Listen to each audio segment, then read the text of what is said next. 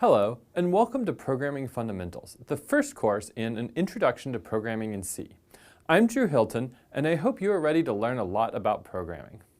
And I'm Ann Bracey, and would also like to welcome you to this course and specialization. I'm excited that you have the chance to come learn to program with us. And I'm Genevieve Lipp.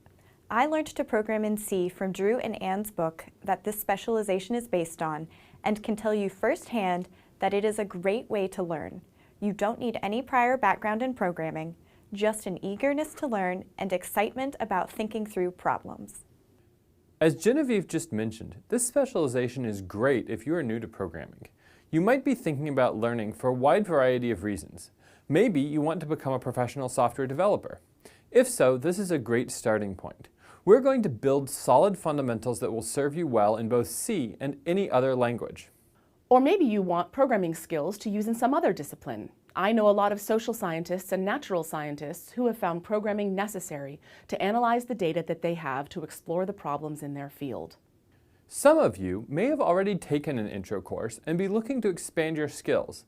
This can be a great chance to both build your programming skills from solid fundamentals and to learn a new language. Another great reason to take this specialization is if you are taking a computer organization class, either on Coursera or in school, and don't have the C programming background to excel. This specialization is a great way to come up to speed on those topics. So what's special about the way that we are going to teach you? We're going to start from the very beginning. A lot of programming courses assume you can just figure out how to write code from seeing a few examples. We aren't going to do that. Instead, we're going to teach you a step-by-step approach to solve programming problems. This 7-step approach is a great way to tackle any programming problem, from smaller ones that you will use as practice in this course to large, complicated ones that you will use in real-life situations. We're also going to teach you how to read code as well as how to write it. After all, how can you write if you can't read? For every piece of syntax that we teach you, we are also going to teach you the semantics, what exactly the code does.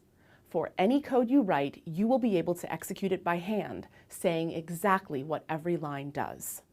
Which goes hand in hand with the principle of no magic. We're never going to tell you to write or do a thing just because. Instead, we want you to learn that everything in programming is about well-defined rules which you can understand and follow or even execute yourself. So, where do we go from here?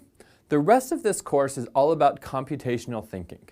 You'll learn a lot of important concepts: how to design an algorithm to solve a problem, how to execute a piece of code by hand, and the everything is a number principle. These will lay the foundation for you to start writing programs in C in Course 2. Speaking of Course 2, that is where you will learn to use a variety of tools that are important to develop your code. You'll learn things like how to turn your code into an actual program that the computer can run, which is called compiling. You'll also learn about testing and debugging, finding and fixing mistakes in your program. In Course 3, you will learn about ways to store more complex data using pointers, arrays, and strings. If you don't know what these are now, no problem. We'll explain them when we get there.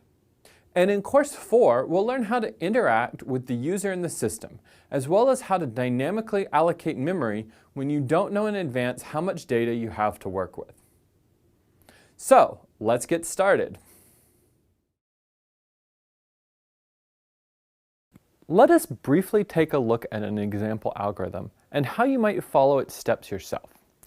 We don't need to know anything about programming to do these steps. We just need to be able to do some math and keep careful track of what we are doing. This algorithm does not accomplish a really useful task, but gives us a simple example to start from.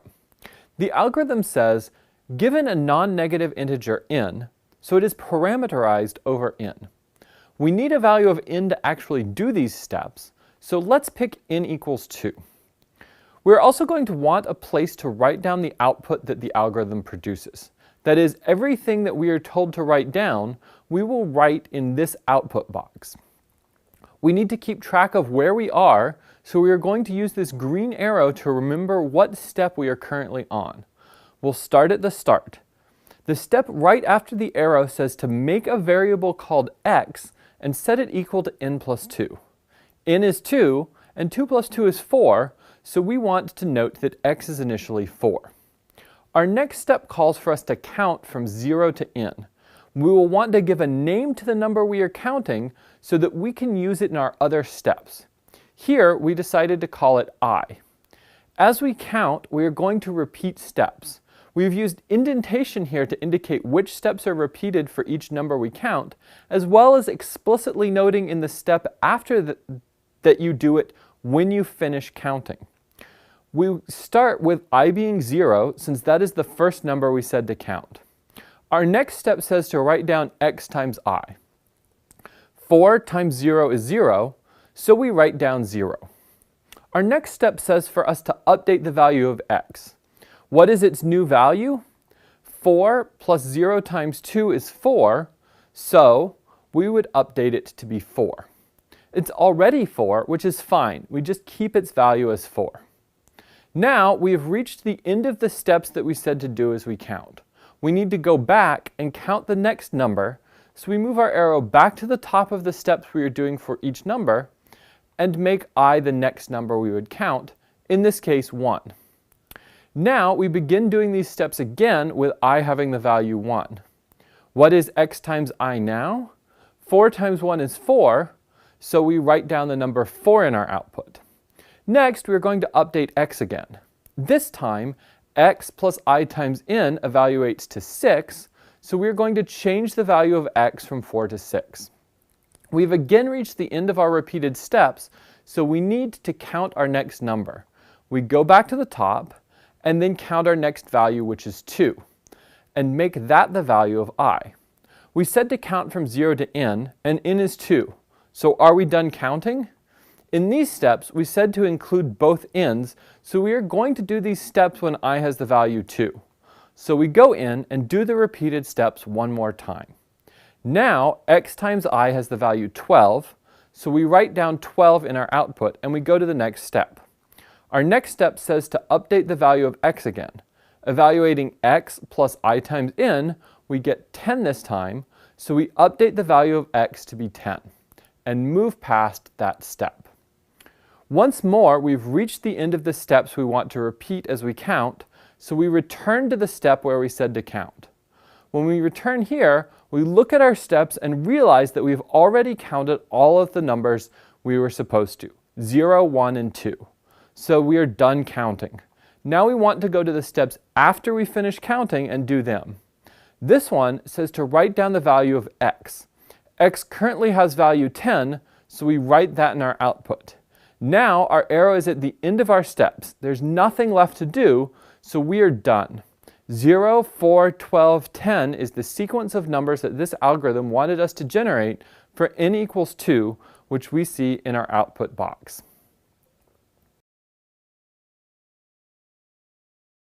In this video, we're going to test the algorithm that we just wrote. We're going to be counting from 0 to n, and n is a variable.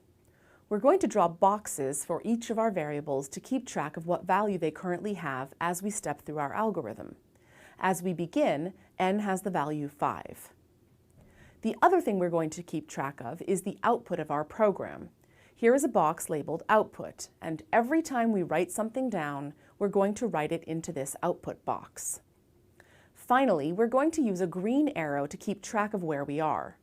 Right now, the arrow is right before the line that says count from 0 to n, which means we haven't done this yet. Now we can start.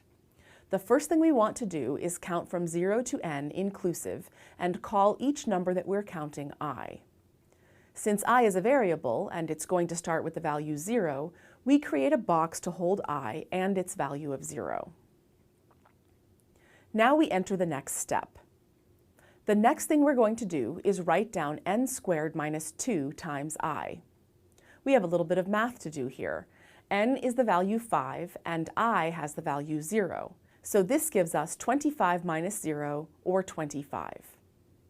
And again, we're supposed to write this number down. So we place this number into our output box. Now this process is going to repeat again and again. Now I is going to have the value 1. Once again, we're going to compute n squared minus 2 times I. This is the same as last time, except I has the value of 1. This is 25 minus 2, or 23. We write that to our output box. Now we just completed I equals 0 and I equals 1, and we're trying to get all the way to I equals 5. So now we're working on I with a value of 2. Once again, n squared minus 2 times I, which is 25 minus 4. The value is 21. And we will write this to our output box. Now we're working on I with the value of 3.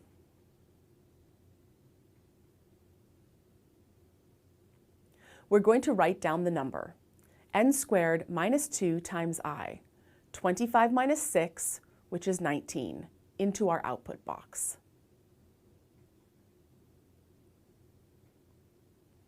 And we're going to keep doing this, for I having the value 4, which is 17, for I equals 5, which is 15. I keeps getting larger each time we step through our algorithm. When I equals 6, however, we're going to stop because we're only counting up to n equals 5. At this point, we've finished the entire algorithm. And the good news is that our answer matches what we were expecting. The sequence of numbers is, in fact, what we were hoping to produce. In this video, we will develop an algorithm for a particular pattern of blue and red squares on a grid. We're going to start with step 1, doing an instance of the problem, and in this instance, I picked n equals 3. So the first thing I'm going to do is work the problem by hand without really thinking through exactly what I'm doing. That is, I'm going to do it right, but I'm not going to try to write down what I did. Once I've done that, I'm going to do step 2, where I write down exactly what I did in a step-by-step fashion. The first thing I did was put a blue square at 0, 0. Then I put a red square at 0, 1, another red square at 0, 2, a blue square at 0, 3, a red square at 1, 1, blue at 1, 2, red at 1, 3, red at 2, 2, red at 2, 3, and finally a blue at 3, 3. Now I'd like to generalize these steps. Step 3 of the programming process, and if we look at the steps, we can see there's some repetition in counting behavior, which is going to help us generalize these steps into an algorithm. These first 4 steps have x equals 0, then we have a group of 3 steps for x equals 1, a group of 2 steps for x equals 2, and finally a single step for x equals 3. So we're repeating somewhat similar steps as we count x going from 0 to 3. But exactly what we do varies. We color the squares blue, red, red, blue for x equals 0, or red, blue, red for x equals 1, so the color pattern is something we still have to figure out. Also, how many steps and the y-coordinate of each varies. Let's look at the y-coordinates first, coming back to the colors in a minute. If we look at this first group of steps, we see that the y-coordinates go from 0 to 3. If we look at the second group of steps, we see that the y-coordinates go from 1 to 3. And in this third group, 2 to 3. So it looks like, in general, we're counting from x to 3. If we ignore the colors for a moment, we can take this group of steps and say, we count from 0 to 3, calling the number that we count y, then put a square of some color we'll figure out later at 0y. And we can write similar steps for each of these other groups. And now we can use patterns in these steps to generalize our algorithm further. Each set of steps is the same, except for the x-coordinate shown in bold, and these vary in a nice counting pattern. That is, we can say count from 0 to 3, call each number that we count x, and for each of those numbers we'll count from x to 3 and call that y, and we'll put some color square at xy. But this is only true for n equals 3. A clue that we have not finished generalizing is that the steps do not depend on n at all. We know that the pattern will be different for different n, but this is not reflected in the algorithm we wrote. We need to make it more general. How could we do this? We might just realize it, but if we don't, we can go back and repeat steps 1 and 2. If the pattern is hard to figure out, we may have to do steps 1 and 2 many times. So for example, if we went back and performed step 1 for n equals 1, we end up with this pattern. And when we do step 2, we write down these steps. If we go through the generalization process again, we see that we come up with these steps. Count from 0 to 1, call it x, count from x to 1, call it y, then put a square of some color at xy, which is very similar to n equals 3, except this number has changed. For any n, we count from 0 to n based on the pattern from our examples. Now we have a more generalized algorithm. Of course, we need to figure out what the question marks are for the colors. To do that, we can go back to the colors from our n equals 3 example. We had mostly red squares with some blue squares, so we should figure out the pattern for when a square is blue. I've thrown away the red ones, so we can just look at blue for a pattern. This pattern may be a bit subtle to see with only 4 pieces of information. You may have figured it out, but if not, what could you do? Well, it might be easier to see with more information. Looking at n equals 5, we have more blue squares to consider. Now you look at the pattern and see what you come up with, and this is mostly your ability to look at numbers and find patterns. If we add the x and y coordinates together, we see that they are 0, 3, 3, 6, 6, 6, and 9. So the pattern here is we draw a blue square if and only if x plus y is a multiple of 3. Now we can go back to our algorithm and specify if x plus y is a multiple of 3, we put a blue square at xy. Otherwise, we put a red square at xy. This algorithm looks pretty good, but we will want to do step 4 and test it, shown in the next video. In this video, we will test the algorithm for a pattern of blue and red squares on a grid. Remember that testing is going to make us more confident in our algorithm, since generalizing is one of the harder parts of the programming process and is prone to errors, such as leaving something constant that should be a variable. We need a grid to draw on, an arrow to keep track of where in the algorithm we are, and a box to list our variables in. Let's use 2 for our value of n. We make a box for x and start counting at 0. Then we make a box for y and start counting at x's value, which is 0 here. Now we need to decide if x plus y is a multiple of 3. It is, so we go inside the if statement and put a blue square at 0, 0. Now there are no more steps for this iteration of y, so we continue counting with y equals 1. 0 plus 1 is not a multiple of 3, so we enter the otherwise clause and put a red square at 0, 1. There are no more steps for this y, so we'll count the next one. 0 plus 2 is not a multiple of 3, so we'll put a red square at 0, 2. We continue counting and y is 3. But we were only counting from x to n, so we don't do any of these steps. And we continue counting for x, so now x is 1. We're going to count from 1 to n and call that y.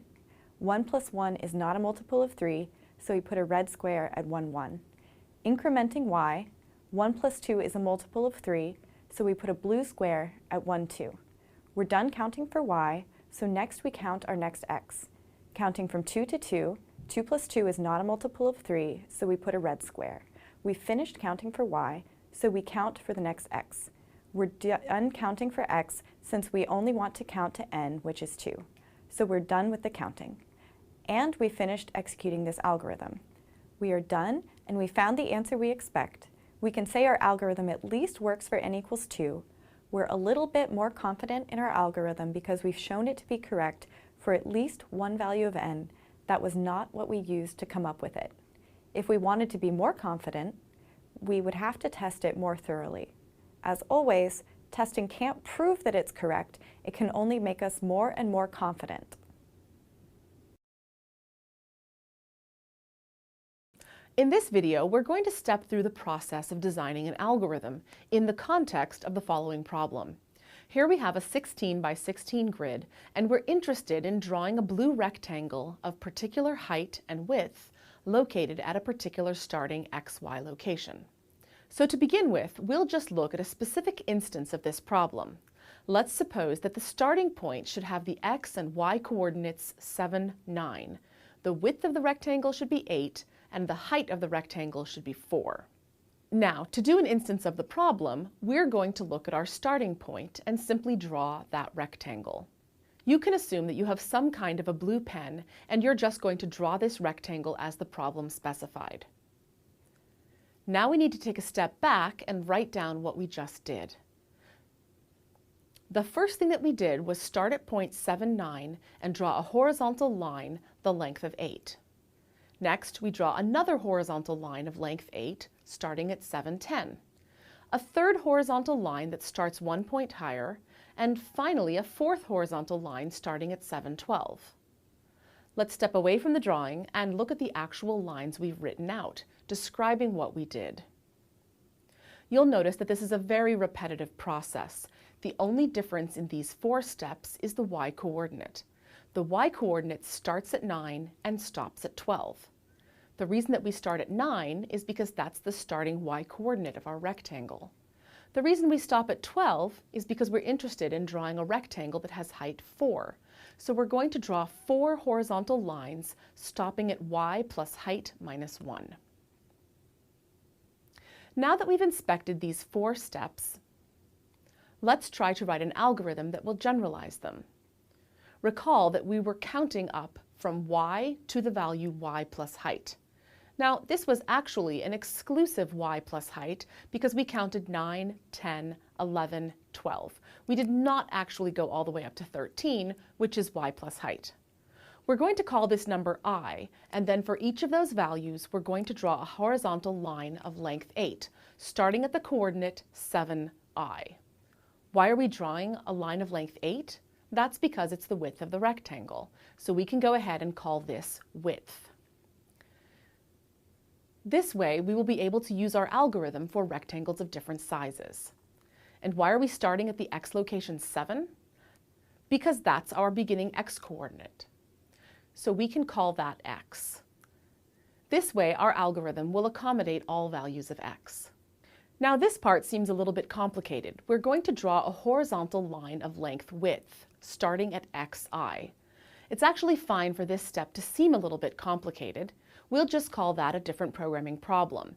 We're going to assume that we either already know how to draw a horizontal line of length width, starting at xi, or we can solve this as its own programming problem, beginning with steps 1 through 4 all over again. For this exercise, we're just going to assume we know how to perform this step. The last thing we want to do is add a little bit more precision because we wanted the line to be blue. So our algorithm needs to specifically say that we are drawing a blue line of length width, starting at the location xi. Test this algorithm for yourself. Give yourself a value of x, y, a width, and a height that you want to test out, and see whether this works for you. As a final note, some values of x, y, width, and height will cause you to draw off the grid. In this case, we're going to assume that nothing special happens and that doing nothing in response to this is the desired behavior.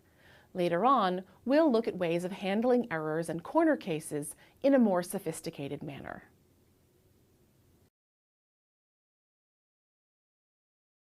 In this video, we're going to work the problem of finding the closest point out of a set of points to some other given point. We'll start by doing an instance of this problem by ourselves. To do that, I've begun by drawing a Cartesian coordinate grid and choosing a set S of points, which you can see here, and another point P, which is 1, negative 1. We're going to find the point in S that is closest to P. The first thing I'm going to do is to draw my points on my Cartesian plane. Now I can begin working through this. First, I need some domain knowledge. I need the mathematical definition of the distance between 2 points, which, if you don't remember, is the difference in the x values squared plus the difference in the y values squared, and then we take the square root of that. So the way that I would do this is calculate the distance between P and 2, 7, and I would come up with 8.06. Then I would compute the distance between P and 10, 5 and come up with 10.82. The first point was closer, so I'm going to keep that. This point is 7.07 away, so I'm going to keep the new closest point so far. This point is 7.81 away, so 8, negative 2 is still closer. This point is 5.66 away, so we have a new closest point. This point is 9.06 away, so negative 3, negative 5 is closer. This point is 9.22 away, so negative 3, negative 5 is still closer.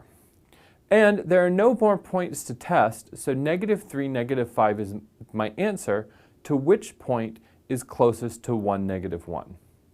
If we visually inspect this picture, that seems pretty reasonable. It looks like the closest. Now I write down exactly what I just did. I computed 1 squared plus 8 squared, took the square root, and got about 8.06. I computed the square root of 9 squared plus 6 squared and got 10.82. And I compared 10.82 to 8.06 and said 8.06 is smaller. I computed the square root of 7 squared plus negative 1 squared and got 7.07. And I compared 7.07 to 8.06 and said 7.07 is smaller, so this is a better choice. Then I compared the square root of 6 squared plus negative 5 squared and got 7.81. I compared 7.81 with 7.07 and got that 7.07 was smaller, and so on, and so on, and so on. And then, when I got to the end, I gave my answer as -3, -5. These seem like reasonable steps, but we actually glossed over something that we did in the process of writing these steps down. It is very important that we write our steps down carefully, because if we're missing steps, we're going to miss them when we go to generalize and end up having a problem. Here's an important clue. Look at this step, where we give an answer of -3, -5. When we go to generalize, we're going to ask, why did we use -3, -5? Then we're going to notice we don't see -3, -5 anywhere else. The fact that our answer seemingly comes out of nowhere indicates that we're missing something. We did some step without consciously thinking about it and writing it down, and we need to fix that before we go on. We may notice this now. We may notice it when we go to generalize, in which case we need to come back and fix it. Why was it that we picked -3, -5 as our answer here? Reviewing our last steps, the last remaining dotted line of length 5.66 is what we were keeping track of, our best choice so far. We started at 0.27, then we went around and updated it each time we found a shorter distance. However, as we wrote our steps, we never mentioned the point that went with the shortest distance so far. We should go back and fix our steps to include that. We start with a best choice of 2.7. When we got to 8, -2 and decided 7.07 was smaller, we updated our closest point to 8, -2. When we got to -3, -5 and found that 5.66 was smaller, we updated our best choice to -3, -5. Now, this answer at the end makes sense. It is whatever our best choice was last. Now we're ready to generalize, which we'll do in the next video.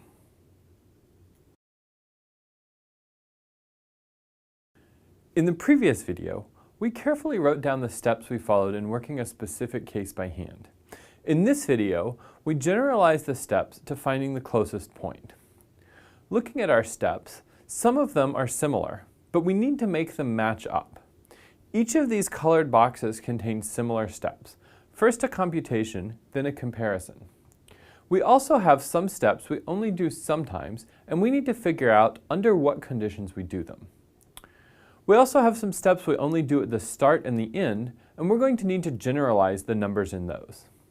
So the first thing let's do is make these similar steps match up. Why are we computing 9 squared plus 6 squared here, 7 squared plus -1 squared next, and so on? If we look at our picture, the 9 comes from delta x and the 6 comes from delta y, the difference between the point 10, 5 in set S and 1, -1, the point P. The same is true for all of these other numbers, the differences in x and y between points S and P. So we might rewrite all of these steps to have the points S1, S2, etc. up to S6. We'll call the first point S0 when we get to the starting step. Programmers often like to start counting from 0. The first substitution gives us S1's x minus P's x, quantity squared, plus S1's y minus P's y, quantity squared, then the square root of the whole thing. Now, the result of this computation won't always be 10.82 or 7.07, so we should give these a name, such as current distance.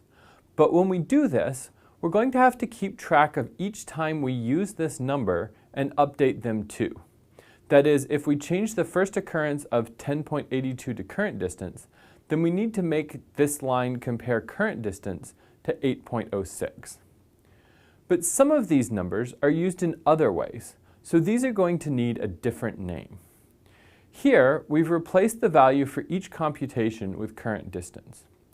Notice that the only times we update the best choice are when current distance is smaller. That means we must have been keeping track of the best distance so far, which we now need to update as well. Now, we update the best distance when the current distance is smaller, and we can use the value of best distance for comparison with future computations. Let's look at the first 8.06 we compute, and consider the other places it occurs. The computation can be achieved like the others using S0. Since this is our first computation, it might as well be the best so far. Then we can replace the other instance with best distance, making the steps match. To continue generalizing, let's look at the points for best choice: 2, 7, 8, -2, and -3, -5. Each of these is the particular point we're looking at, so we can replace those with S0, S2, and S4. Recall that we only updated the best choice when the current distance was smaller. We can make each of these steps the same by including instructions to compare current distance and best distance each time, but only update best distance if current distance is smaller. Now we do the same steps for each of the points. Each colored box is the same as the others except for what point we're looking at, S1, S2 through S6. That means we can express this as a repetition, where we count from 1 to the number of points in S exclusive. We'll call each number that we count I, and we'll compute the distance from the ith point in S to P. If current distance is smaller than best distance, then we'll update best choice to Si and best distance to current distance. We haven't changed our steps for the start or end, but we should generalize the point we give as our answer. The answer is not always going to be -3, -5. Why did we say that? Well, the answer was the best choice when we finished counting. So in general, we'll give an answer of best choice. The only other thing we need to do is consider a corner case. What if S has 0 points in it? In that case, we give an answer of no answer exists. This corner case was not revealed by the example we just worked, but it would have come up through testing. Working an example with 0 points, we would have had a problem during the first step of our computation. So we report no answer exists and skip all of these other steps. So here is our algorithm. You can test it yourself. Later on, we'll learn how to translate this into code. In this module, you will learn to read code and execute it by hand. Why would you want to do this when you could take a quick syntax lesson and start typing?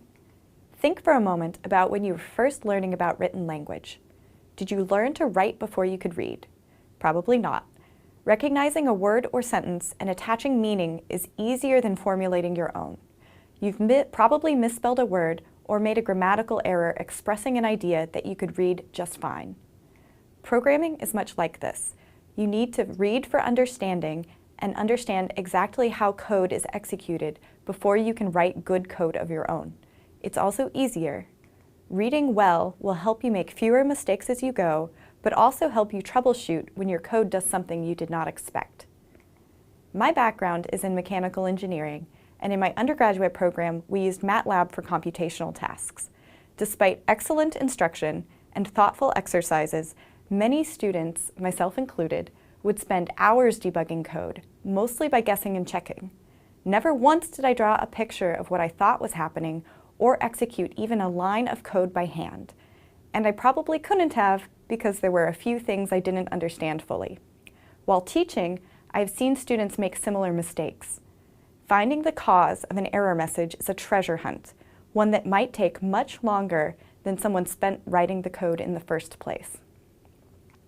Often, we know what we want a section of code to be doing, maybe even what we think it's doing, but unless you can be sure, you cannot be confident in your result, and you'll likely spend more time debugging than you want to.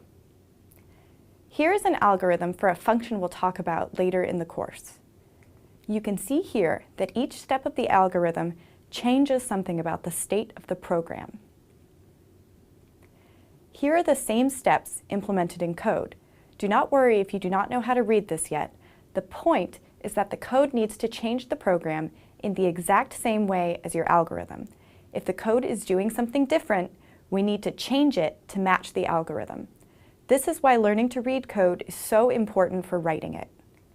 In this module, you'll learn to understand what statements do, both the syntax, or grammar of a language, and the semantics, or meaning a statement has.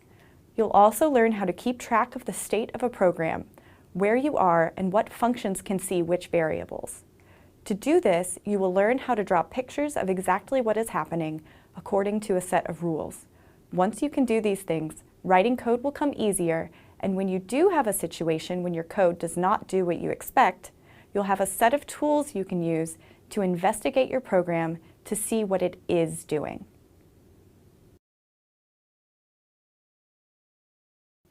We are going to start learning to execute code with the most basic statements in C and build up to more complex statements from there. Here we have two variable declarations, one for an int called x, followed by one for an int called y. If we execute the first statement, we will create a box labeled x. The variable x is uninitialized, so we will place a question mark in the box for its value. If we execute the second statement, we will create another box labeled y, which is also uninitialized.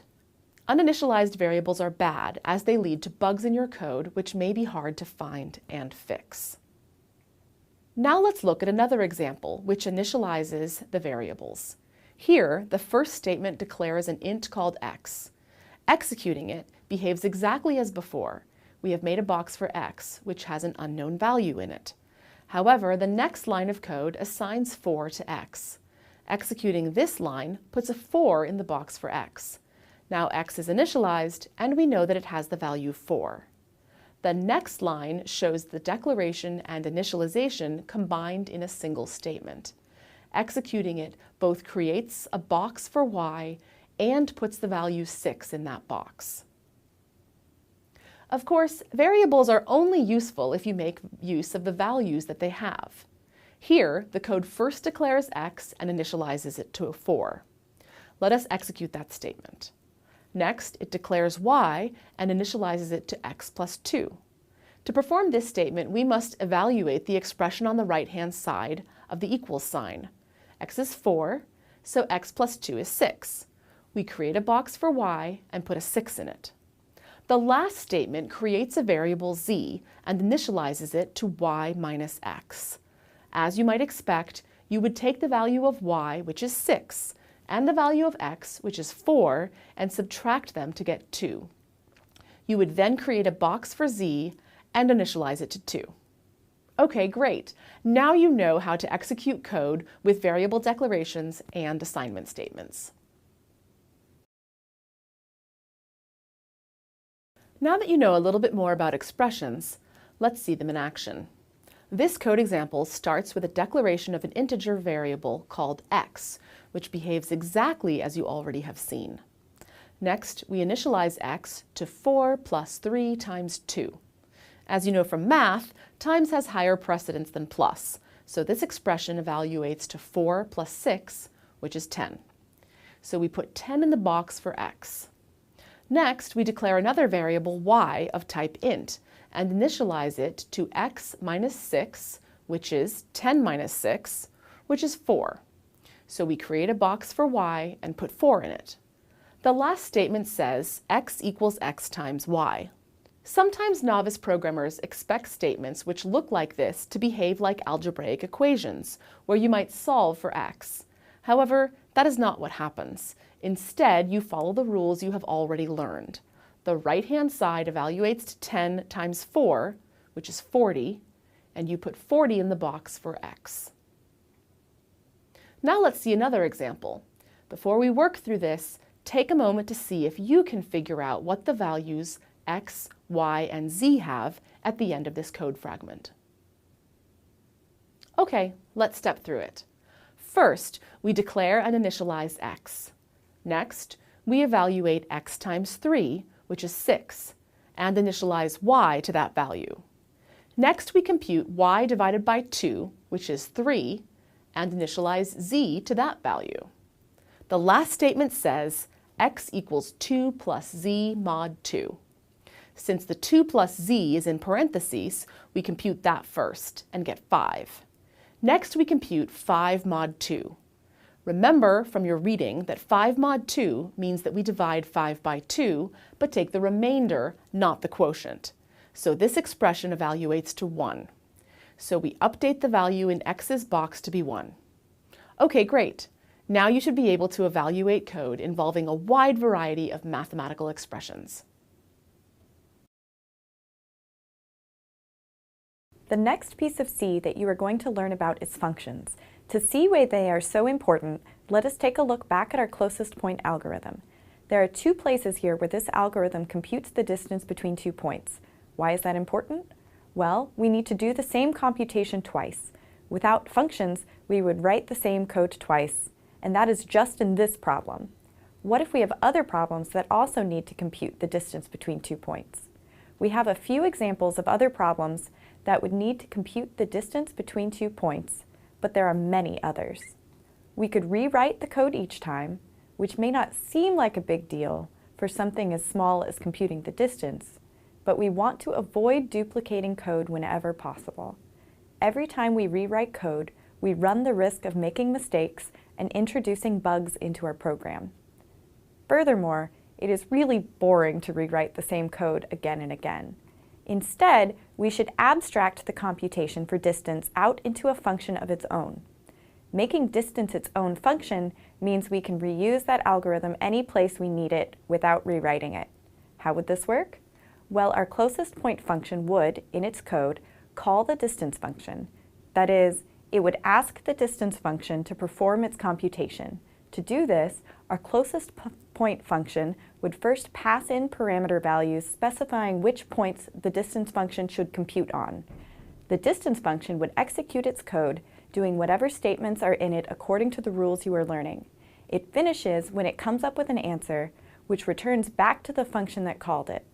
When it returns, the distance function is done, and the calling function continues its own execution, making use of the answer it got from the function it called. So how is this helpful? First, we can reuse this distance computation anytime we need. We don't have to rewrite it. We can just call the distance function to compute the distance between any 2 points. Whether we need to compute the distance at the various places in the closest point function or in some other problem we are solving doesn't matter. We just call it. The other important benefit of functions is the abstraction. Abstraction is the separation of the interface, meaning what something does, from its implementation, meaning how it does it. Once we have written the distance function, we can just make use of it without thinking about its inner workings. As you build larger and larger programs, abstraction becomes more and more important. You aren't limited to 2 functions either. You can have many functions, which can call as many other functions as they need to. For example, suppose our closest point function were part of a much larger program which has information about various types of locations and uses that information to give us the nearest location of a particular type. You might end up with something like this. The main function, which is where all C programs start, might call a function to find the store nearest point 4217, passing in parameters to specify this information. That function might then call another function to find all locations whose type is store. The getByType function could then return back a list of locations for stores, which findNearest can then use.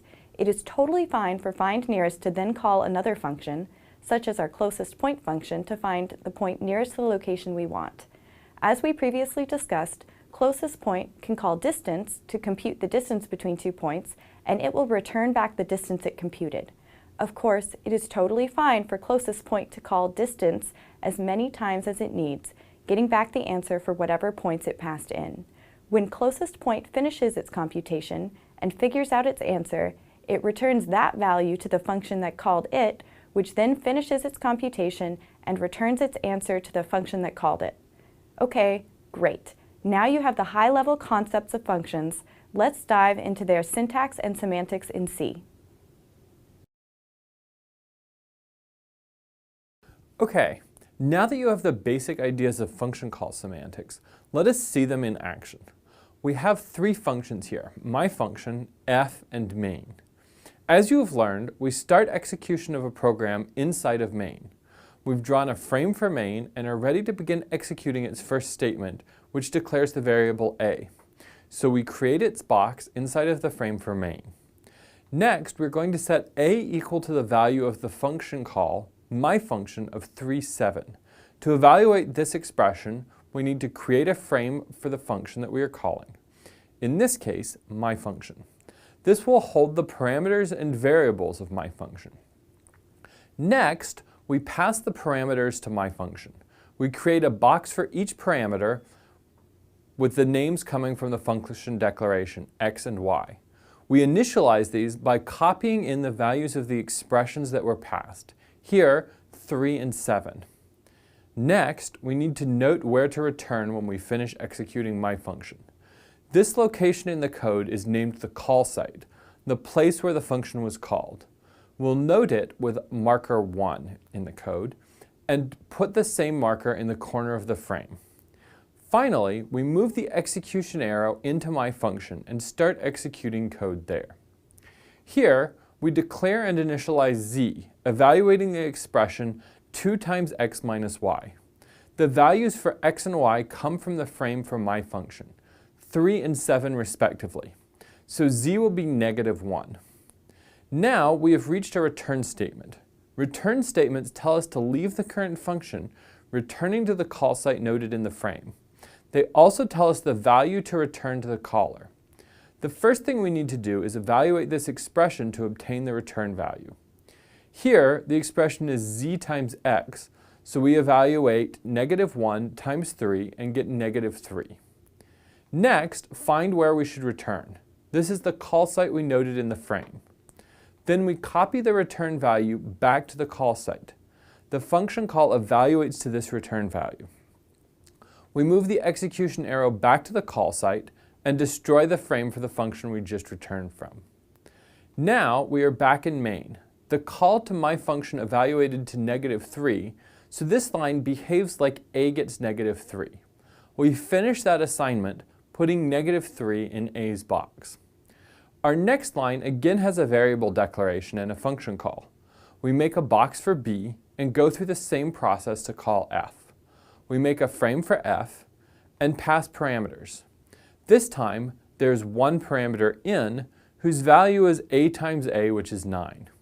We note where to return and begin executing code inside of f. Our next statement is a return statement, but the expression involves a function call. So we have to evaluate that call before anything else. We start with a frame and pass parameters. X gets the value of n, which is 9, and y gets the value of n plus 1, which is 10. We note the call site. We'll use 2 this time since we are already using 1 somewhere else, and move the execution arrow to the start of myFunction and start executing code there. We declare z and initialize it to 8. Now we are ready to return from myFunction. We evaluate z times x, which is 72. Then we find the call site noted in the frame and copy the return value there. Finally, we move the execution arrow back to the call site, destroying the frame for myFunction. Now we pick up where we left off in f, using 72 for the value of the call to myFunction. We evaluate 3 plus 72 to get 75. Since we are evaluating the return statement, this is the return value of f. So we find the call site and copy the return value there. Then we return to that call site, destroying the frame for f. Now we can finish the initialization of b. b gets 75. Lastly, we reach the return statement for main. When we return from main, the program exits, so we are done.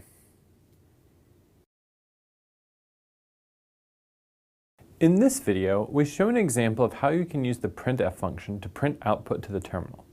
We have our usual frame for main, as well as a box for output, and the execution arrow is at the start of main. We begin by declaring and initializing a to 42. Then we reach a printf call. We're going to print the string hello world. It will just print this string directly. There are no format specifiers at all. So our output is hello world. The next printf call will print the string a. Note that this prints the literal letter A since it is enclosed in quotation marks and is therefore a string literal. This has nothing to do with the variable A. So our output is A. And we return 0 and exit main. What would you do if you wanted to instead print the value of the variable A? The F in printf stands for formatted, and there are several format specifiers you can use to format your output. In this example, first we declare and initialize integers a to 42 and b to 7.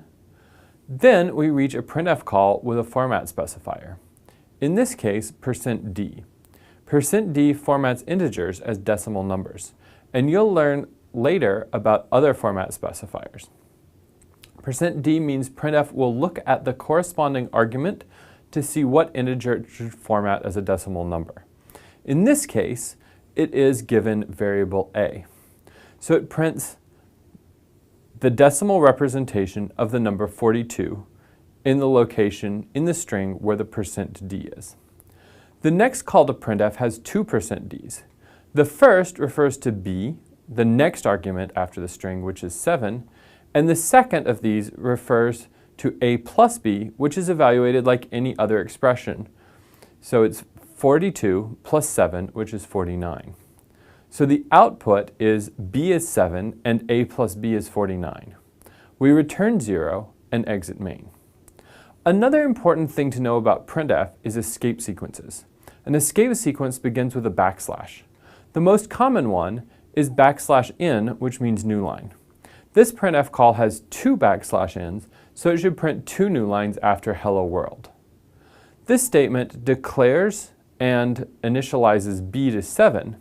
This printf call has a \t in it, which means a tab. It is useful for lining up output. The output is, my answer is tab 7. We return and exit main. This introduction has shown you a few uses of the printf function, and you will see more later in the course. Now let's see how to execute code with conditional statements in it. Here we have a function f, which has some if and if-else statements. As always, our program starts its execution at the beginning of main. The first statement declares a variable a, so we make a box for it.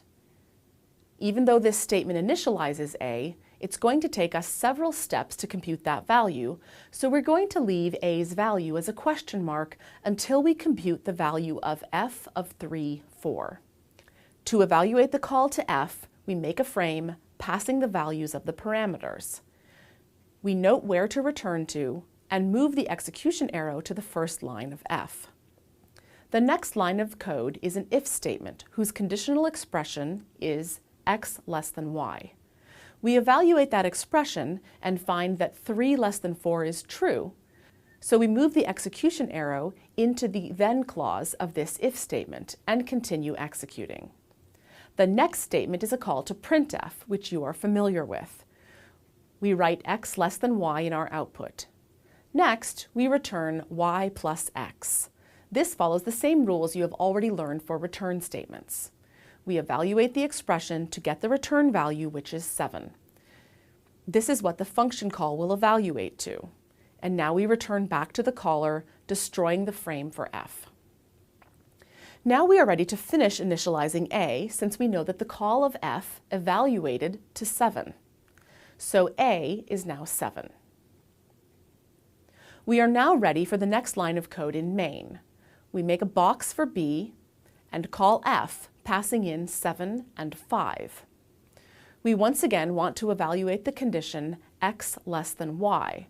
However, now x is 7 and y is 5, so x less than 5 is false. We find the close curly brace for this if statement and see that the if statement has an else clause. So we move the execution arrow into the start of the else clause and continue executing from there. First, we execute the print statement. And then we reach another if statement. This if statement is nested inside of the else, but that does not affect the rules of how we evaluate it. We see that the conditional expression is false, so we look for the close curly brace of the if statement. There is no else clause, so we move the execution arrow immediately past the close curly brace and continue execution. There are no more statements inside the else clause, so we move the execution arrow outside of the else clause and keep going.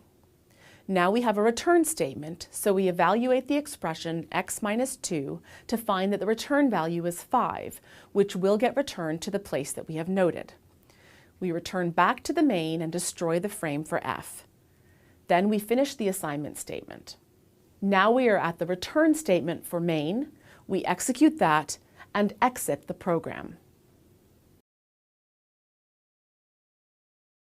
In this video, we're going to execute code with a function g that contains a switch case statement.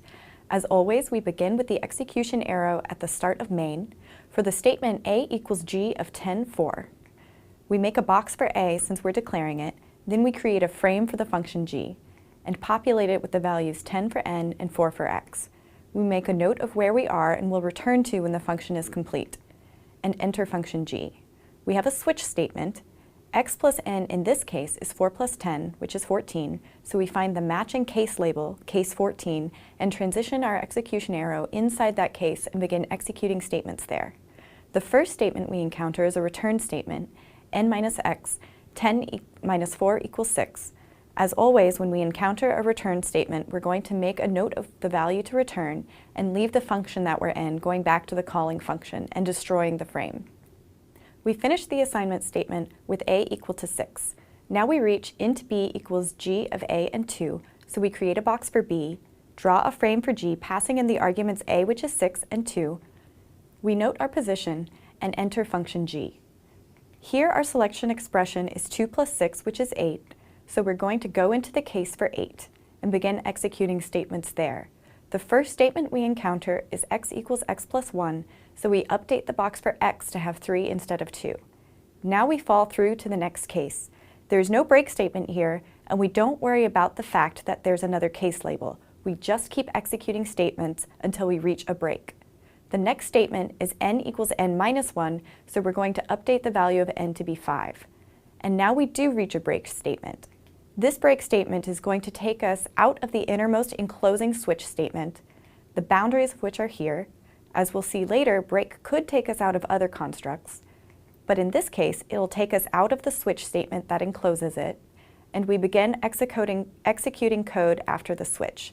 The next statement we encounter says to return x times n, which is 3 times 5, which is 15, so we return 15, return to main, and destroy the frame for g, and assign 15 to b. Now we have int c equals g of 9 and b, so we create a box for c, a frame for g with arguments 9 and b, which is 15, and note where we are and enter function g. Evaluating this expression gives us 24. Looking at our case labels, we have 8, 0, and 14. None of those match 24, so we use the default, which matches anything that's not named explicitly by another case label. We'll jump into the default case and begin executing statements there. We do x equals n, assigning 9 to x, which brings us to a break, which takes us out of the inside of the switch statement. We now return x times n, which is 81, back to main. We finish our assignment and return 0 from main, exiting the program.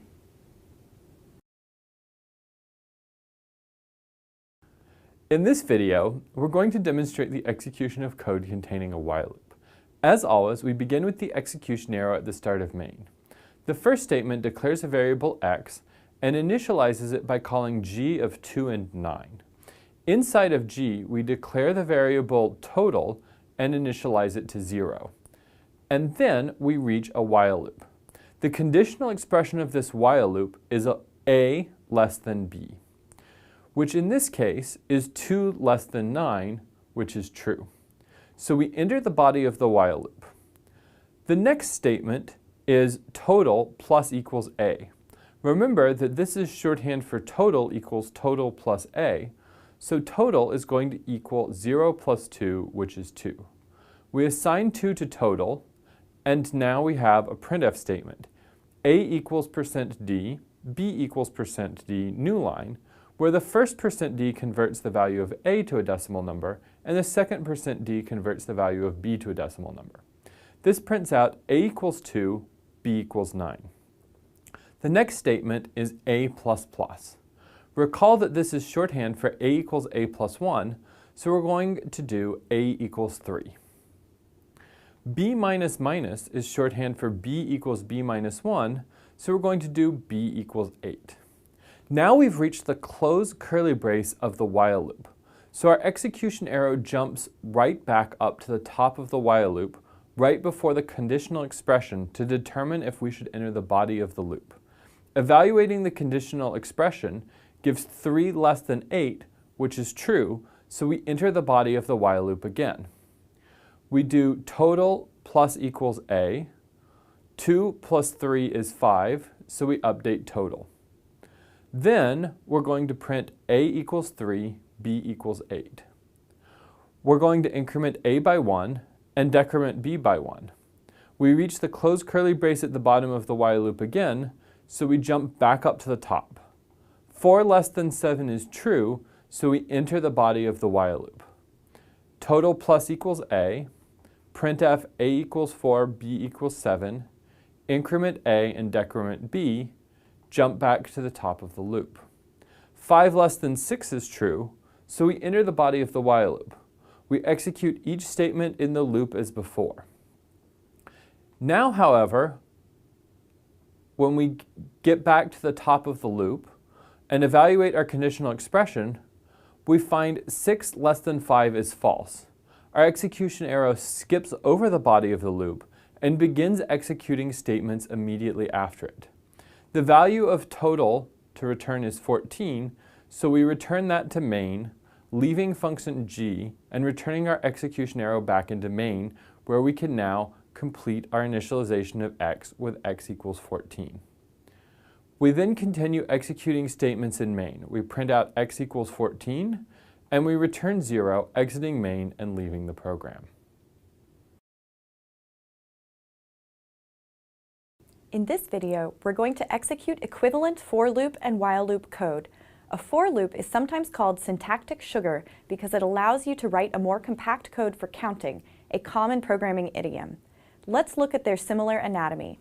Both have an initialization statement. In the for loop, it follows the for keyword, and in the equivalent while loop, it is just before the beginning of the while loop. The conditional expression is the second piece following the for keyword, and the piece inside parentheses after the while keyword. The increment statement is the third piece following the for keyword, but an equivalent while loop would increment inside the loop body just before the close curly brackets. Finally, any statements that happen in the body of the for loop could also happen in a while loop before the increment statement. Let's see these two equivalent loops in action. As always, we begin with our execution arrow inside main. We initialize y to 1 and n to 3. Now the syntax of the for loop has the int I equals 1 initialization just after the for keyword, so we'll pause the execution arrow there as the while execution arrow on the right enters the open curly brace and initializes I, changing the state of our program in the same way. The purpose of the curly braces is subtle. Since scope of variable I is limited to the for loop, the curly braces restrict the scope of variable I to this box. Otherwise, its scope would be the whole main function, and it would not be equivalent to the for loop version. Looking at the conditional expression, we see 1 less than 3 is true, so we enter the loop and begin executing statements there. Y times I is 1 times 1, which is 1. Next, we'll increment I to 2 and return to the top of the loop. Checking the conditional expression, 2 less than 3 is true, so we enter the loop and evaluate y times I, which is 1 times 2, assigning 2 to y. We'll increment I to 3 and return to the top of the loop. 3 less than 3 is false, so we move the execution arrow to just after the loop. Respecting the scope of I in the for loop, we also exit the curly brace after the while loop, destroying the box for I since it is now out of scope. Finally, we return 0 and exit main. In this video, we have an example of nesting. In function f, we have a while loop with an if statement inside of it, and inside of the if statement, there's a for loop. The important thing to remember with nesting is that there's really nothing special about it. We follow the same rules we've always seen. We begin with our execution arrow at the start of main, and the first thing we're going to do is call f, passing 3 for A and 8 for B. We create a frame as always, and we're going to remember where we're going to return and begin executing code inside of f. Since A less than B is true, we're going to go inside the body of the while loop. We print A equals 3, B equals 8, and then we reach an if statement that checks if A mod 2 is 0. Remember that % is the mod operator, which computes the remainder when you do division. 3 divided by 2 has a remainder of 1, so 3 mod 2 is 1. A mod 2 is not 0, so this conditional expression is false, and we skip over the if statement. A++ increments A to 4, and B decrements B to 7. Now we've reached the end of the while loop. So we jump back to the beginning and test its condition again. A less than B is true, so we enter the body and print A equals 4, B equals 7. Now when we look at A mod 2, 4 mod 2 is 0. 0 equals 0 is true, so we enter the if statement. Now we have a for loop. It's going to declare an int I and initialize it to the value of A. So we make a box for I and set it equal to 4. We then test the condition of the for loop. 4 less than 7 is true, so we enter the body of the for loop. We print I equals 4. Then we perform the increment statement, assigning 5 to I, and return to the beginning of the loop. We check the condition again. 5 less than 7 is true, so we enter the for loop again. We print I equals 5. Then we increment I to 6 and return to the beginning of the loop. We repeat this process. 6 less than 7, print I equals 6, increment I to 7, and return to the beginning. This time, 7 less than 7 is false, so we skip past the for loop, leaving the scope of I and continue executing. We're now at the end of the if statement's body, so we resume executing right after it. We increment A to 5 and decrement B to 6, and now we're at the end of the while loop. So we jump back to the top. A less than B is still true, so we enter the body. We print A equals 5, B equals 6. We check A mod 2. 5 mod 2 is 1. 1 equals 0 is false, so we skip the if statement. We increment A to 6 and decrement B to 5, and return to the top of the while loop.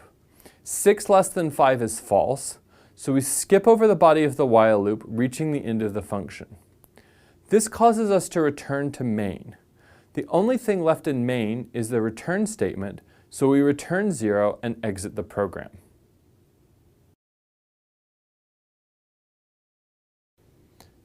In this example, you're going to learn how to execute code with a continue statement in it. Here, we have a for loop that has a continue statement inside. With a for loop, when you execute a continue statement, the loop increment is performed with the continue. To see this, let us first convert this for loop to the equivalent while loop. Here, we've taken one step in the conversion process, moving the variable declaration before the loop. To move this closer to being a while loop, we've moved the increment statement I++ to the end of the loop. But notice that we also put I++ right before the continue statement. Now we have finished changing this for loop to an equivalent while loop. Since I will go out of scope at the end of the function anyways, we can get rid of the extra curly braces that we wrote here without changing our code's behavior.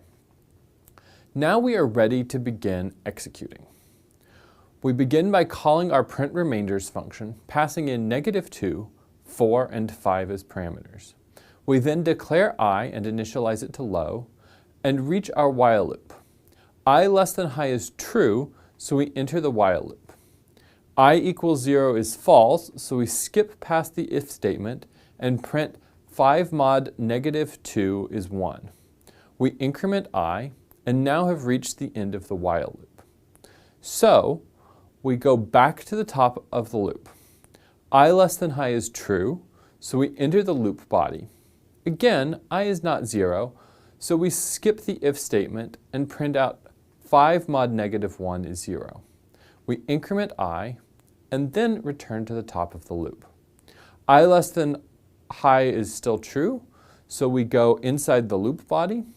However, now I is 0, so we enter the then clause of this if statement. We print that we cannot divide by 0, increment I, and now reach the continue statement. The continue statement just takes us to the start of the loop again, right before we check the loop condition. So we move the execution arrow back here. Now we just do the next loop iteration as you would expect, since I is 1, not 0, printing out a message and incrementing I. We do the loop again with I being 2, printing out that 5 mod 2 is 1. And finally, one more time through the loop with I being 3.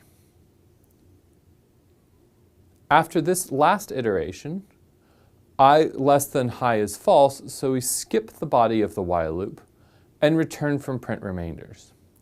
Now we return from main, exiting the program.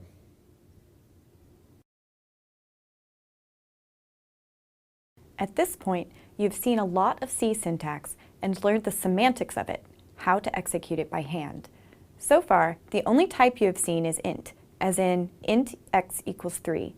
You're probably wondering about types and what exactly int means, or, for that matter, what exactly a type is. In the upcoming lesson, you're going to learn the answers to these questions and many other things about types.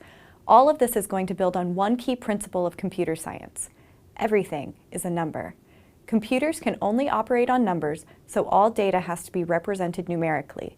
Types tell the computer how to interpret and operate on the numeric representation. As you progress through this lesson, you will learn about other built-in types besides int. You will also learn about implicit type conversions and explicit type casting, as well as how to make your own types to represent whatever data you need to work with. In this video, we're going to execute some calls to printf using a variety of format specifiers so you can see how to print types other than int. First, we initialize a char letter to be G, an int neg number to be -1, and an unsigned int age to be 33. Next, we come to a print statement. Printf will look for any format specifiers, and in this case, it has a %c telling printf to look at the next argument and format it as a character. It prints, my name begins with G. The next statement has the familiar %d, and we've seen before that it will print neg number as a decimal integer. The next statement prints the value of age as a decimal integer, but the next statement uses the %o format specifier telling printf to print the value of age in octal or base 8. The final statement has a %x telling printf to print the value of age as a hexadecimal or base 16 integer. What if we change things around a bit and use format specifiers that seem strange for the types of data we are passing it? We start the same way, but now our print statement uses %d to format letter. What will happen? Well, remember that everything is a number. Letter actually has a numerical value, which is 71. This numerical value is what actually gets passed to printf. Printf has no idea that the 71 value it receives is originally from a char, so it just prints 71. Next, we print neg number, which is -1, as a hexadecimal number. If you work out how -1 is represented with a 32-bit signed integer, you will find the hex value is FFFFFFFF. Our next statement uses %u, which formats an integer as an unsigned decimal number. But we are passing in neg number, so what will happen? Remember that everything is just a bunch of bits to the computer. If you take the binary representation of -1, which is 32 ones, and interpret it as an unsigned 32-bit integer, you get the largest possible 32-bit unsigned integer, which is about 4.2 billion. Our last print statement uses %c to format the integer age. What happens here? Well, again, everything is just a number, so printf will print out the character whose numeric representation is 33, which is the exclamation mark character. What if we work with floating point numbers instead? Here are some more printf calls that use floats and doubles. P1 is a float, 3.141592, and P2 is a double that contains more digits of pi. The first call to printf uses the %f format specifier to print P1 as a floating point number, The next call has a %e, which means print P1 in scientific notation. Note the e plus 00, which means times 10 to the 0th power, or times 1.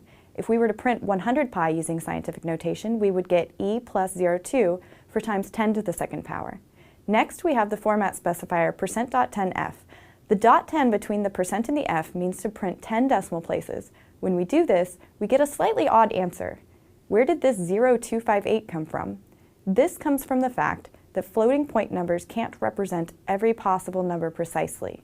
C rounded 3.141592 to the nearest representable floating point number when it performed the initialization of P1. When we print P1, it converts that number, which is actually stored in P1, to a decimal representation. If that is confusing, it is okay for now since we will not do much with floating point, but if you find yourself writing real programs with floating point, you need to understand how all of this works to avoid subtle and dangerous problems. Next, we print P2 with the default formatting for a double, which prints 6 digits after the decimal, rounding the last one. Our next printf prints P2 with 10 digits after the decimal. Here they are all what we expect. Why is this different? Doubles can represent more numbers more precisely than floats can, so the inaccuracies of representing this number do not appear in these 10 digits.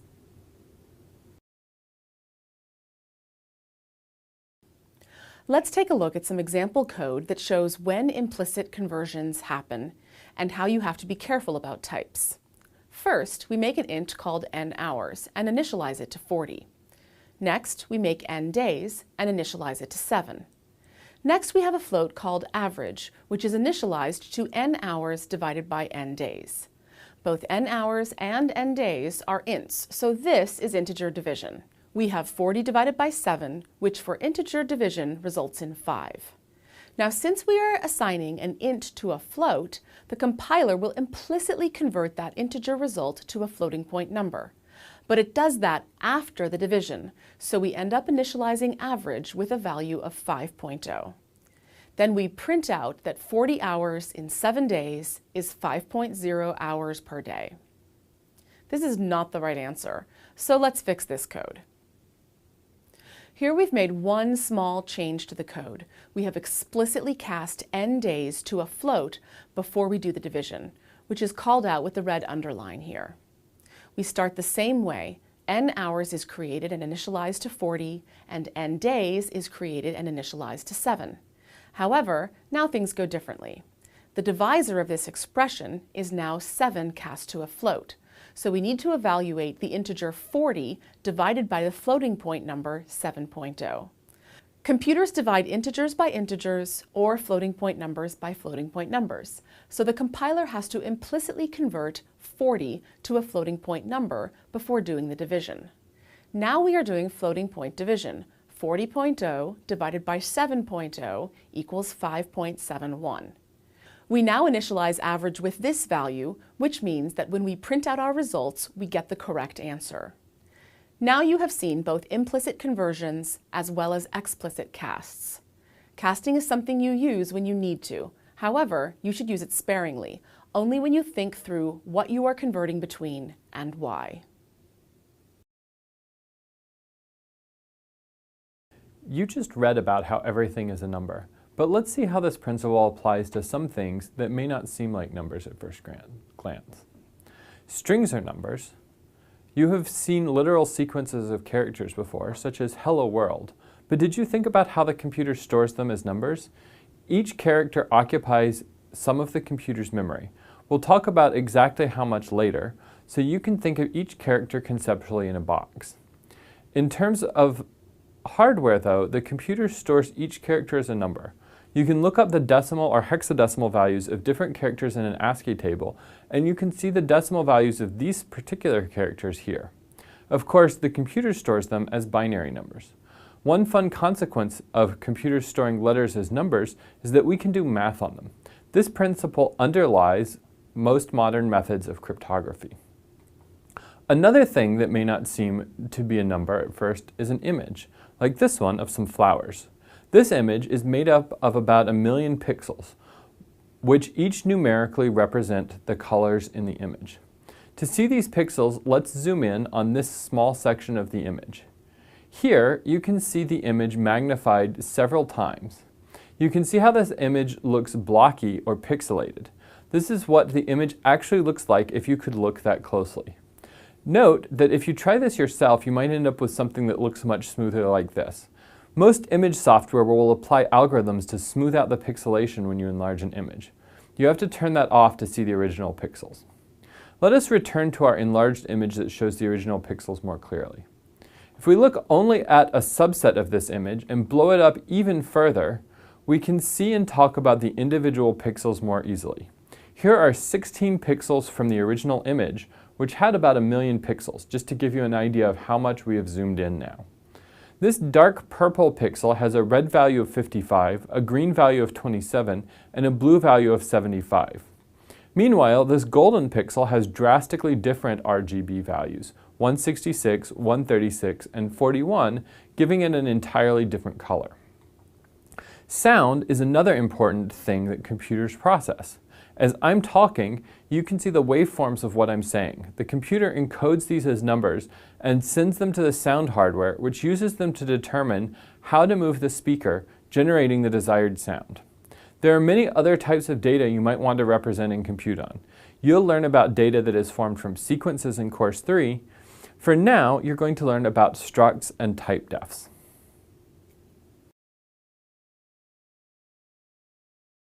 In this example, we will see the semantics of a small piece of code which works with this struct rect_t. This struct represents a rectangle with 4 ints, left, bottom, right, and top. And here is some code which declares and uses a struct rect_t. As always, we start execution at the beginning of main. The first statement declares a variable of type rect_t called myRect. We will draw a box for this variable inside of main's frame and label it myRect. However, unlike other boxes we have drawn, this box has 4 other boxes inside of it, one for each field of the struct, left, bottom, right, and top. As we have not assigned any values to these fields, these boxes are uninitialized, so we have placed question marks in them. The next line says myrect.left equals -4. This is an assignment statement, so we must find the box named by the left-hand side. The first part of this line names myrect, which is the entire large box. However, it says .left, which names the box labeled left inside of myrect's box. Remember that dot means inside of. So now we will put -4 into this box. The next line behaves similarly, except that we are putting 1 into the bottom box inside of the myrect box. And likewise for assigning 8 to the myrect.right, and assigning 6 to myrect.top. Now we are going to print some information about this rectangle.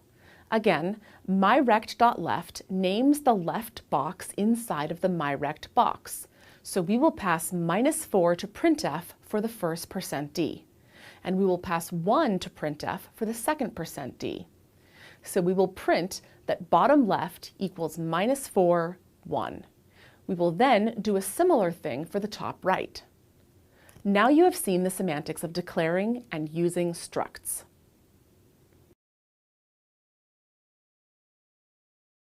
Here we have a struct declaration for a rectangle. When you declare a struct, the struct tag, in this case rect_tag, identifies the struct's type, but by itself is not a type name. When you want to name the struct type, you have to include the struct keyword like you see here. Many programmers find it tedious to write struct everywhere they need to use their struct types, so they use typedef to define a new type name for the struct type. One way to use typedef with our rectangle struct is shown here. The typedef keyword says that we are going to make a new name for an existing type. The new name in this case, rect_t, comes last in the declaration, and the name of the existing type comes between them. Notice that here, the existing type is struct rect_tag. Now we can just use rect_t as a type name. It is an alias, or another name for struct rect_tag. There are a couple other ways we can do the same thing with typedef. We mention them all so that if you see one or the other ways in someone else's code, you will not be confused. We can combine the struct declaration and typedef into one statement. This follows the same rules we just discussed. The new name rect_t goes at the end of the typedef statement, and the existing type goes between the new name and the typedef keyword. It just happens that here the existing type gets declared in the typedef statement. The third option is the same as the previous one, except that the struct tag is omitted. This makes a struct with no tag and immediately aliases this struct to rect_t. Typedef has uses beyond just structs. Sometimes we are writing some code that deals with RGB values for pixels. In this hypothetical example, we initially use unsigned ints to represent the red, green, or blue components of each pixel. But what happens if later we realize that it would be better to use an unsigned char, since RGB values can only be between 0 and 255 and we don't want to waste memory? With the way we wrote the code, we have to go find every single place that we used unsigned int to represent an RGB value and change it. We can't even use the search and replace functionality of our editor, since there may be other uses of unsigned int that do not represent RGB values, so we don't want to change them. Such a change is tedious and error-prone. In fact, one important rule of programming is to write code so that if you have to change something, you only have to change it in one place. Now suppose we had originally written our code this way. Here we used typedef to make RGBT an alias for unsigned int, and then used RGBT as the type name everywhere we needed to talk about an RGB value. With this code, if we want to change the type we use for RGB values, we can just change the typedef statement and everything else will change correctly. As a side benefit, this helps the readability of our code. Anyone reading the code can tell when a variable, parameter, or return value is an RGB value, since its type is RGBT. Typedef can be great to make your code easier to modify and easier to read. Now we're going to show you how to define and use your own enumerated type. At the top of the screen, we take a color-coded threat level of a standard security system and encode it into an enumerated type. There are 5 possible levels: low, guarded, elevated, high, and severe. We can refer to these levels using exactly these words throughout our code. Next, there are 2 helper functions whose definitions we will show you later. The first function is print_threat, which prints the string associated with a particular enumerated type. The second function is print_shoes, which prints whether a person is required to take off their shoes given the current threat level. Our main initializes a threat level, prints it out, and then calls these 2 helper functions. Let's take a closer look at our enumerated type. C creates a correspondence between each of these words and an integer value, so low has the value 0 and severe has the value 4. Notice how the function print_threat can refer to these levels using exactly these words throughout its definition, making the code much easier to read. Print_shoes does this as well. Inside the main, we declare a new variable of type threat level t called myThreat. We initialize this variable to the enum high, which has the integer value 3. In order to print out the current threat level, we call the function print_threat. We create a stack frame for print_threat in which the argument myThreat will be referred to as threat. We mark the call site location and step into print_threat. Inside print_threat, there is a switch statement which checks the value of the threat and jumps to the corresponding case. Here, we're jumping to case high. Inside of this case, we print orange/high, and the break exits us from the switch statement. Now we return to the function that called print_threat, which is our main. Upon returning, the stack frame for print_threat is destroyed. Next, we execute the call to print_shoes, creating a stack frame for print_shoes in which the argument myThreat is referred to as curthreat. We mark the call site location and step into print_shoes. Inside print_shoes, there is an if-else statement. The if clause tests whether the current threat is greater than or equal to elevated. In this case, we're testing whether 3 is greater than or equal to 2. Since it is, we step into the then clause, print out the message, please take off your shoes, and exit the clause. Now we return to the function that called print_shoes, which is our main. Upon returning, the stack frame for print_shoes is destroyed. Finally, the program exits the main and its stack frame is destroyed. Notice how much easier the code is to read because we've used an enumerated type. If instead we had an int called threat level with values 0 through 4, the code would be littered with a lot of numbers whose meaning might be unclear to the reader. Enumerated types make it easier to read, write, and modify code. My name is Evie. I study at the Duke University for the MEng program, aka Master of Engineering program, and I'm studying electrical and computer engineering.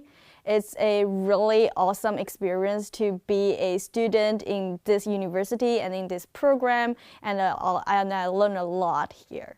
For some new programmer, people may think that programming is totally magic, but actually it's not. Everything is following the logic and have to make sense in the programming world. So first, you need to trust the logic rather than just think random things. And then also for the programming, planning is something that you have to really take into consideration. So rather than just put some random things and pretending you're working in front of a screen and like typing things on a keyboard, you actually need to first make plans, draw pictures, and seriously think about what you need to do, and then implement things in the programming world.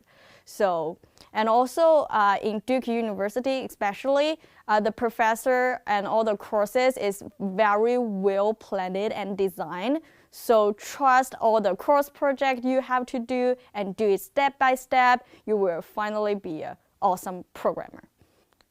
There's tons of projects I've finished in the whole program. One thing I really want to talk about is the UPS and Amazon project I've done in the server software class. So basically what's happening is that one team need to in charge of the UPS system and another team need to in charge of the Amazon system, and we need to design the protocol all together to make everything work. This project is very special for me because it actually mimics what is happening in their industry life. Because in industry, there's no way you can finish a whole system by yourself or even by one team.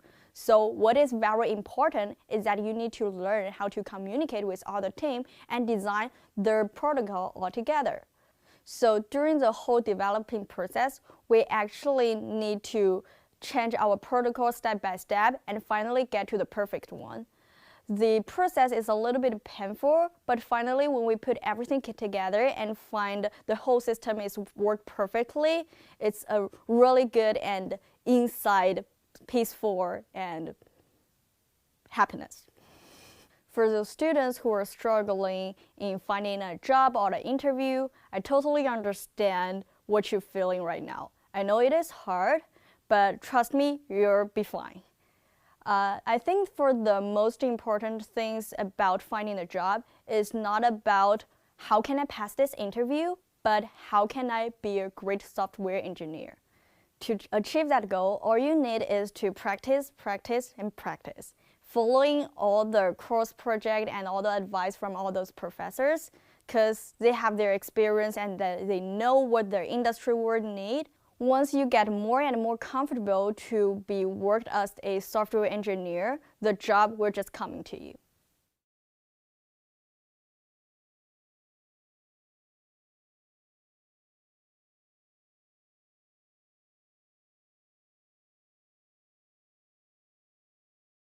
You've learned a lot about thinking through algorithms with the 7 steps, the syntax and semantics of C, and the everything is a number principle and how it relates to types. We're going to take a moment to underscore the importance of being specific when you write an algorithm. Humans can usually figure out vague instructions because they have common sense. However, computers do not have common sense and only do exactly what you tell them to. When you write an algorithm, you have to carefully think through exactly what to do and be very specific as you write it down. In the next course, we'll delve into turning your algorithm into code, as well as compiling and running the code, and testing the code to be more confident that it's correct. Then debugging it when something goes wrong. However, before we get there, we're going to wrap up this course with you writing an algorithm in English and having one of your fellow Coursera learners execute the algorithm. Of course, you will also execute someone else's algorithm and peer review their work. You want to be specific and clear when you do this so that whoever executes your algorithm knows exactly what to do. To underscore the importance of being precise, we're going to have a fun little demonstration of a vague algorithm. Genevieve wrote me an algorithm to make a peanut butter and jelly sandwich, and I've forgotten all of my common sense, so I'm only going to do exactly what she said. All right, Genevieve. This is pretty basic. I can't imagine what could go wrong. Okay. 1. Get out 1 piece of bread. Okay, that seems hard to screw up. So far, so good. 2. Use a knife to put the peanut butter on it. Okay. This is trickier than you think. Never knew that making a peanut butter sandwich was so difficult. All right. 3. Get out another piece of bread. Okay. 4. Use the knife to put the jelly on. Okay. Well, she didn't really tell me what to put the jelly on, but I guess when someone tells me to like put my clothes on, they mean to wear them. So maybe she wants me to like wear the jelly. Yeah. Okay. 5. Put the 2 pieces of bread together. All right. Do you want a bite of this sandwich?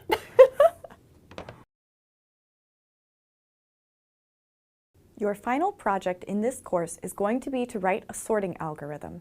That is, an algorithm that takes a sequence of numbers as input and puts them in ascending order from largest to smallest.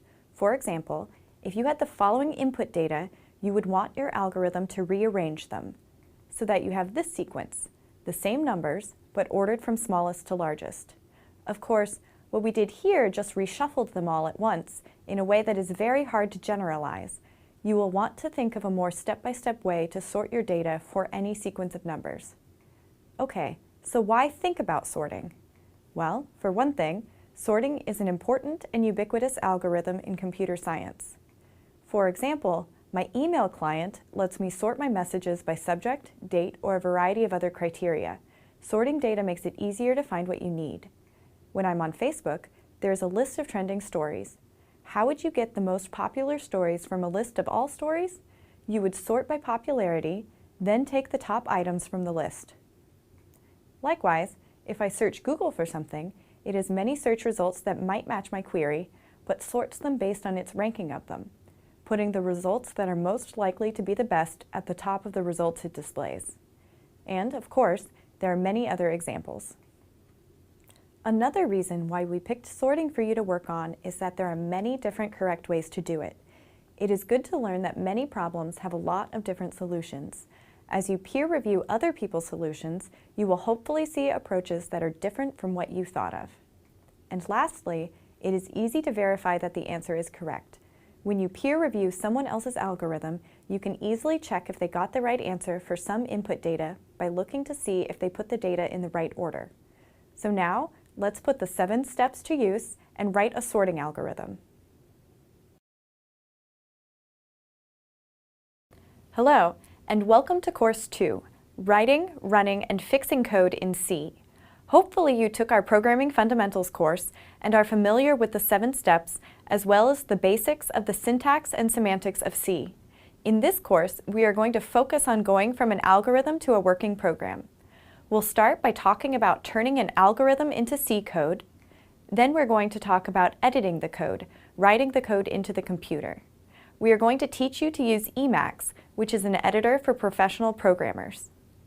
Next, we'll talk about compiling the code using GCC. GCC, which stands for GNU Compiler Collection, will turn your code into a format that the computer can directly execute. Once you have compiled, it's time to run your code. But it may not work the first time. We'll talk about testing your code to find problems in it and debugging your code to fix those problems. We'll also introduce you to some very useful tools like Valgrind and GDB. Many of these tools are designed to be expert-friendly. They are used by professionals and require a bit of time investment to become proficient in them. So why are we using these professional-grade tools rather than starting you on something easier? If you work with a novice-friendly tool, it is easy to use at the start, but you quickly plateau in what you can do with it. On the other hand, expert tools may be a bit difficult at the start, but as you gain experience with them, You far exceed what you could do with a novice tool. If you start with a novice tool, you end up stuck in your comfort zone. It is hard to switch to an expert tool because of the upfront cost to learn it. However, if you start with an expert tool, you can learn to use it from the start and enjoy the power it brings you in the long run.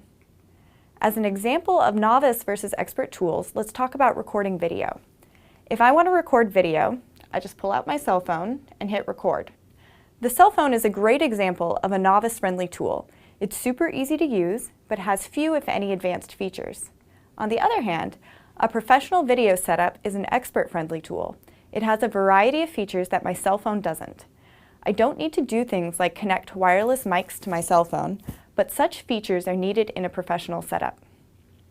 Another subtle point about tool selection is that your tool choice sends a signal about your professionalism. Would you hire a professional videographer who just used a cell phone? I'd be a little bit skeptical. The same thing happens with programming. I've had students who have told me that they were so glad they learned these tools because interviewers noticeably took them more seriously when they found out the students used professional tools. We're going to wrap this course up with the start of a project that spans the 3rd and 4th courses. You'll be writing a program that takes a description of a poker hand and computes the odds of each hand winning. So let's get started. As an example of the 7 steps, let us consider the problem of finding the intersection of 2 rectangles. We'll deal with only rectangles whose edges are horizontal and vertical, making things much simpler. To do this problem, you need a bit of domain knowledge, such as what a rectangle is, which you may recall is a 4-sided shape with adjacent sides at right angles to each other, and what it means to find the intersection of 2 rectangles, which is finding the area that is inside both rectangles. Step 1 is to do an instance of the problem. We've started here with a blank Cartesian plane on which we can precisely draw rectangles. Now I've picked one rectangle from -4, 1 to 8, 6. Next, I've picked another rectangle, which goes from 1, -1 to 4, 7. The intersection of these 2 rectangles is highlighted in green, which we can see goes from 1, 1 to 4, 6. We'd like to write down exactly what we did to figure this out, but our inclination might just be to say that we looked at the answer in our drawing. This happens frequently. You just know what you did, but you have trouble thinking through it step by step. When this happens, a good idea is to work through another instance and try to think about what you are doing. Here, we've taken away the grid lines so that we can't just read the coordinates off our final drawing. For my first rectangle, I chose -2, 1 and 6, 3. Then I chose -1, -1 to 4, 4 for my second rectangle. The intersection here is in green, but what are the coordinates of its corners? This rectangle goes from -1, 1 to 4, 3. Now let's write down exactly what we just did. The first question we should answer here is, how did we represent a rectangle as numbers? The answer is that a rectangle is 4 integers, left, bottom, right, and top. Next, we need to think about what steps we took to come up with this answer. First, I figured out that the left edge has an x-coordinate of -1.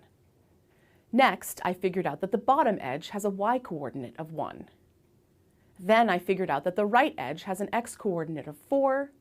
Finally, I figured out that the top edge has a y-coordinate of 3. My answer was the rectangle -1, 1 to 4, 3. Okay, now we're ready to generalize these steps to any pair of rectangles.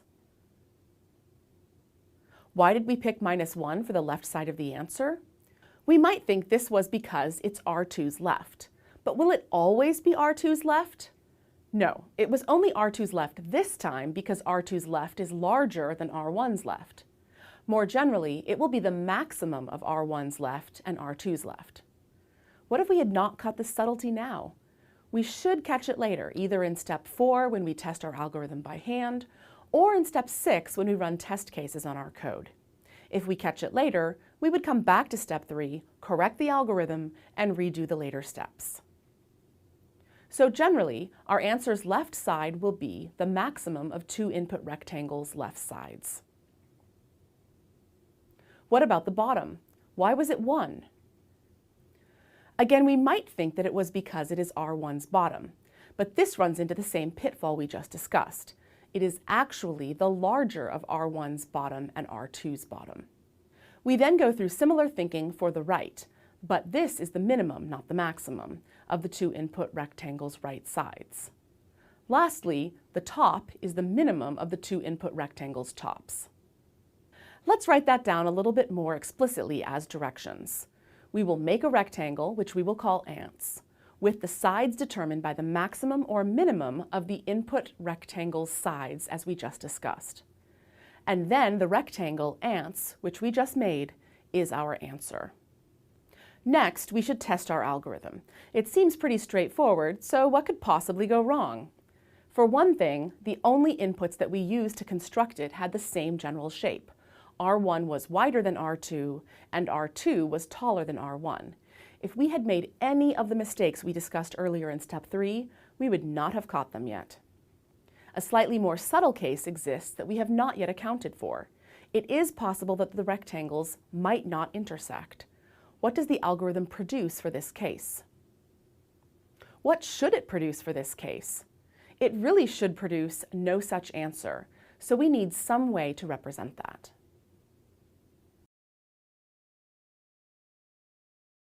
Now that you have an algorithm developed, it's time to turn that into code. You can do this with pencil and paper, or typing the code into an editor on the computer. You'll learn shortly how to edit your code on the computer, as well as how to actually run the resulting program. But first, it is informative to see the translation of an algorithm to code. The first thing you will want to do is write the function declaration. You learned the syntax of a function declaration previously: the return type, followed by the function name, and then the parameter list. Curly braces enclose the body. Once you have written that, it's a good idea to write your algorithm steps as comments in the code. Remember that comments are ignored by the computer and are just there for humans to read. For the algorithm that we are developing, we first need a struct for the rectangle type. You have seen structs before, so there should not be anything new or surprising here. One question in writing this is whether the coordinates should be ints or floats. Here, we've decided to use floats so that we can have rectangles with fractional coordinates. Next, we have written the function declaration with the algorithm steps written as comments. This function, which is called intersection, takes two rects as parameters, R1 and R2. It returns a rect as its answer. The first step tells us to make a rectangle called ants. Since we want to make a new piece of data, we are going to declare a variable. To do this, we need its type and its name. Next, we want the ants' left to be the maximum of R1's left and R2's left. We want to set the value of ants' left, so we need an assignment statement, where the left-hand side is ants.left equals. But what goes on the right-hand side? It seems like it might take more than just one simple expression to figure out the maximum of R1's left and R2's left, so we should abstract the computation of max out into a function. We should call that function here and think precisely about what it does. What should this function be called? What should it take and return? What should it do? Then we can go write it later. This function should be called max, and it should take two floats and return a float which is the larger of the two floats passed in.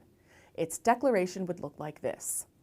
So now we can just write a call to the max function and assume it will work after we write it.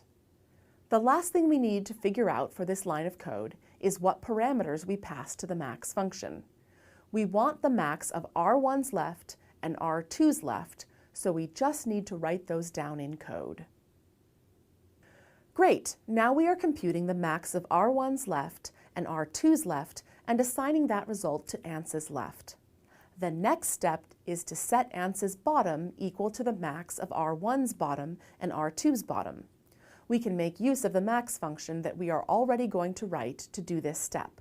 So you end up with ants.bottom equals max of r1.bottom and r2.bottom. The next step is to make the top be the minimum of r1's and r2's top. As before, we should think of a function that we want to abstract out this minimum computation into. We'll use that function now and write it later, giving us this line of code. Then we need to do to the right, which is pretty similar to the top. That leaves us with one step. We say that rectangle ants is our answer. How do we have a function give back an answer? We use a return statement, return ants. Great, now we're done, right? Almost. We have a few things left unfinished. First, we have to write max and min, which we promised ourselves we would do earlier. Second, we have to test this code before we conclude that it is finished. We'll learn about testing code soon. However, we'll do max and min now. Here's the declaration for max with an algorithm already written as comments inside of it. We did not show steps 1 through 4 to come up with these steps, but you are certainly welcome to work through those yourself. The first thing that this algorithm does is check whether f1 is bigger than f2, doing one thing if so, another if not.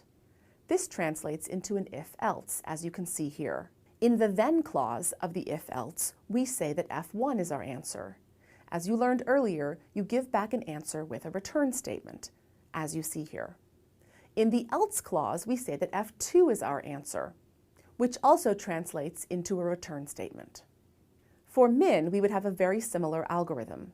The only difference is that we see if f1 is smaller than f2. The fact that the algorithm is almost the same means that the code will also be almost the same. We have an if statement with a then clause that has return f1 and an else clause that has return f2. Great. Now we have translated our algorithm into code. Okay, now you're ready to start actually writing some code in a Unix environment. We're going to take a little bit of time to introduce you to how to use this environment, how to edit files, how to use Git, and various other tools that you'll be using as you program. So here I am in Coursera on the first assignment, which is really just a walkthrough of using the environment, which will be coming up as the next item in Coursera. So you can go ahead and open that up and follow along if you want. I'm going to go ahead and sign that I'm going to obey the rules of Coursera's honor statement. I'm going to do my own work. And I'm going to click Open Tool, and it gives me this window, which basically is a Unix terminal. So this is a thing called Xterm.js. It gives you an Xterm, which is a standard Unix terminal in your web browser. Now, I'm going to make mine a little bit bigger, so I'm going to make it like 140 columns and 36 rows, just so I have a little more space to type. And you'll see that it says this is my first time here, it's setting things up, and welcomes me to the practice programming environment. Now at this point, you're probably a little unfamiliar with Unix and command lines and stuff. You'll have some readings about these. You'll get lots of practice as you go. The first thing I'm going to do is type ls, which tells Unix to list the current contents of the directory. And we'll see that there's a README file and a directory called learn to program. And this learn to program directory is going to be where you have all your assignments. This first one is 00 hello, assignment 0. And the first thing we're going to do is just write a file called hello. It's not really a programming activity, but just to get you used to these basics before you start trying to write some code. So if I open up this file README using Emacs, which is the editor you're going to learn to use, it'll take it just a little second to open, and then you'll see that there's a bunch of text here. So I can scroll around and read this. And as we just said, your goal is to create a file called hello.txt with one line that says hello. And we've given you some instructions here to walk you through this. So use Emacs to open and create a new file called hello.txt. And it says type C-X, C-F. So in Emacs speak, this is Control-X, Control-F. So I'm going to hit Control-X, and then I'm going to let go of X and hit Control-F. And you'll see at the bottom here, it says find file and prompts me for the file name. So it gives me the path, that is the set of directories I'm in leading up to this. And I can type hello.txt, which is what I want, and then hit enter. And at the bottom it says new file. You can see it says hello.txt here, which is the name of this file. But unfortunately, I've just lost track of my directions because they're over in that other file. Emacs has this really cool feature that lets you look at two files at once. So I'm going to hit Control-X, 2, It's going to split the buffer in half. So I've got one buffer at the top, one buffer at the bottom. They're both in hello.txt at this point. Looking at two different places in one file can be really useful. But I want to change what's open at the top, so I hit Control-X-B. And it asks me, what would I like to switch to? README is the default, so I'm just going to hit Enter. And now I've got README on top, hello.txt at the bottom. And you can see I actually had those instructions here. And if I want to move back and forth between these, Control-X-O, you can see my cursor is jumping between the two buffers as I hit Control-X-O. Okay? So now I want to go into this and I want to write the word hello. And I'm going to hit Enter, so there's a new line. We generally end files with new lines. And then I'm going to save the file with Control-X, Control-S. And you'll see at the bottom it says, I wrote this file. It's now saved. Okay. Now I want to grade this assignment. So what we're going to do is we're going to suspend Emacs. I'm going to hit Control-Z. You'll see it says stopped Emacs README. Emacs is still there. It's just kind of frozen in the background. If I wanted to bring it back, because maybe I forgot to read the instructions that were coming up, I can type FG. We'll bring it back. And you'll see that it tells me to run some commands with Git.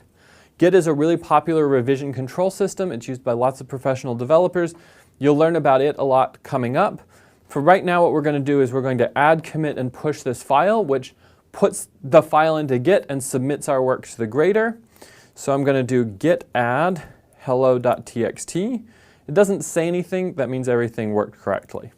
Then I'm going to say git commit -m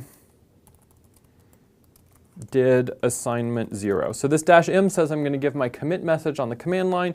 It's just a little note about what I'm doing right now. It says it committed it to master, and then I'm going to do git push, and it sends it over to a place that it shares with the grader. And so now you can see that the next thing is to grade the assignment. So if I do grade, it checks some stuff, makes sure I've submitted all my files, runs the grader, it says I've passed this assignment, and it tells me that it's releasing the next assignment and that I should continue watching videos until I've watched the week 1 video about grading, and that's going to cover the materials that we need to do this assignment. It also says if I run git pull, I'll get my grade report and the next assignment. So git pull, kind of the opposite of git push. I'm going to get assignments that were released to me.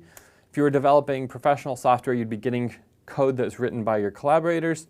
And you'll see that I got, now there's a file called grade.txt. In this case, it just says my file matched the expected output because there's not really much that it can tell me about this. But in general, this is where it's going to tell you which test cases you pass, which ones you fail, and something about your grade. And so then we have the next assignment. We'll be ready for you to come back and do that after you've watched some more videos. All right, so you've seen a video where we used Emacs to write a little simple file, save it, we added it to Git and submitted it to the grading system. Emacs is a really powerful editor. It has lots of features. We're going to show you some simple ones like searching, undoing, some cool features of Emacs's undoing, and a little bit more advanced features like keyboard macros. We're obviously not going to cover all of Emacs in this video, but we're going to show you some of the more useful features. And then you can learn a lot more as you go. So if I look in this directory, I have a text file and a C file to work with. I'm going to open up this text file and start working with that. It's just a bunch of text from Chapter 2 of All of Programming. You probably read most of this in your readings in Course 1. So one of the things I might want to do is search. If I hit Control-S, you'll see at the bottom of my X term it says iSearch. Emacs has incremental search, which means as I type a search term, it will start searching for whatever I've typed so far. So if I type I, for example, it goes to the first instance of I and highlights all the other ones. If I type im afterwards, it's going to refine that and start showing me things like important and sometimes and simple. If I were to type E, it comes down here to sometimes, refining that further. This is really nice when you're programming because you want to search for a function name or something. You hit Control-S, you just start typing a little bit. You'll quickly get to what you want and you generally don't have to type out the whole thing. If I hit backspace, it goes back to IM. I might want important, but not this one. So if I hit Control-S again, it will search forward for the next instance of IM, and I can keep doing that. And at this point, it needs to scroll down. In a normal X term, this wouldn't happen. Xterm.js has a little bit of a weird bug where it doesn't always redisplay the screen correctly. If that happens, just hit Control-L, and that'll make Emacs redraw the screen completely. So then I can just resume by hitting Control-S again and searching some more. That bug's a little annoying, but Xterm.js isn't my thing. Okay, so that's searching. You can also search backwards. If I hit Control-R, it'll say I search backwards, and I can search backwards, and it will go backwards, and I can change between these with Control-S, Control-R to move forwards and backwards through my searches. All right, so that's searching. What else might we want to do in our editor? We might want to undo things. So if I type some stuff, for example, and then realize I didn't want it, I can hit Control-X-U, and it'll undo that change. All right, now that's pretty normal. Let's just suppose for a second that I made a bunch of changes. So I do some changes here, blah, blah, blah, some other stuff. And then I go and do some really important stuff, really important, complicated stuff I want to keep. And now I realize all that other stuff I just did, I want to undo it. Maybe this happens in programming. I might make some changes in one function and then go work on some other piece of code and then somehow realize that I messed up that function. Well, if I hit Control and then space, it's going to say mark set and start highlighting a region. And once I've highlighted a region and selected it, I can undo in that region. So if I undo, Control-X-U, it will undo in region, and it will start only undoing the changes in that area of this file and not the later changes that I did somewhere else, which is really nice when you're programming or even editing other things in general. I'm going to come down here. So sometimes I want to move to the beginning of the line. Control-A will do that. Control-E will go to the end of the line. I'm going to take out this line of text. So Control-K cuts an entire line. If I wanted to paste it somewhere else, Control-Y pastes the previous thing that I cut or copied. If I want to copy or cut a region, I can select it. Control-space begins selecting, and then Control-W will cut. Control-Y will paste. If I wanted to copy instead of cutting, I can hit Escape-W and then paste. Now, one of the other really cool features about Emacs is after you paste, you can change back through previous things you've pasted. So immediately after pasting, if I hit Escape-Y, it will unpaste what I pasted and paste in the previous thing. And I can do that again and get back to previous things that I've copied and pasted. So sometimes you copy and paste things and you want to paste not the most recent thing. That's really cool. Okay, I'm just going to revert. Actually, I'm just going to save that. It doesn't matter. The other feature I'm going to show you in this video, which I think is really cool, I'm going to open up this enum example where I've written enum a bunch of things. It has all these things in it. And what I'd like to do is write a function that takes one of these things, like takes this enum and prints out what it is. Now, I just told you how to copy and paste, so I'm going to copy. And while I'm copying, I can actually like search for curly brace and just sort of jump down here without scrolling through the whole thing. So I'm going to copy all that. I'm going to write a function, print thing. It takes enum, a bunch. That name was really long. I'm kind of lazy, so I'm just going to hit escape slash. It's going to complete that name for me. Oops, I need to give that a name. T, switch T. And now, I just pasted all those things. And Emacs is telling me what my curly brace matches, even though it's off screen. And it's not lining up right because I don't have any semicolons in there, so Emacs knows something's wrong with the syntax of this. This tells me what I've matched. Also, if I hover on something, it'll match up if they're on screen. Just going to search backwards for this. Now, what I'd like to do is I'd like to take each of these names of enum cases that I just pasted in here, and I'd like to change each of them to look like case, that thing, printf, that thing, break. Now, most editors, you'd have like a tedious 15 minutes of like copy and paste and change, and it'd be really boring. But Emacs has this really cool feature called keyboard macros. So basically, I want to do the same thing to each line. So here's what I'm going to do. I hit Control-X, open parenthesis, and it says defining keyboard macro. And now Emacs is going to remember the sequence of commands I do and let me replay that sequence of commands. So what I'm going to do is go right twice. I want to write the word case. I want to start highlighting a region to copy, so I hit Control Space. I want to search forwards for a comma, and then I want to go backwards, so I hit left, and then I want to copy, so I'm going to hit Escape W. Now I want to come over here and replace that with a colon, type printf. I'm going to paste that thing, so I hit Control Y. Let's say I want a new line, and break, and then I want to go down a line and to the start of the line with Control A. Then I hit Control X, close print, and it says keyboard macro defined. So that sequence of commands I just did to that line, I can hit Control X E, and it'll do that again to this line. And after I've done that, it says type E to repeat macro. I can just hold down E. Well, on this it makes me repeat it, but on most most terminals, you can just hold it down. And then this one isn't going to quite work because it doesn't have a comma, but if I just put a comma there, make it look like the others, boom. And now that's syntactically legal. I might put default printf invalid thing break. But I got Emacs to do all that work for me with keyboard macros. So there's some of the cool features. You'll read about more of them in your readings, and you'll learn a lot of them with practice. One reason Git is so popular amongst professional software developers is the features that it provides for working with others on a large project.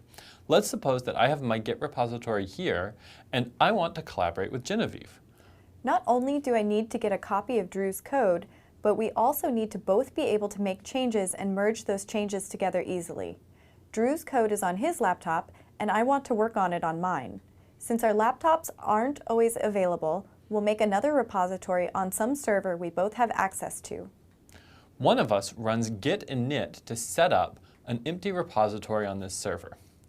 Then I need to tell Git on my laptop that I want it to work with a remote repository. You can name the remote anything you want. Here I called it XYZ, as our hypothetical server is xyz.duke.edu, and you give it the location of the remote.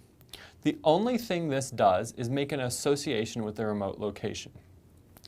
Now I run git push, specifying the remote's name, in this case XYZ, and the branch I want, which is called master. By default, the main branch in a Git repository is called master. The set upstream option makes this the default place to push and pull. We aren't going to go into branching, but it's an incredibly useful feature of Git. Now Git will copy not only all my files, but my entire revision history, every commit I've ever made, and the log messages that go with them over to the remote. Now I want to make a copy of the repository on the remote, so I'm going to use git clone. I specify the location to clone from. This is the same location that Drew specified, but I'm using my own username to authenticate myself. This will create an empty repository on my laptop and create a remote called origin, which is automatically set as the default place to push and pull. Then Git copies all the commits from the remote. Now I write some more code, test it out, and add any new files I created to Git. Then I do git commit. Now my local repository has these changes, but nobody else does. Including my repository, which doesn't have her changes. In fact, I may not even know that she's done anything. I want to send these changes to the server, so I run git push, which will copy any new commits to the remote. Meanwhile, I've been writing some code of my own on this project. So I do git commit and create another commit in my own local repository. Now, I'd like to make my changes visible to Genevieve, so I run git push. However, I run into a problem. When I do git push, I get this error message. Geez, Drew, that error message is long. You must have really screwed up. Well, let's take a look at it and see what it says. It says that the remote has work that I do not have locally. You mean all the code I worked so hard to write, test, and debug? Maybe I should get that first. In fact, Git suggests exactly that. I should use git pull to get Genevieve's work first. If I run git pull, Git will copy Genevieve's commit to my computer. Then it will merge my work and her work. If we've changed different files or different parts of the same file, Git will handle this process automatically. If we've both made different changes in the same area, Git will tell me that I have to manually figure things out.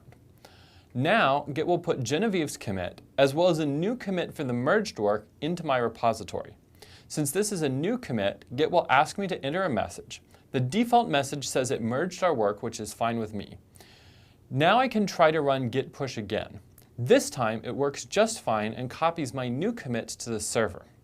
And then I can get Drew's latest code by running git pull, which will copy those new commits to my local repository. That's an overview of the basics of working with remotes in Git. Use git pull to get commits from the remote, and use git push to send your own commits to the remote. We talked about this in detail not only because it's incredibly useful in software development, but also because it's how you interact with the grading system in this course. You push your code to a remote, and the grader pulls your code, it grades your submission, then commits your grade.txt file, and pushes it back. You then obtain it with git pull.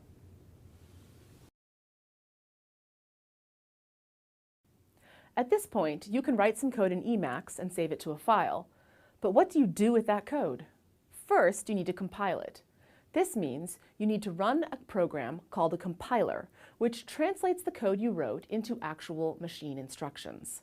The compiler will then produce a file which you can execute by typing its name at the command prompt, much like any other program. However, before you can compile the code, you need to add some #include directives. You'll learn more about these and the compilation process later in this lesson. Once you have added any necessary #include directives, you can run the compiler like any other command. The compiler you are going to use is called GCC, and it takes some command line options to specify things like what to call the program it creates and how much it should warn you about code that seems questionable. You will learn more about these things in an upcoming lesson. You will also learn about a tool called Make, which will simplify building large programs with many files and/or a lot of options passed to the compiler. Once the code is compiled, you can run the resulting program. In this example, we instructed GCC to produce a program called hello. We can run it with ./hello. The dot and slash specify that the hello program should be found in the current directory, which we'll also talk more about later. You can see that the program ran and printed its output, Hello World. Now that you have seen the basic overview of compiling and running code, let's dive into the details.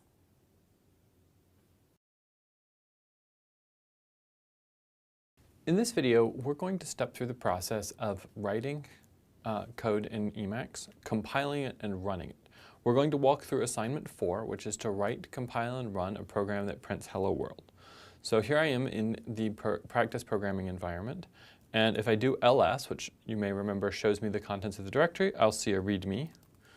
I'm going to Emacs the readme, and it's going to open up. And it says that basically what I just said, we're going to write a program that will print Hello World. And so to do this, I'm going to open a file called hello.c. So I hit Control-X, Control-F, prompts me for the file. I'm going to type hello.c. I need to put my header files at the top. I need to #include them. So I'm going to #include standard io.h for printf. I'm going to #include standard lib.h for exit success. And then I'm going to write main, which returns an int and for now takes no parameters. Later on, we'll learn how to have it take command line arguments in course 4. And we want to print hello world, so I'm going to write printf hello world. And I want it to have a new line at the end, so I'm going to put \n, close my parentheses, put a semicolon. I'm going to put return exit success. I'm going to close my curly braces. And then I'm going to save this file with Control-X, Control-S. And then what I'm going to do is I'm going to suspend Emacs so I can go back to my command prompt. So if I hit Control-Z, I get back to my shell and I can type commands. We can also compile inside of Emacs. We'll show you that later when you learn about Makefiles, and then you don't have to go in and out of Emacs. Sometimes you want to suspend Emacs anyways. So I'm going to do gcc-o hello, which is going to tell it to make a program called hello. I want to give it all of the flags that we give it so that it will be very picky about if I wrote good code. And I want to compile hello.c. Now GCC didn't print anything. That's good. That means it succeeded. If I do ls, I will see this hello there. It's green, which means it's executable, so we can actually run it.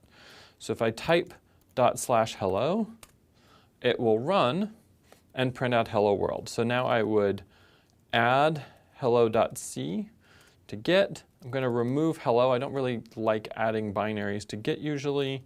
I'm going to commit, and it's going to prompt me for a message, and I'm going to say that I wrote hello world.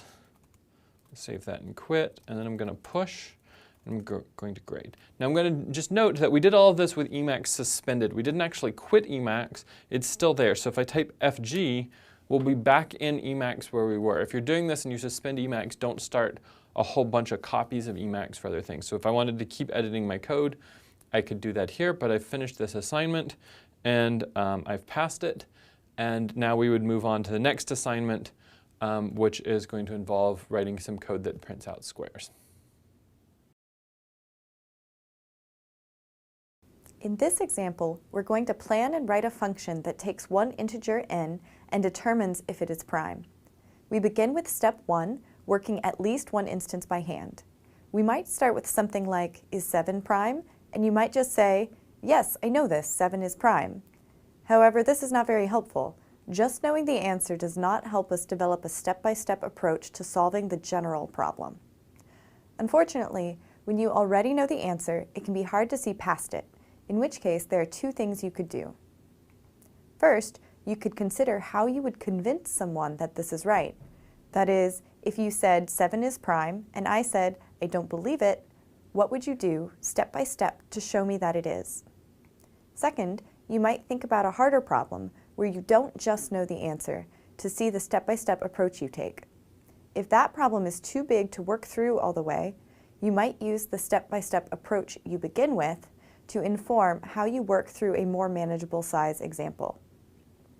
As an example of a harder problem, let us consider whether 29,393 is prime. I suspect most of you do not know the answer off the top of your head. We'll start with step 1. I divide it by 2 and get 14,696 remainder 1. Dividing by 3 gives 9,797 remainder 2. Dividing by 4 gives 7,348 remainder 1. Dividing by 5 gives 5,878 remainder 3.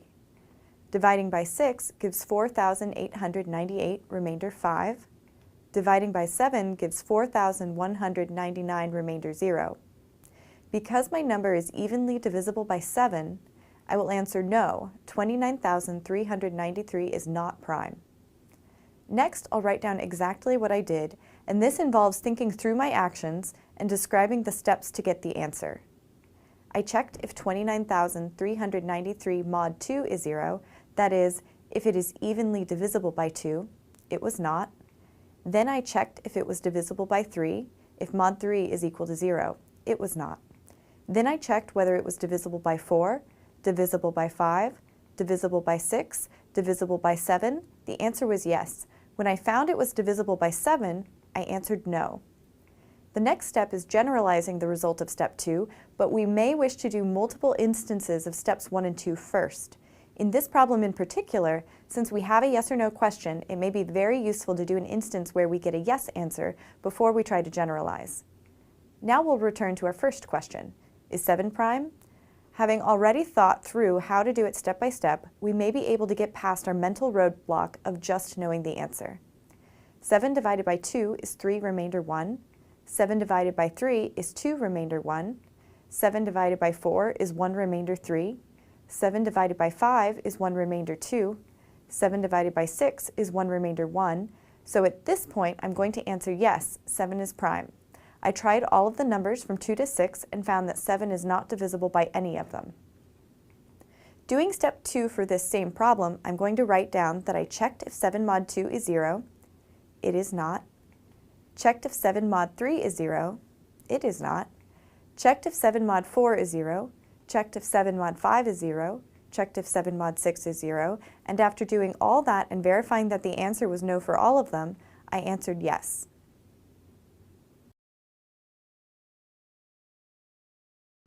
Now we're ready to generalize our steps.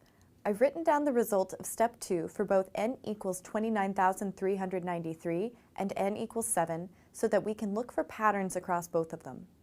Sometimes it helps us generalize to see multiple instances of the problem solved. The first thing we might notice is that the numbers in these two columns are always n. We check if 29,393 is divisible by 2 through 7, and we check if 7 is divisible by 2 through 6. Logically, it makes sense to always test n for divisibility, so that we can update our steps to reflect this generalization and replace these numbers with n. Next, you might notice that these steps are now repetitive, except for these numbers, which count from 2 to something, and except for our answer, which is sometimes no and sometimes yes. If we get yes, as in n mod 7 is 0, then we immediately answer no, and if we get no, as in all the rest of these checks, we do nothing special. So we can make these steps slightly more general. Check if n mod 2 is 0, if so, answer no. Check if n mod 3 is 0, if so, answer no, and so forth. Each time we check if n is divisible by a number. If it is, we immediately answer no. In the case of n equals 7, after we tried all of these, we answered yes. Here you see counting. The steps are completely repetitive except for these numbers that count. On this side, we count 2, 3, 4, 5, 6, which appears to be from 2 to n minus 1. Typically in computer programming, we count the lower bound as inclusive and the upper bound as exclusive, so we'd call this counting from 2 to n exclusive. On the other side, we seem to be counting from 2 to 8, not including 8, which seems odd. What does 8 have to do with 29,393? If we think about it a little more, we see that we would count beyond this. We just stopped here because we came across something that told us the answer was no. That is, we would otherwise be counting from 2 to n as long as we kept getting n not divisible by the number we're counting. Now we can express this as a repetition of the same step. Count from 2 to n and call each number that you count I. So I is 2, 3, 4, etc. Then we take the step we're repeating and express it in terms of I. Check if n mod I is 0. If so, answer no. On the n equals 7 side, we have the same counting repetition, except for one difference. After we did all this counting, we answered yes. So we're almost done, but these have to look the same to be a general algorithm. If they're different in some way, we need to add conditions. So what about this last step? It turns out it's in there in general after we finish counting, and we haven't answered no. So we can add it to the left side. In the case of 29,393, the step was still there, but we never got to it because we stopped counting when we answered no. Now we're ready for step 4. We have a general algorithm, we think, but we may have generalized incorrectly. It may be that there was something special about the two numbers we picked, and we didn't come across something that made it have other behavior. So we want to test with values we haven't used yet, such as other yes answers like 5 and 13, and other no answers like 4 and 9 to work through this and see if we're getting the right answer. The more values we test, the more confident we will be that this algorithm is correct. We may also have missed some corner cases, numbers for which our algorithm behaves strangely. We might want to try some unusual values, such as 0, 1, 2, or -1. 2 is a good special case because we start counting at 2.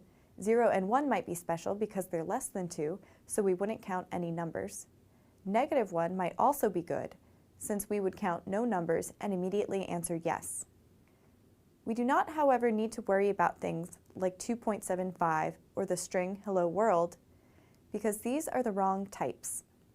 We specified that n must be an integer, and the type system in our programming language, like C, is going to enforce this. We won't be able to call this function with any argument that isn't an int. Now that you've tested these out, you've seen that the algorithm gives the correct answer for 5, 13, 9, and 2. However, it gives the incorrect answer for 0, 1, and -1. It won't count any numbers, so it will answer yes, even though these are not prime numbers. To fix our algorithm, we repeat steps 1, 2, 3, and 4 as needed. In this case, there are no primes that are less than or equal to 1, so we add to our algorithm. Check if n is less than or equal to 1. If so, answer no. Otherwise, we do all the other parts of the algorithm. In the next video, we'll show you how to translate this algorithm to code. Now we're ready to translate our steps to code. We'll take our algorithm shown here and write it as comments so that we can translate line by line. We start with a function declaration written around our steps. If you were doing this yourself, you could add the algorithm as comments in your editor without leaving space for code. The first thing we need to do is check if n is less than or equal to 1. We're checking a condition and deciding what to do based on that, so we want an if statement. If n is less than or equal to 1, we want to do something. Otherwise, we want to do everything after it. If so, we want to answer no, and that is a return statement. We want to leave this function immediately since we know our answer and we don't want to do anything else. So we return 0. Recall that 0 means false or no, and non-zero numbers, generally 1, mean true or yes. Next, we want to count from 2 to n and call each number that we count I. Counting corresponds to a for loop. The number we want to count is I, so we're going to declare int I equals 2. We want to count to n exclusive, so we choose the conditional statement I less than n. Also, we're counting by 1, so our increment statement is going to be I++. The body of the loop will be the steps we want to take for each number that we count. The first of those is check if n mod I is equal to 0. This is again an if statement because I want to check a condition and make a decision about what to do next based on the result of that. N mod I write n% I since that is the mod operator. I want to see if it's 0, so I use equals equals. Recall that two equal signs compare for equality. Then I have curly braces around what I want to do if this condition is true. If so, answer no. Is again return 0. We would know our answer immediately is no, so we would return 0 in this case. After all of this, if we finish counting, that is after the body of the for loop, if we haven't returned and left this function, we answer yes. We put return 1. This code would work fine, but we're going to do just a little cleanup. Generally, when we're programming, we don't like capital letters for variables. All capital letters is usually reserved for a constant, so we'll use lowercase n for this variable. Now we have it, a function that will compute whether or not n is prime. In this video, we're going to show you a really useful Unix tool called diff, which takes two files and compares them and tells you differences in them. You're going to use this in an upcoming assignment and in many other assignments to compare the output your program generates with the output that we've provided for you so that you can see if your output is right. So in this upcoming programming assignment, you're going to write a program which prints out some squares. It takes some command line arguments and prints out a pattern of squares. So if I do ls, I'm going to see that I have some files here called like ants3582.txt, which has this little pattern of squares. And I've already done my assignment and compiled it into this program squares.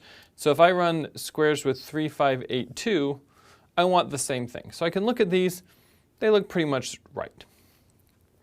Now for big complicated things, it might be really tedious or complicated or hard to look at them and see if they're the same. So what I'd like to do is redirect the output of my program to a file. So rather than printing it to a screen, it writes it to a file. You should have seen that in your readings about Unix. And I'm going to call it like myout.txt. So if I were to cat that file, I now see what's there. But if I were to run diff myout.txt with ants3582, diff says nothing. So that's good. That means that we have exactly the same files. My output matches the expected output. Everything is good. But I've also made a version of this that's messed up called squares broken. So if I run that, so now it looks different. And if I diff myout now with ants3582, it's going to tell me that these are different. Now, this output format from diff may seem a little weird. What this means with the less than sign is these are lines that were in the first file, that is this argument to diff, but not the second one. And these were things that diff found in the second file, this one, that's why it's pointing that way, and not that one. We can get a slightly more readable version of this if I give it -y, which will give me side-by-side output. So it will show me that this and this are lined up, and this little line down the middle means that these are different. Now you might say, but Drew, like, this looks like a blank line and this looks like a blank line. They actually have different amounts of white space on them. We can tell diff to ignore white space and things like that. If we read man diff, remember man tells us all the useful things about any command or library function, and we look for white space. There we go. It's 2 words. We can see that there's a bunch of options for ignoring white space, including -w, which will ignore all white space. So if I didn't want it to treat differences in spacing differently, I can put -w. That's a little dangerous because now it thinks that this is the same as this because they only differ by a space.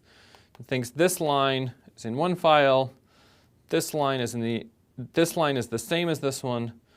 These lines it thinks are the same line but different, meaning it thinks the line's in both files but changed, and it thinks this line appears only in this file. So sometimes it interprets things a little bit weirdly, but it'll do a good job of that. We could use different white space options if we wanted, based on what you need. So we might want to ignore only trailing white space, for example, or something like that. But in this case, we can look at these side by side, see what it thinks is different, and figure out whether we've got the right output or not. Now you have the basics of compiling using GCC. Of course, you want to give it some flags so that it will work hard to identify potential problems in your code. But what if you have a really large program, like one with hundreds of source files and many of thousands of lines of code? You could just tell GCC that you want to compile star.c, all the C files in the current directory. But that would mean you recompile every file, even if you just make one small change somewhere.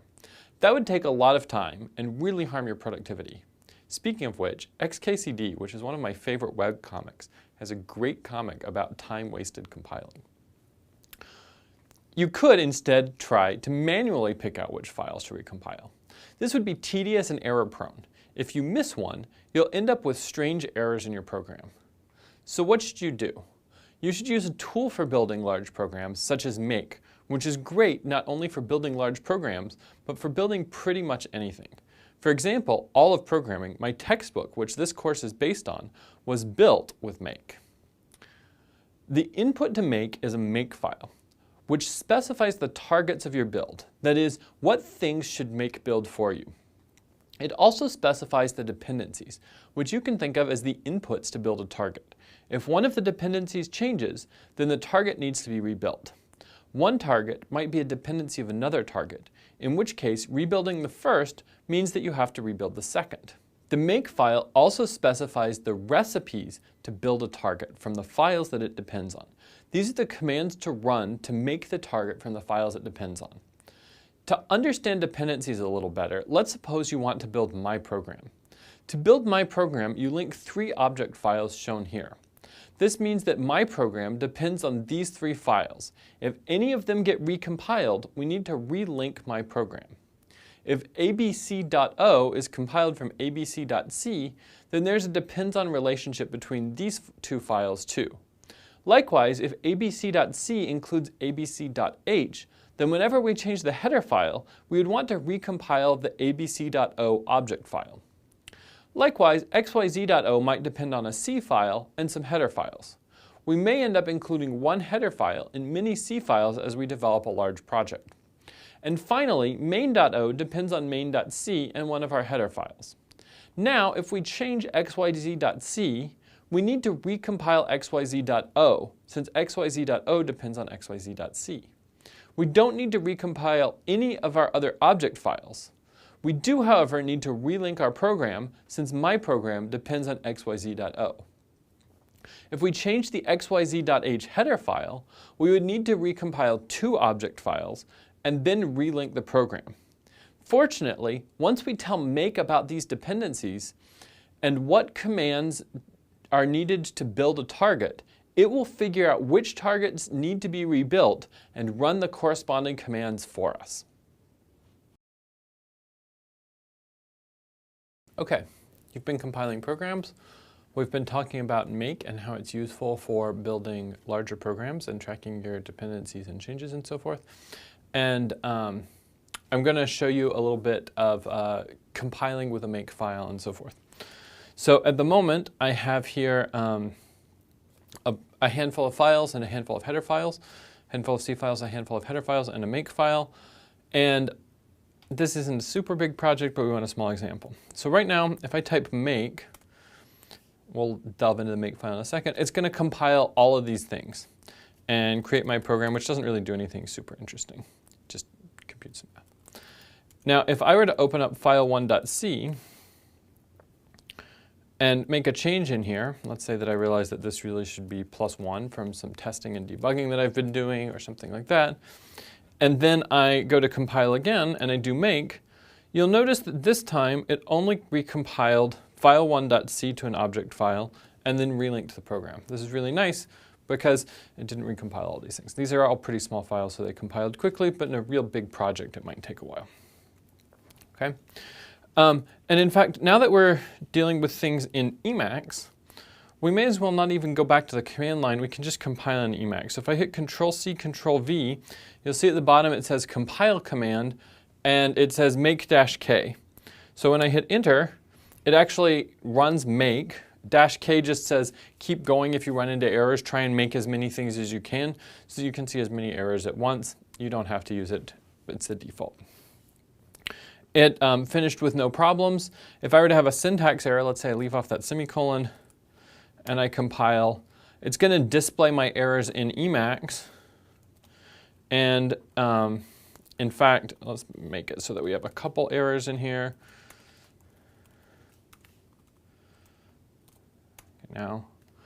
Now if I go to these errors, it will jump to wherever in the code that error is coming from. So this is on that line. This error message is coming from the make file. It's just telling me it failed to make that thing. This is on that line of code. So this works really nicely. We can just stay in Emacs, move around, and see our errors. In your readings, you'll learn about the details of how to make the make file, starting with a very simple make file and building up to sort of a nice featureful make file that's flexible and lets you add more and more files. But this is how we can use those. In this environment, we just create a file called makefile with whatever we need in there, and then we go from there. Next, you're going to learn about testing and debugging. While these two ideas often go together, they are distinct tasks. Testing is the process of finding bugs in your code. Your goal is to discover inputs to the program for which it does not behave correctly. Once a program has failed one or more test cases, you want to debug it. Debugging is the process of fixing bugs in the program. So what makes a good test case? Many people find this counterintuitive, but a good test case is one that the program fails. Does that seem surprising? Why would we say that a test case is good if a program fails it? Well, remember that the goal of testing is to find the bugs in the program. If your program fails a test case, you've found a bug. Another way to think about why hard test cases are good test cases is to think about exams where you test students instead of test cases for programs. Suppose I had a group of students and I wanted to test their programming skills, maybe to determine who to hire to work on a project with me, or to say if they are ready to go write real software to run important systems. Would this be a good test question? Everyone would get it right, so the students would be happy. But did it really tell me anything about their programming skills? This question gives me no information about whether students actually can program or not. Likewise, if your test case is so easy that it won't identify problems in code that can't do what it is supposed to, it isn't terribly useful in figuring out if your program is right. So when you are testing, you want to come up with difficult test cases. This is often psychologically difficult because you want your code to work.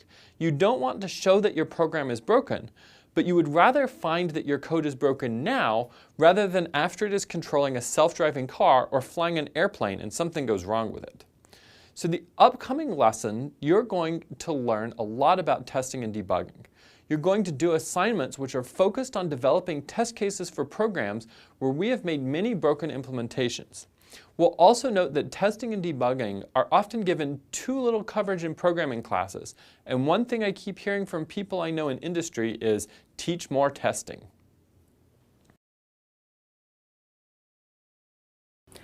As we talk about testing, let's take a moment to look back at the 7 steps. Recall that testing is step 6, after you have devised your algorithm and translated it into code. At this point, many programmers, even experienced programmers are eager to finish the problem. Sometimes this eagerness leads programmers to give testing much less emphasis than it requires, writing only a few test cases and saying their code works. However, testing code is really important and should not be given such cursory treatment. Let's look back to early steps for a second. In step 1, you already worked through instances of the problem by hand. This means that you came up with the right output for particular inputs. We could use these inputs and outputs as test cases, especially as we have worked out the correct answer to compare to. In fact, if we take this approach, we might apply the ideas of black box testing, coming up with test cases for what we think will be difficult at step 1. That is, we might think up difficult cases for the problem before we even begin, and use those in step 1. Why would we want to do this? Not only does it set us up to have a nice set of test cases when we get to step 6, but the earlier we think through these difficult cases, the less we have to change later. If we get them all right the first time, that is best. This idea of writing test cases first actually has a name, test-driven development, and is used in industry. This process meshes naturally with the 7-step method, as developing those test cases works well for step 1. We will have you use this idea for some assignments as we progress through this course, writing test cases first, then beginning to develop your code. Testing is great. You're going to test your code like crazy and write lots of hard test cases so you can identify problems with your code. But testing has its limitations. For one thing, you can never write enough test cases to guarantee that your code is correct. Even if you write 1,000,000 test cases, which are all really clever and difficult, there might be that 1,000,001st test case that your code would fail. Also, testing will only tell you if your code has the right functional behavior, if it produces the right output. It won't tell you if you wrote readable code, used good variable names, wrote appropriate documentation, or a variety of other stylistic concerns. These may not sound so important now as you focus on trying to get your code to work, but when you are working on large projects with many team members that last for months or years, these concerns become very important. So another way that you can help ensure high code quality is a code review. Sit down with a colleague. In a work environment, this would be someone on your team. Go through your code with them line by line. Explain what each line does and why it does that. You might even draw a diagram of the execution of your code as you go to make sure you are both on exactly the same page about what is happening in your code. As you do this, your colleague asks you questions and identifies potential problems.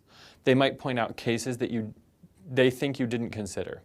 If you think you did consider them, you can have a discussion about how your code handles that case and how you can make that clearer to future readers of the code.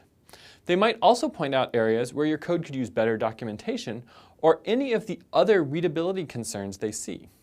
And of course, they might see other potential problems, ranging from security vulnerabilities to poorly phrased messages printed to the user. A code review can take a variety of forms, not just the one we talked about. It may be that the case that your colleague reviews your code without you there to explain it. In fact, in many companies, someone must peer review your code before it gets pushed to certain branches like master of the Git repository. This ensures that certain quality guidelines are met with all code that is integrated into the main branch of development. The review could even happen while the code is being written, as happens in pair programming.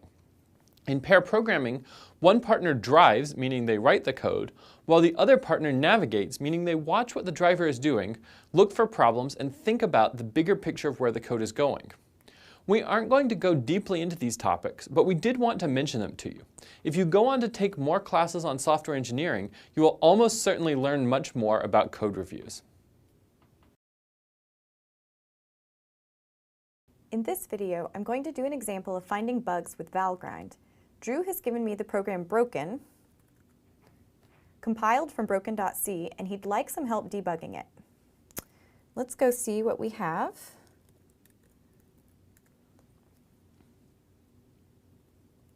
Let's see, in this program, we have a function quadratic that the comment tells me computes a times x squared plus b times x plus c. It takes 4 parameters, a, b, c, and x. Then it computes a total. Later in main,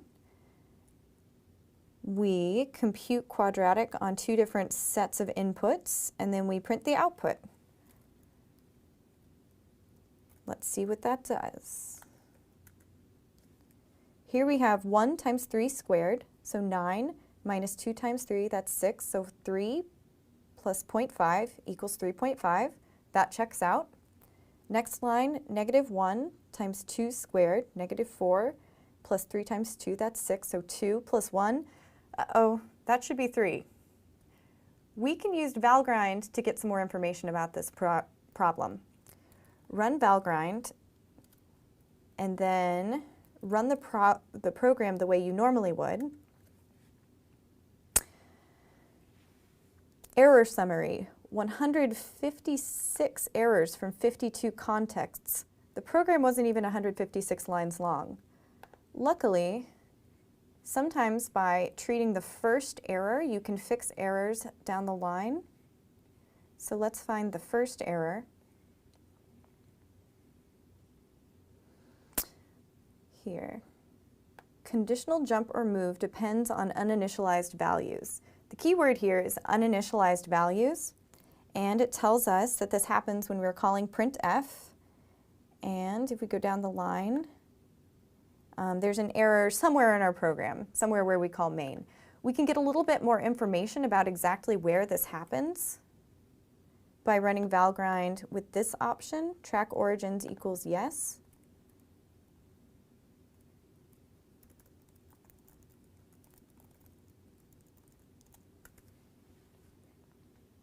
And now let's return to our first error.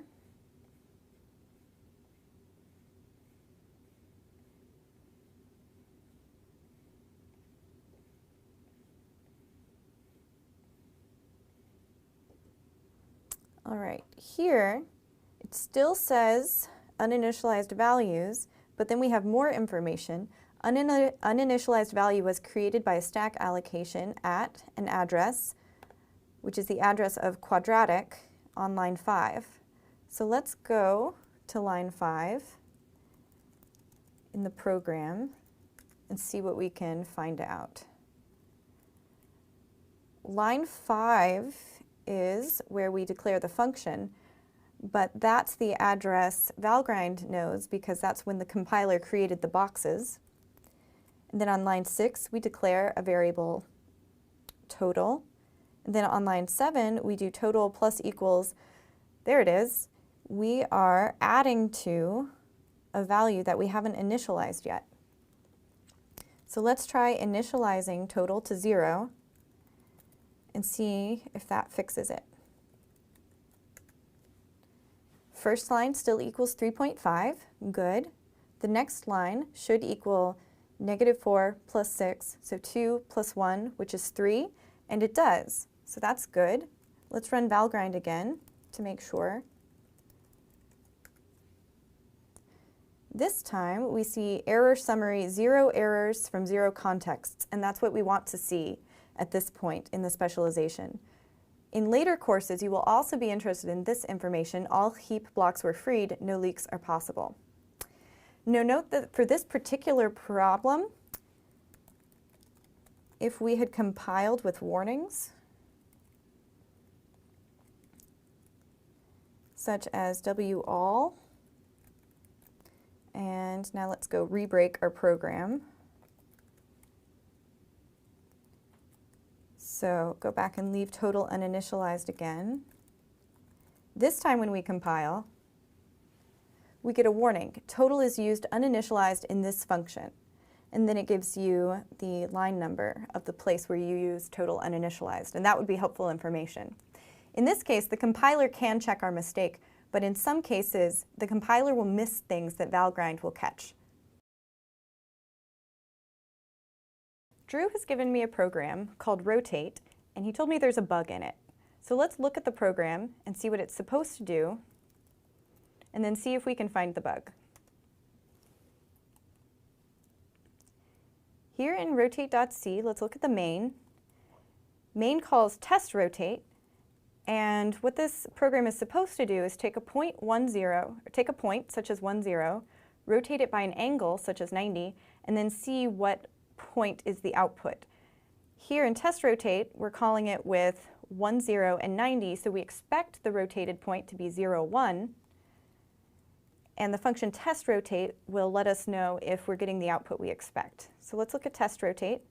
It takes an x and y value, a number of degrees to rotate it by, and then compares it to the expected value. Here we have two assert statements. This one that compares the x value to what's expected, and this one that compares the y value to what's expected. And this function calls rotate with a point and a number of degrees. So let's look at this function rotate. Here it does the work of the rotation by calling these trig functions cosine and sine that are included in the header math.h. So let's run this program and see what the bug might be. Rotating 1, 0 by 90 degrees, that was our first test case. Assertion failed, and the assertion that failed concerns the y values. So we're having trouble transforming the y value to get the one we expect. Back in Emacs, we can run the debugger to see what the values are in this program as it runs, and see if we can find where it's doing something we don't expect. So I'll do meta x gdb, run it default, and once you start the program, it'll stop just after it enters main. And in this program, there's probably no problem in main. We're just calling test rotate. In test rotate, the work is really being done by the function rotate, and we can see that 2 lines later, this assert here is what's failing. So somewhere in this function rotate, we're probably doing something we don't expect. So one way to investigate that is to set a breakpoint just inside the function rotate. You can also set a breakpoint at a line number, but here I know which function I want to look at. And then I'll continue running.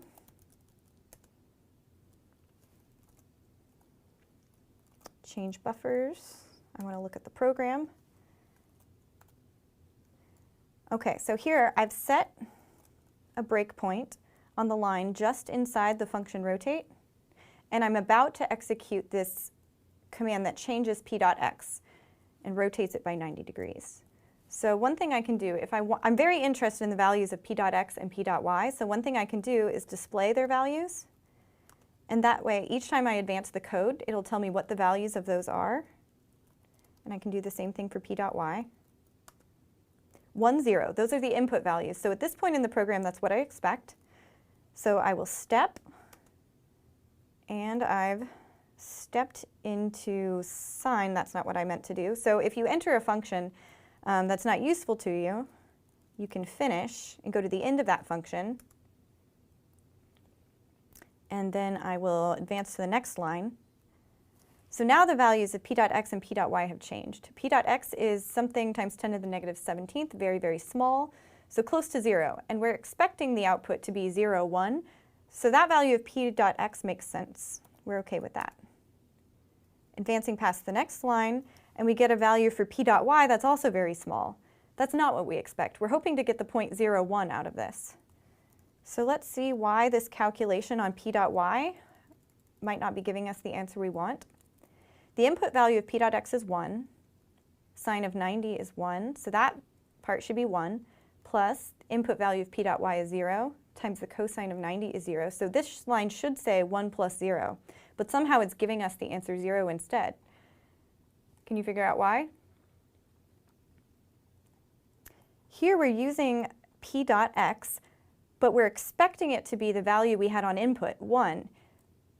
However, we've changed its value on the previous line. So how can we change that? We'd like to preserve the input values of x and y. And one way to do this is to create a new point t called answer, and then we will instead assign values to the answers x and y, and then we will return our answer. So let's save that and compile. And then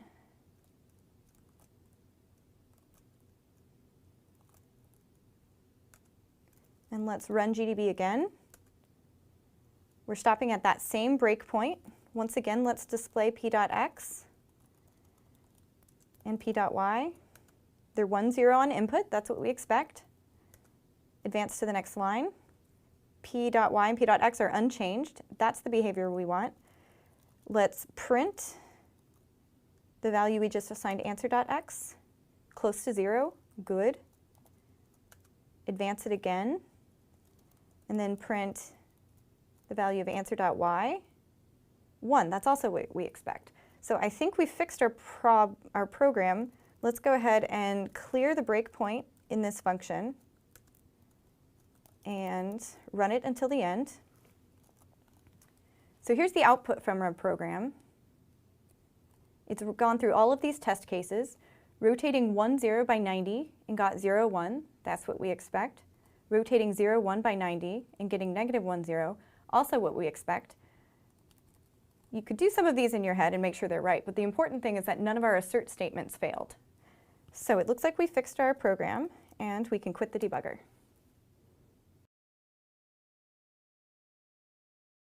Hi, I'm Nisarg Dabi, and I'm a master's student in the Electrical and Computer Engineering department at Duke University. My advice to programmers is to keep a level head and not get discouraged. Programming is a brand new skill, and it's not very easy to a certain right way. So I would encourage you to just keep going and stay motivated. My favorite programming project was building a scientific calculator.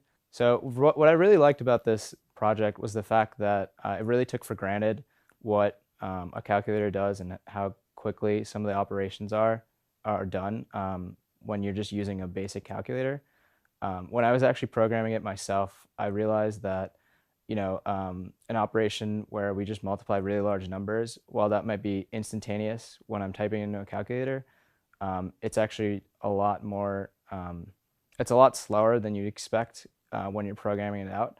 So what I really enjoyed was just being able to figure out how exactly to speed up that computation, and that took a lot of algorithm work and just problem solving in general.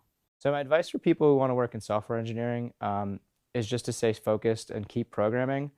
A lot of companies really like when you take your own initiative to build your own projects, because that shows that you put in the effort to build things on your own and you really understood something completely in order to get it to work.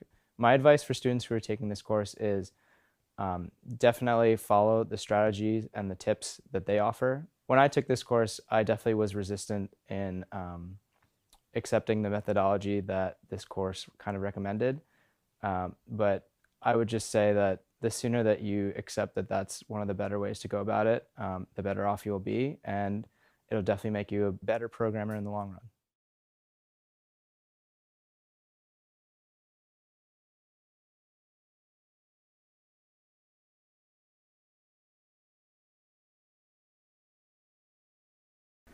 And here's the flop.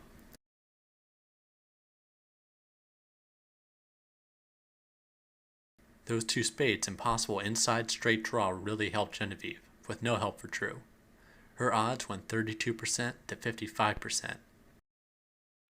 Drew has bet, and Genevieve called. Here's the turn. The king of spades. Drew now has 3 kings, and Genevieve has a straight.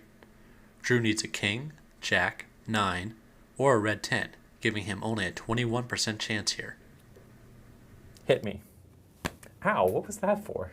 The peanut butter and jelly video. And besides, this is poker, not blackjack. Are you betting or checking? I really wish I could see those probabilities that they put over there in the corner of the screen. Well, that would take all the fun out of the game, wouldn't it? Yeah, probably. But hey, you know what would make a great project for our Coursera learners? It better not be teaching you to play poker. No. They could write a program that reads in a description of the poker hands and does a Monte Carlo simulation to determine the odds of each hand winning. Genevieve and I are playing poker, and you all can see the odds of each of us winning the hand based on what cards we each have. How does this get calculated? When there is only one unknown card, you could pretty reasonably work it out by hand. But if there were many unknown cards, it could get complicated quickly. Wouldn't it be great to write a program that could figure this out for us? That's what you are going to do with part of the project at the end of each course. To do this, we'll need to describe the hands in a way that is easy for the computer to work with.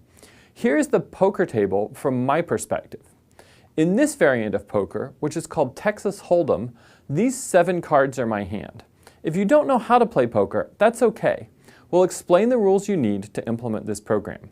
When all the cards are played, I'll pick the best 5 of my 7 cards and say what poker hand they make. At the moment, I have 3 kings.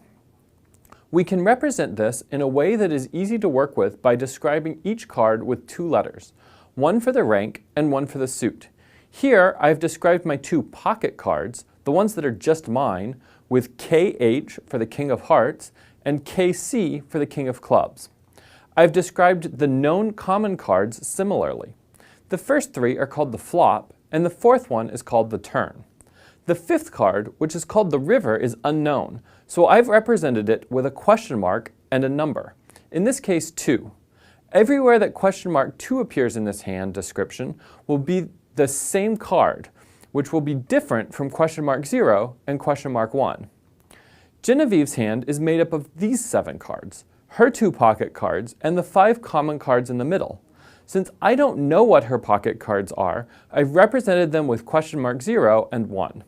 She also has the same description of the flop and turn, since we share those, and also has question mark 2 for the river, since we will share that card once it's dealt. You'll learn how to read input from files, as well as how to dynamically allocate the memory to hold any number of hands that your program is working with in Course 4. Until then, we'll provide some compiled object files that will read the input for you. We can use this idea to describe other situations. Here are our hands before the flop is dealt. I know my 2 pocket cards, but no others. Question mark 2 through 6 represent the common cards, which are as yet unknown, but will be the same in both hands. However, for the spectators and announcers, all the pocket cards are known. Having more information gives you a different calculation of the probabilities of the hands. Genevieve's hand is actually really good, so her odds of winning are better given what her hand actually is than if we assume it is a random hand. Our input representation is flexible enough that we can represent many other common poker variations. For example, 7-card stud has no shared cards, and some that are dealt face down and some dealt face up. So that's how we'll describe the situation in a poker hand. But how will you actually go about calculating the odds? You could make your program consider every possible combination of cards. If you have 4 known cards and 5 unknown cards, as would be the case if we can see 2 players' hands and have 5 cards yet to deal, you end up with about 205 million combinations. That's not so bad as computers go. We could do it in a matter of minutes, but we'd like to be faster than that. Could we work out the formulas for every case based on the principles of probability and combinatorics? Maybe, but that would be a lot of work, especially given how many cases there are and how much these depend on what other cards each other player has. Instead, what we are going to do is a Monte Carlo simulation. So what is a Monte Carlo simulation? You will draw a large number of random hands for the unknown cards and see who wins, and count up how many times each of the players wins the hand, and use those numbers as estimates for the probability of each player winning. If you do this for a large enough number of random draws, your answer will be very accurate. 100,000 random draws is pretty fast and gives estimates that are quite good. The idea of Monte Carlo simulation is not just limited to poker or card games, but is a broadly applicable technique whenever determining the exact answer is incredibly complicated or computationally difficult. Let's head back to our poker game and see how it finishes. And here's the river. 10 of spades. Wow. Genevieve drew the straight flush, but Drew probably thinks his hand is good with a full house. All in. Call. Full house. Straight. Flush. And Genevieve wins the $25 million pot. What a game. Did I say million? I meant 25. Since this project spans multiple courses, we are going to give you the roadmap for the whole project now so you can see where things are going. In this course, you're going to work on some code related to struct card T, which you will use to represent cards. You'll write some functions that print cards, create cards from either their letter pairs or an integer, and use assert to check if a card is valid. In course 3, you will write some functions that work with a deck of cards. For example, you'll write a function that randomly shuffles the deck, which will be useful for the Monte Carlo simulation since you need to draw many random hands.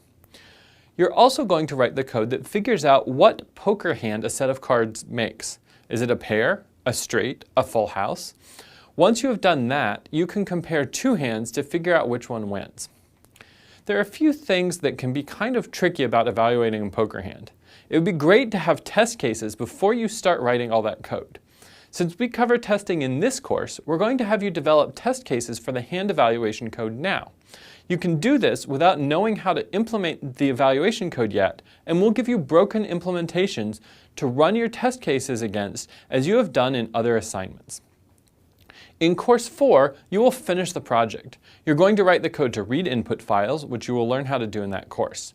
You'll also handle unknown cards, which we represent as $0, $1, etc.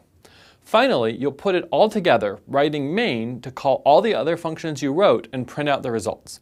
This project will bring together most of the major concepts from the entire specialization and give you a chance to showcase your newly learned programming skills. Hello, and welcome to Pointers, Arrays, and Recursion, the third course in our specialization, Introduction to Programming in C. From the first two courses, you've gotten the basics of developing algorithms, C programming, and the tools you need to compile and run your program.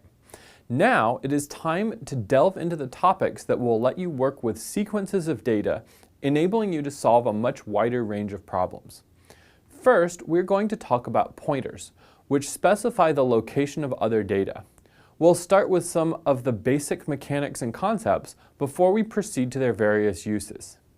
One important use of pointers is arrays, which represent sequences of data. Remember our closest point algorithm from course 1? Once you've learned about arrays, you'll be ready to translate this algorithm into code. Of course, you'll also be able to use arrays to solve a wide variety of other problems. After you master arrays, you'll learn about strings. You've used some string literals, but we haven't delved deeply into the details of manipulating or computing on strings. Strings are basically arrays of characters, so you'll be ready to learn all about them at this point. You'll also learn about multidimensional arrays. Two-dimensional arrays, for example, allow you to represent matrices of data, and you'll be able to work with arrays of higher dimensions if you have problems that call for it. We'll wrap this course up by talking about recursion. Recursion is another way to think about problems, where you express the solution to a complex instance of the problem in terms of the solution to a simpler instance of the same problem. There are many problems that lend themselves naturally to recursive solutions, so we want to be sure you have this in your programming skill set. So, let's delve right in. To help you see the power of pointers, we are going to show you a piece of code that is broken without pointers. After we introduce the mechanics of pointers, we will revisit this code and see how it can work correctly with pointers. In this example, a misguided C programmer has attempted to write a function to swap two values, which you can see at the top of the example. What does this function actually do? You could figure that out on your own, since there is nothing new going on here, but let's see it explicitly. As always, we start at the beginning of main. We declare A and initialize it to 3, and then we declare B and initialize it to 4. Next, we're going to call swap, passing in A and B as parameters. We make a frame for swap, pass 3 for its parameter x, and pass 4 for its parameter y. We note that we will return to this line of code when swap returns, and move the execution arrow into swap, right before the first line of code. All of this is just the rules for calling a function that you have learned since course 1. Next, we declare temp and initialize it to x, which is 3. We then assign x equals y, so we set the value of x to 4. Last, we assign y equals temp, so we set the value of y to 3. Now we're at the end of swap, so we are ready to return. We will return to the place we called it in main, which we have noted in the frame, and destroy swap's frame. Again, there is nothing new here. These are just the rules for functions returning that you learned in course 1. Then we print out that A is 3 and B is 4, and then the program exits. Now, notice that A and B both started out as 3 and 4 respectively, and ended up with those same values. The swap function did not really do anything to them. This result makes sense given the rules of C. The swap function was only able to operate on the copies of its own frame. It could not affect the values in main's frame. So what are pointers going to let us do differently? We'll have variables which will give us the location of other data, even if it is in a different frame. We can then affect that data through the pointer. This is just one use of pointers. We will see others once we have developed the basics. In this video, we're going to step through some code that uses pointers to show you how to best draw diagrams to understand what is happening in a line-by-line fashion. The first line of code declares a variable x and gives it an initial value of 3. The next line of code declares a variable p that is of type integer pointer. It does not yet initialize it, so in the beginning we have a box, but we don't yet know what's in the value. But we do know that the box is called p. The next line of code will initialize the value of p to have the value of the address of x. When you see an assignment like this, it's important to begin by looking at the left side first and then look at the right side. Looking at the left side, we can see that the value is going to be placed into the variable p.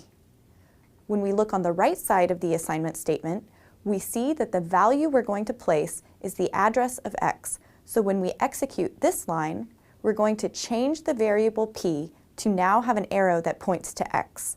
On the next line, on the left side, we see the value that p points to, which is actually the variable x. We're going to set that to have the value on the right side, which is 4.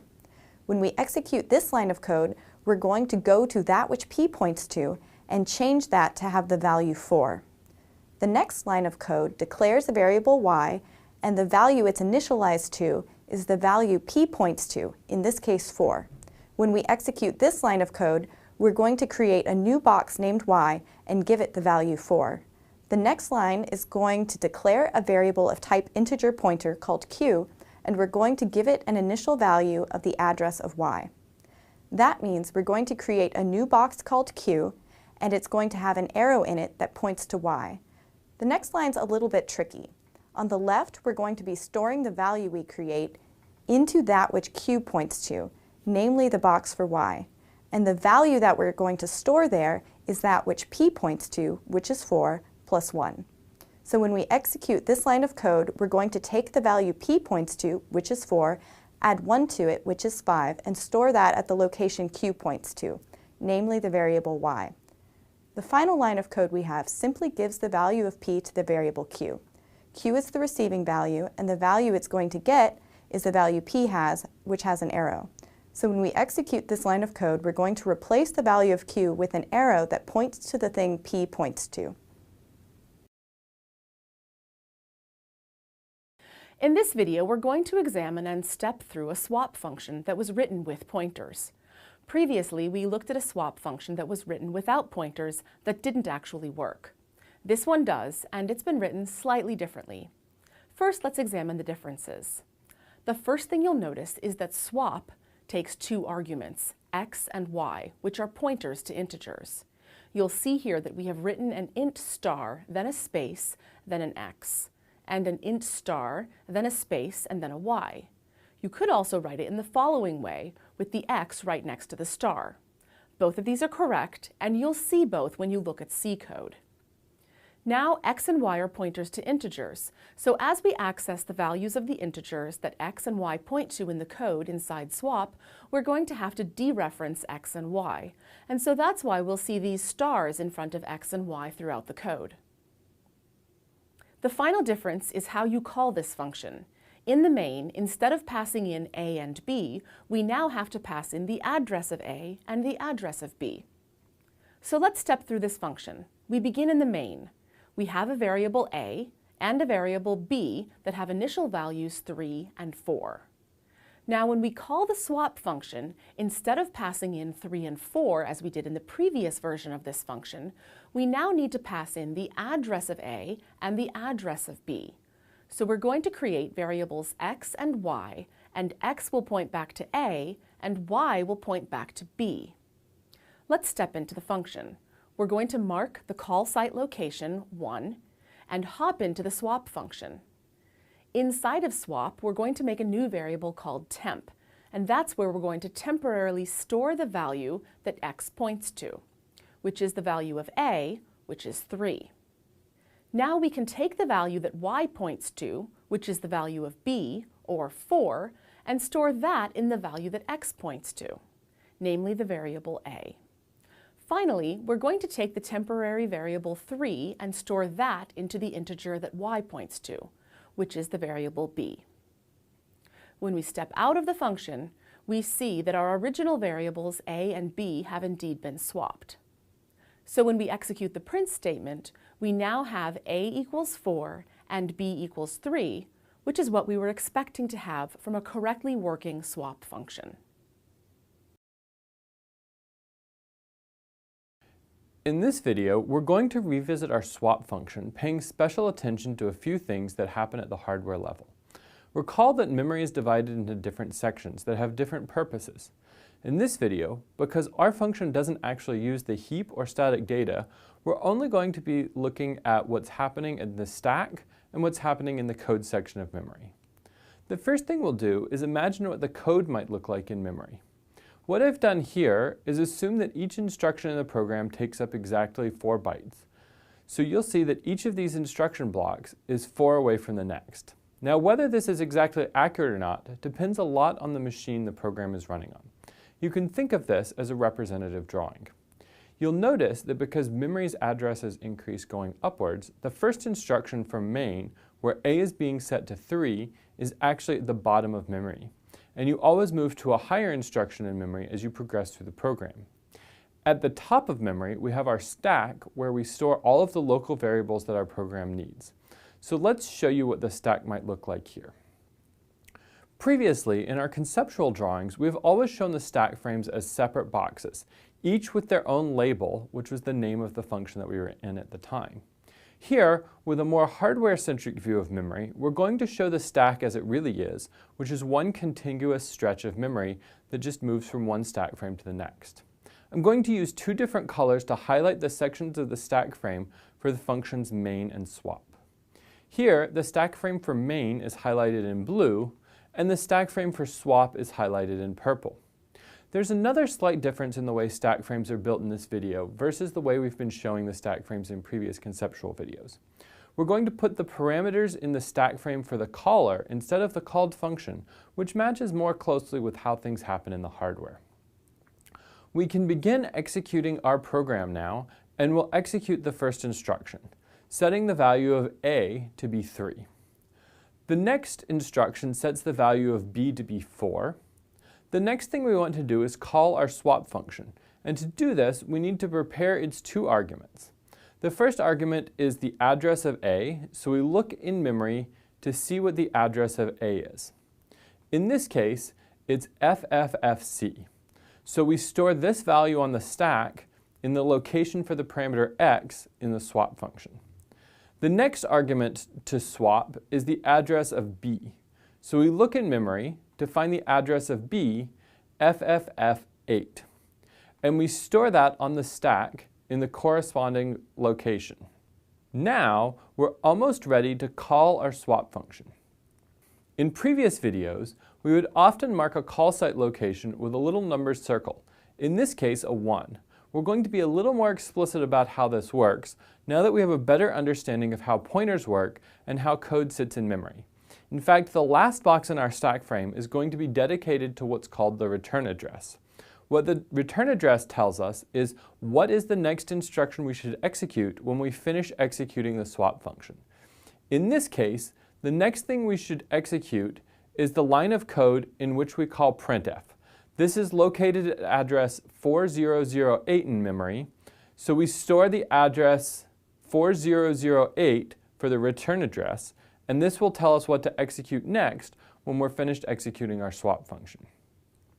Now, we can go in and execute our swap function. Recall that the swap function now has its own stack frame, shown here as a purple box, that holds only one variable. The first line of code is going to take the thing that x points to and store that in the variable temp. If we look at x on the stack, we can see it has the value FFFC, which is pointing to the value 3 in memory, which is the variable a. So we're going to take 3 and store it in our temp variable. The next instruction is a little more complicated. We need to figure out both the L value and the R value of this assignment. On the left, we have the thing that X is pointing to. So once again, let's go see what X is, the address FFFC. It's pointing to the box with the address FFFC, and this is the box whose value will be changed when we execute the assignment statement. Now let's take a look at the R value, the thing that Y is pointing to. Y is FFF8, and it's pointing to a box with 4 in it. So what we're going to do is take the value 4 and store it in the box with the address FFFC, namely the variable a. And now our final line of code will finish up the swap function for us. In this case, the L value is that which Y is pointing to. So if we look at Y, it has value FFF8. So we're going to change the box whose address is FFF8, namely the box B. What value do we store into this box? The value of temp, which is 3. So we store 3 into the box with address FFF8. Now we've completed the entire swap function. At this point, we no longer need our stack frame for swap. So now, the only stack frame we have is the blue stack frame for main. At the bottom of this stack frame, we have a pointer that tells us the next line of code we should execute after returning from the swap function. So we're going to do exactly that. We're going to move our execution arrow to the code that has address 4008, and now we would execute the rest of the code for the rest of main. In this video, we're going to look at an example of a function that sums the elements of an array and uses pointer manipulation to access those elements. As always, we begin in main. The first thing we're going to do is declare and initialize an array of 4 elements. We put them in main's frame with 4 boxes, one that holds 4, one that holds 6, one that holds 8, and one that holds 3. Now we call the function SumArray, passing in data, which is a pointer to that array, and 4 as the number of elements. Inside SumArray, we declare a variable answer, which equals 0, and an int star pointer, which points at the same place as the array parameter passed in. Notice we have 3 arrows, all pointing at the beginning of this array. Now we're going to begin a for loop. We go inside that and have I equals 0. We're going to say answer plus equals star pointer. Star pointer is the box pointed to by pointer, which is this int here, 4. So we're going to do 0 plus 4 is 4, and change answer to be 4. Now we're going to increment pointer, doing a little bit of pointer arithmetic, which is going to make pointer point at the next box in the array, 1 int later. We go around our for loop again, I is now 1, and we go inside. Star pointer is now the box with 6 in it, so answer is 4 plus 6, which is 10.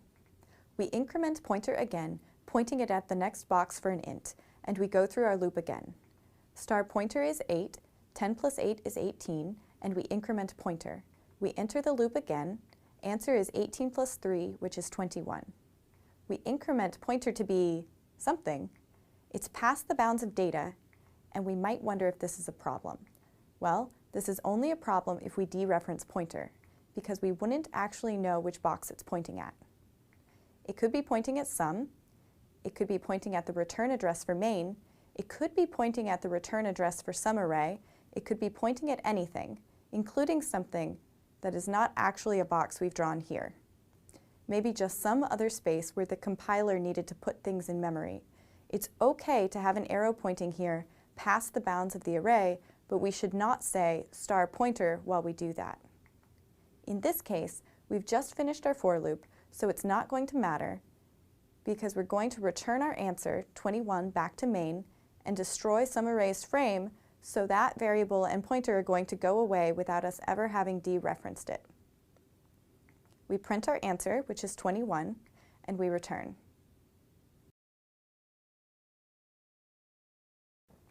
In this video, we're going to look at another example of a function that sums the elements of an array. In the previous video, we used pointer arithmetic to access the array elements. However, in this video, we're going to use indexing instead of an explicit pointer. We begin in much the same way, declaring and initializing the array data, and calling the SumArray function. We pass in data, which points at the first element of the array, and 4 as the number of elements. We declare and initialize answer to 0, and we begin a for loop. I is 0, and we are going to take answer plus equals array at I. That is, array square bracket 0, which would be the first element of array. So we add 4 to answer, just like we did in the previous video. We go around the loop another time, incrementing I, so it is now 1. Then we're going to do answer plus equals array at I, which is the box with 6. So answer is 4 plus 6, which is 10. We go around the loop again, incrementing I to 2. Array square bracket I is array at 2, which is the box with 8. So we add 8 to answer for 18. We go around the loop one more time. Array square bracket I is the box with 3, so we add 3 to answer. Incrementing I again, we see we are finished with our loop. Then we return our answer, 21, back to main and destroy SumArray's frame, so the parameters and variables in it are going to go away. We print our answer, which is 21, and we return.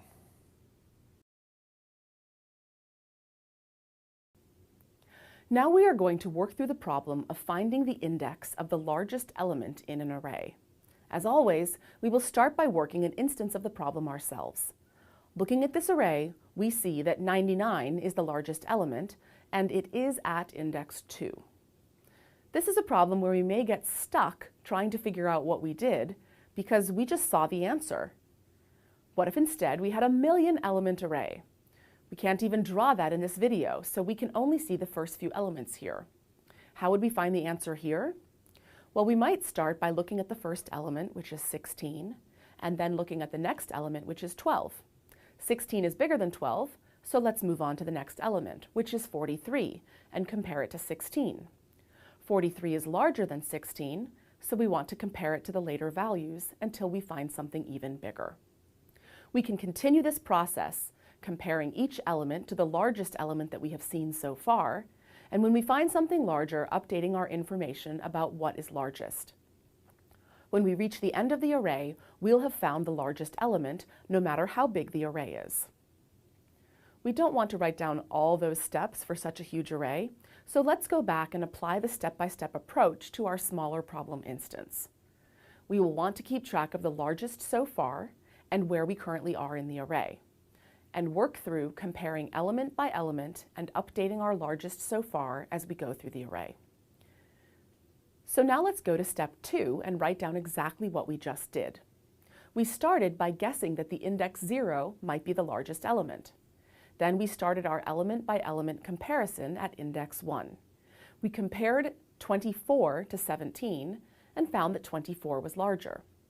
So we updated our guess for the largest element to 24, found at index 1. Then we compared 99 to 24.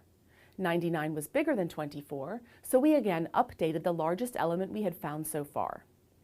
Next, we compared 3 to 99. 3 is smaller than 99, so there was no need to update the largest element. There were no more elements in the array, so we gave 2 as our final answer. Next, we need to generalize these steps. Why is this 0? We are always going to start at index 0, no matter what array we are using. However, we should think about the possibility that we might have an empty array. This is our current guess for the largest index. We will call it largest index. Next, we might think about why this number is 24, and why this number is 99, and this one is 3. The answer to these questions is that these were elements 1, 2, and 3 of the array. We can generalize this algorithm by replacing those specific numbers with their locations in the array. Next, we should think about why we are comparing the numbers in the array to the numbers 17, 24, and 99 respectively. These numbers also come from data in the array at elements 0, 1, and 2. So we can make the algorithm a bit more general like this. But in doing so, we have introduced another set of specific numbers that we need to think about. Why are these indices 0, 1, and 2? Our first guess might be that we are counting, but are we really counting? We have to be a little bit careful here. To see why, let's go back to our larger, more complicated example. In this example, we first compared element 1 to element 0. Then we compared element 2 to element 0. Here, we found that element 2 was larger, so we updated largest index, and then we compared element 3 to element 2. The index of the second item in our comparison is not counting, since we used 0, then 0 again, then 2. Next, we compare element 4 to element 2, and then 5 to 2, at which point we once again update our largest index. We now compare elements 6, 7, and 8 to element 5, and then once again find a new larger item at element 8. At this point, I've figured out what the pattern is. Think about it for a moment and see if you know what we are doing. The pattern is that we are always comparing the current element with the array largest index, so we can update our algorithm to reflect this understanding. These steps are looking pretty repetitive. The only thing that does not repeat exactly is that sometimes we update the largest index and sometimes we do not. We need to figure out under what conditions we update largest index. We are doing this when the current element is larger than the largest element we have seen so far. With that in mind, we can make these steps completely repetitive, so that we can then express this repetition in terms of counting. We won't always give an answer of 2, so we should think for a moment as to where this value came from, and realize that it was the value of largest index in our example. Now our algorithm says to give largest index as the answer in the general case. This algorithm is pretty general, but we might think about one corner case. What if there are no elements in the array? We would need to handle that case and give back an answer that indicates no valid answer. We will choose -1 as our answer, since it is not a valid index in an array. Next, we would want to test this algorithm. We'll leave that up to you. Try it out on a few inputs and convince yourself that it is correct before we proceed to step 5. Here, we've declared our function, findLargestIndex, and written our algorithm as comments inside the code. The first line describes 2 steps, but they should be quite familiar now. An if statement with a return statement inside of it. Next, we declare and initialize largest index. Then we have a for loop to count with, and an if statement to compare array elements to each other. If the condition is true, we update largest index to be I. And at the very end, we return largest index. And we're done.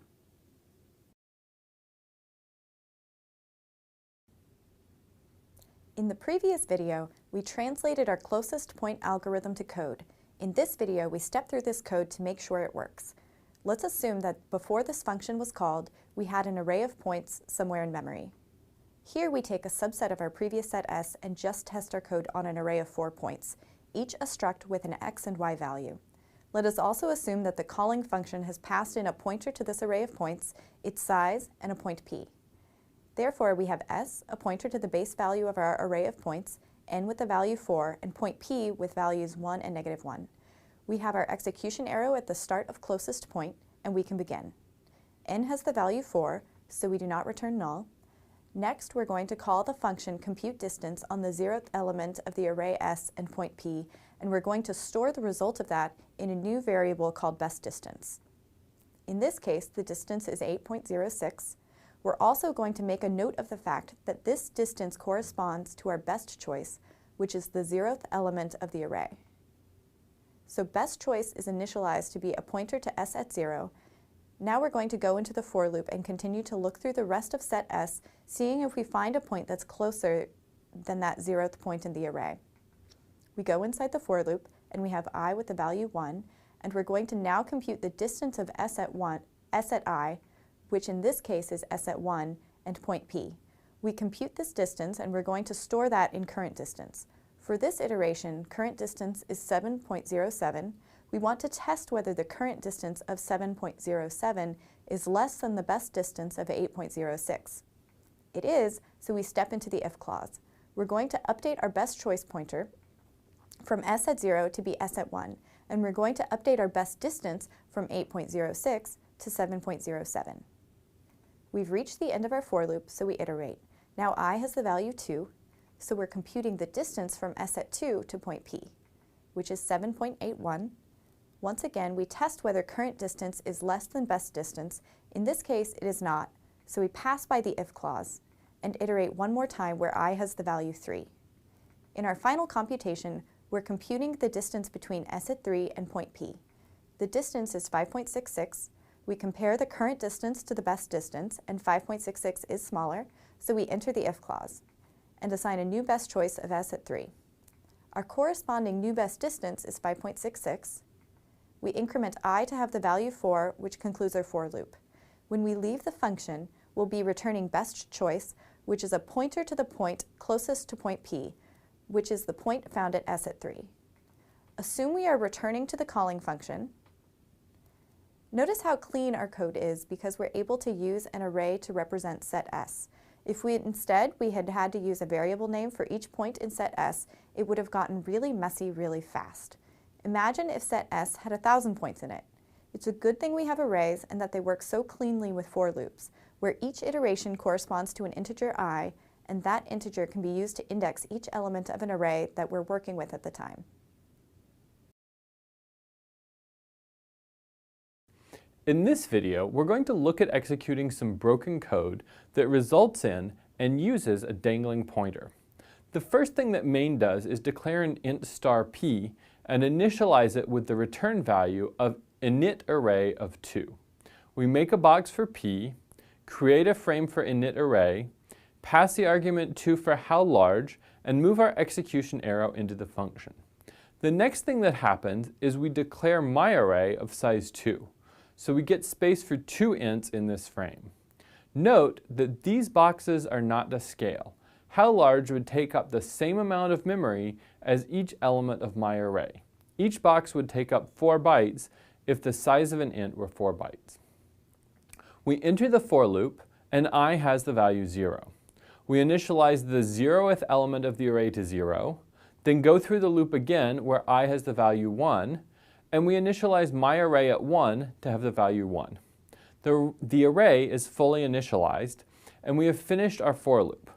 Now we've reached the line return my array.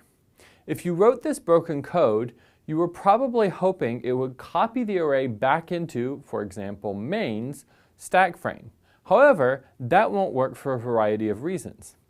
In main, we've only asked for space to hold a pointer to an int, and not some array of arbitrary size. If we wanted an array in main's frame, we would have had to declare an array there and specify its size.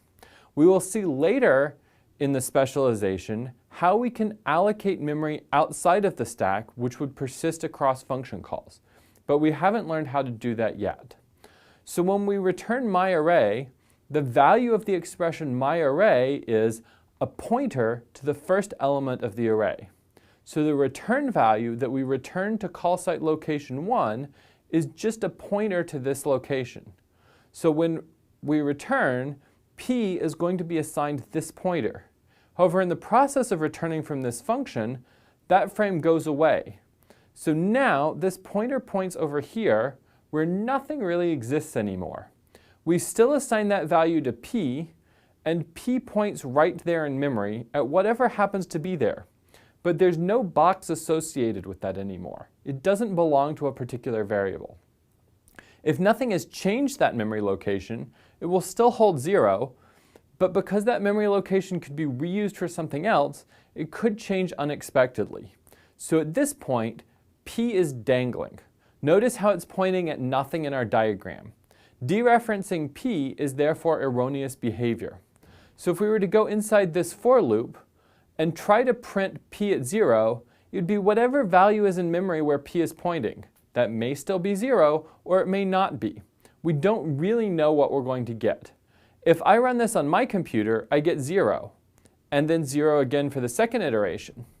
The first time, presumably it gets 0 left over from my array, but when it calls printf, printf's frame goes right here overwriting this space. So it's going to destroy the value 1 that was in the box previously here, and this is going to read some value that happened to be in printf's frame from the previous call.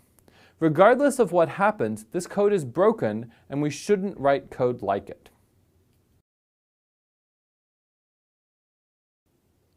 We would like to write a function which can compare two strings to see if they have the same contents.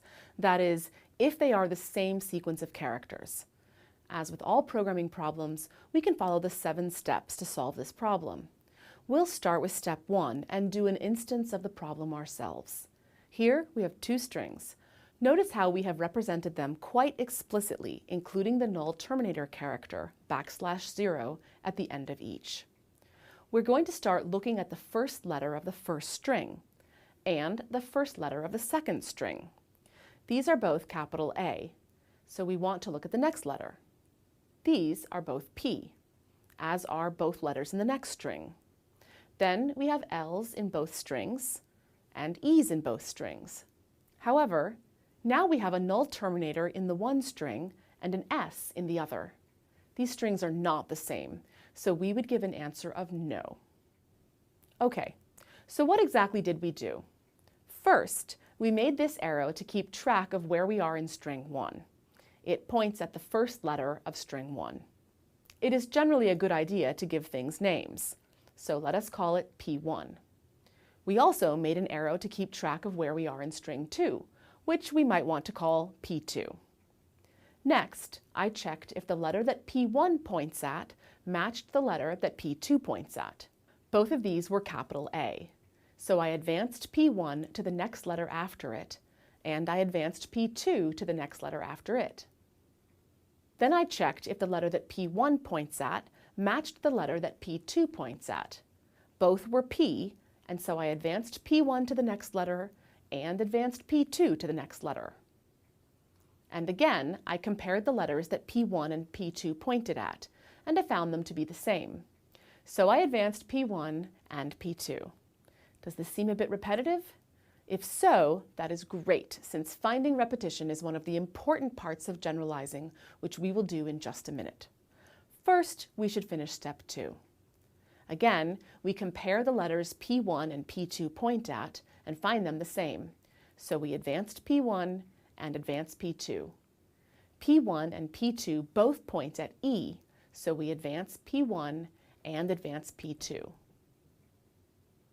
However, now the letters that P1 and P2 point at are different. One is a null terminator and the other is S. So at this point, we decide that our answer is no. These strings are not the same. Here are all the steps that we just did. So now we should generalize them to work on any 2 strings. These first 2 steps are initialization that we will always do. No matter what 2 strings we want to compare, we always want to set up P1 and P2 to point at their first letters. As we noted earlier, these next steps are quite repetitive. We keep checking if the 2 letters are the same and advancing P1 and P2. When do we stop repeating these steps? When the letters that P1 and P2 point at are different. With that observation in mind, we have rewritten our steps to be a bit more general. Here we have expressed these steps as repetition that we do as long as P1 and P2 point at the same letter. These steps are pretty general. We expressed the similar steps as repetition, and we aren't using any values particular to the problem. However, we are missing something very important. Can you spot any warning signs that something is wrong with our algorithm?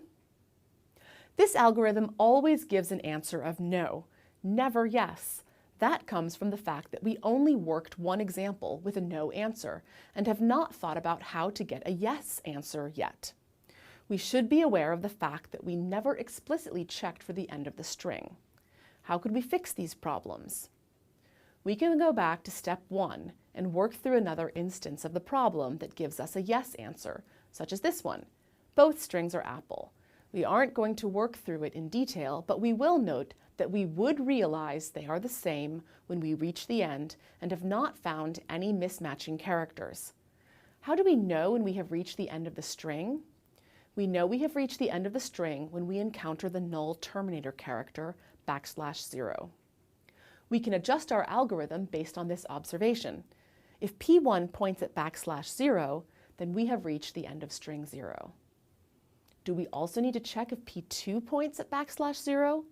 It would not hurt anything, but we just checked if P1 and P2 point at the same letter. So if P1 points at \0, then P2 must also point at \0 here. Notice that our algorithm now explicitly checks for the end of the string, which was the other warning sign we worried about. Next, you would want to test this out. We're going to elide that step in this video, but we encourage you to try it out and convince yourself that it is right. Now, let's translate this algorithm into code. As usual, we start with the declaration of the function. This function is called string equal, and it takes 2 const char stars. Why do we have const in the parameter types? Because we want to promise that this function does not modify the strings passed in. This function returns an int, which will be 0 for no and 1 for yes. The first step says that we made an arrow pointing at the first letter of string 1. This line turns into a variable declaration.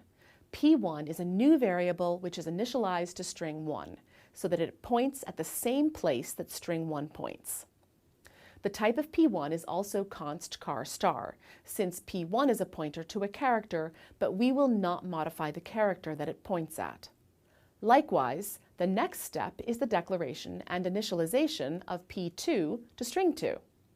Next, we want to repeat some steps as long as a condition is true. Repeating something as long as a condition true translates into a while loop. For the condition inside the while loop, we need to test if the letter P1 points at is the same as the letter that P2 points at. We want star P1 equals star P2. Next, we want to check if P1 points at the null terminator. So we have an if statement whose then clause will give a yes answer, which would be return 1.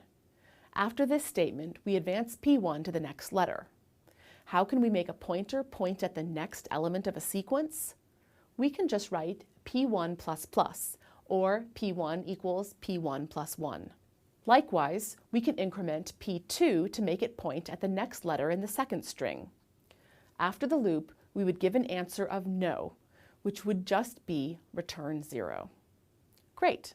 Now we have written code to compare 2 strings and see if they are equal. We should then test this code and see if it works correctly. In this video, we're going to write a function that copies a string from one place, the source, to another place, the destination. Because we don't want to risk writing past the bounds of the destination, we're also going to specify to our function how much space it has and stop writing if we go past that amount of space. In working an example for ourselves, we're going to take the string cat and copy it to this 4-element array, which is currently uninitialized. We don't actually know what's there, and our function doesn't care. So to do this, I'm going to start copying, letter by letter, C-A-T, null terminator, into the destination. Now I'm going to perform step 2 and write down exactly what I just did. I made an arrow, which I'll call P1 so I can refer to it more concretely, and set it pointing at the first letter of dest. Then I made another arrow, which I'll call P2, and set it pointing at the first letter of source. I wrote a C into the box that P1 pointed at, then I advanced P1 to point at the next letter, and I advanced P2 similarly. I wrote an A into the box that P1 pointed at, then I again advanced P1 and advanced P2.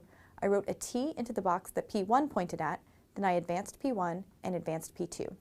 Finally, I wrote a null terminator into the box that P1 pointed at, and then I was done. Now I'm ready to generalize these steps. These first 2 steps always happen. We'll just keep them the same, but I'll rewrite them in the imperative mood. Now all of these next steps look repetitive, and you'll note that I've only boxed C, A, and T and not the null terminator because we want to keep the pattern of writing, advancing P1 and advancing P2, but for the last step, we don't advance. These steps are repetitive, and we're doing almost the same thing, except we're writing a different letter each time. Why did we write capital C the first time, lowercase a the second time, and lowercase t the third? If we go back and think about our example, we'll see that in each case, this was what P2 pointed at. So we can just change each of these statements to I wrote the letter in the box P2 pointed at into the box P1 pointed at. Now all 3 of these groups of steps are the same, we have exactly the same 3 steps, which we've repeated 3 times. These steps are now repetitive, but how do we know when to stop? Are we always going to do this 3 times? Probably not. If we go back to our example, we will see that we stop when we reach the end of the string we're copying. That is, when P2 points at a box with a null terminator in it. So we specify, as long as the letter in the box P2 points at is not the null terminator, then we will do these 3 steps. After we finished this, we wrote a null terminator into the box that P1 pointed at. Since we are always going to want to do this, we can write this simply as a direction. We have finished generalizing our algorithm. Now we should test it. We're going to walk through our algorithm with a different test case. Source is once again cat, but n is only 2, so dest is an array with space for 2 letters. Walking through these steps, we'll make an arrow for P1, make an arrow for P2. As long as the letter in the box P2 points at is not the null terminator, it's C, so it's not, we go inside the repetition. Write the letter in the box P2 points at into the box P1 points at, advance P1, advance P2, then go back and continue repeating these steps. Again, it's not the null terminator, so we write, advance, advance, go back and continue repeating these steps. P2 is again not pointing at the null terminator, so we're going to write the letter in the box P2 points at, which is a T, into the box P1 points at. Unfortunately, P1 has gone past the end of the destination array and is now writing into a box it should not. We have no idea what piece of memory this is or what it belongs to, and we're going to do bad things to our program. It may misbehave in strange ways, a segmentation fault, or who knows what. This means we need to go back and fix our algorithm. Reworking steps 1, 2, and 3 to fix this problem. We're not going to walk through them in this video, but you'll see that we should only do these steps as long as the letter in the box P2 points at is not the null terminator and P1 is not equal to stop, which is going to be a new arrow that we make pointing just past the end of the destination array, that is n letters after dest. Then at the end, we're going to check that P1 is not equal to stop before we write the null terminator into the box P1 points at. In other words, we're going to draw an arrow past the end of the array and stop doing anything if we get there. In the next video, we'll translate these improved steps into code.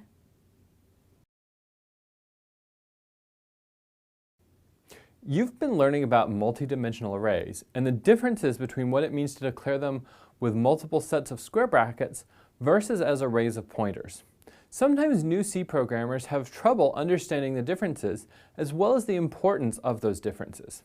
Here, we're going to see some broken code that underscores the incompatibility of these representations and what goes wrong when we try to naively fix it by lying to the compiler without thinking about what we are doing.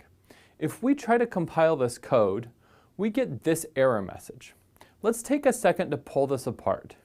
It tells us that we are passing argument 1 of print array, which we do here, from an incompatible pointer type. In particular, it expects an int star star, because that is how array is declared, but we actually passed it an int star 3, that is a multi-dimensional array whose second dimension is 3. Remember that the compiler doesn't need to include the first dimension in the type due to the way that multidimensional arrays are laid out. A naive C programmer might try to fix this code by adding a cast. Anytime you want to cast something, think very carefully about what you're doing.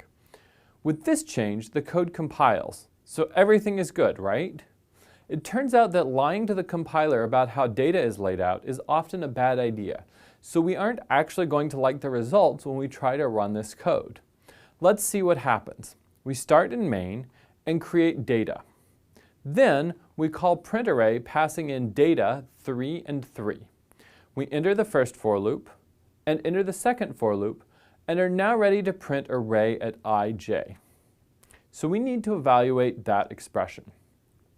First, we can evaluate array, which is an arrow pointing at the first element of data. So what is array at I? We know I is 0, so this would be array at 0, which would be this box here. But we need an arrow because we told the compiler that array points at an int star. However, we just have a number. Furthermore, we may be on a platform where size of an int star is larger than size of an int. For example, on the system you work on, pointers are 8 bytes and integers are 4 bytes. In that case, we actually need to read these two boxes and interpret them as an arrow. What happens when we try to do that? Well, remember, everything is a number, so the program is just going to read a numeric value and interpret it as a pointer. To see more precisely what might happen, we need to look under the hood. On the left, we've listed memory addresses and the values stored in them. Each row corresponds to 4 bytes. The thin blue line divides main's frame, which is on top, from print array's frame, which is on the bottom. These values at the top are data, which is laid out with each element sequentially in memory. The return address is stored in the frame as well, even though it does not figure into our example. Array is stored in the frame. Notice how its numeric value is the address of the first element of data. Also, as a pointer, it takes up 8 bytes on this platform. Then we have width, and height, and I, and j. But let's go back to array, since we are trying to evaluate array at 0. We've told the compiler that array points at an int pointer, so array at 0 is these 8 bytes here. That is, the value of array at 0 is this pointer you see here. Where in the program does this pointer point? We didn't get it by taking the address of something. We just put some numbers together and turned them into a pointer. Remember this general picture of the layout of memory? The particular address ranges shown here are platform and program specific, but were obtained for this test program on a 64-bit architecture. If you look at this picture, the pointer we just evaluated for array at 0 lands right here in this empty region between the stack and the heap, so it points at an invalid region of memory. So if we go back to our picture with the code, array at 0 points off into invalid memory. So what happens when we try to evaluate array at ij? Well, we're going to try to dereference this pointer, which points off into an invalid portion of the address space. What happens when you try to dereference a pointer to an invalid region of memory? Everyone's favorite way for a program to crash, segmentation fault. It turns out that lying to the compiler was a really bad idea. Our program compiled, but then crashed when we tried to run it.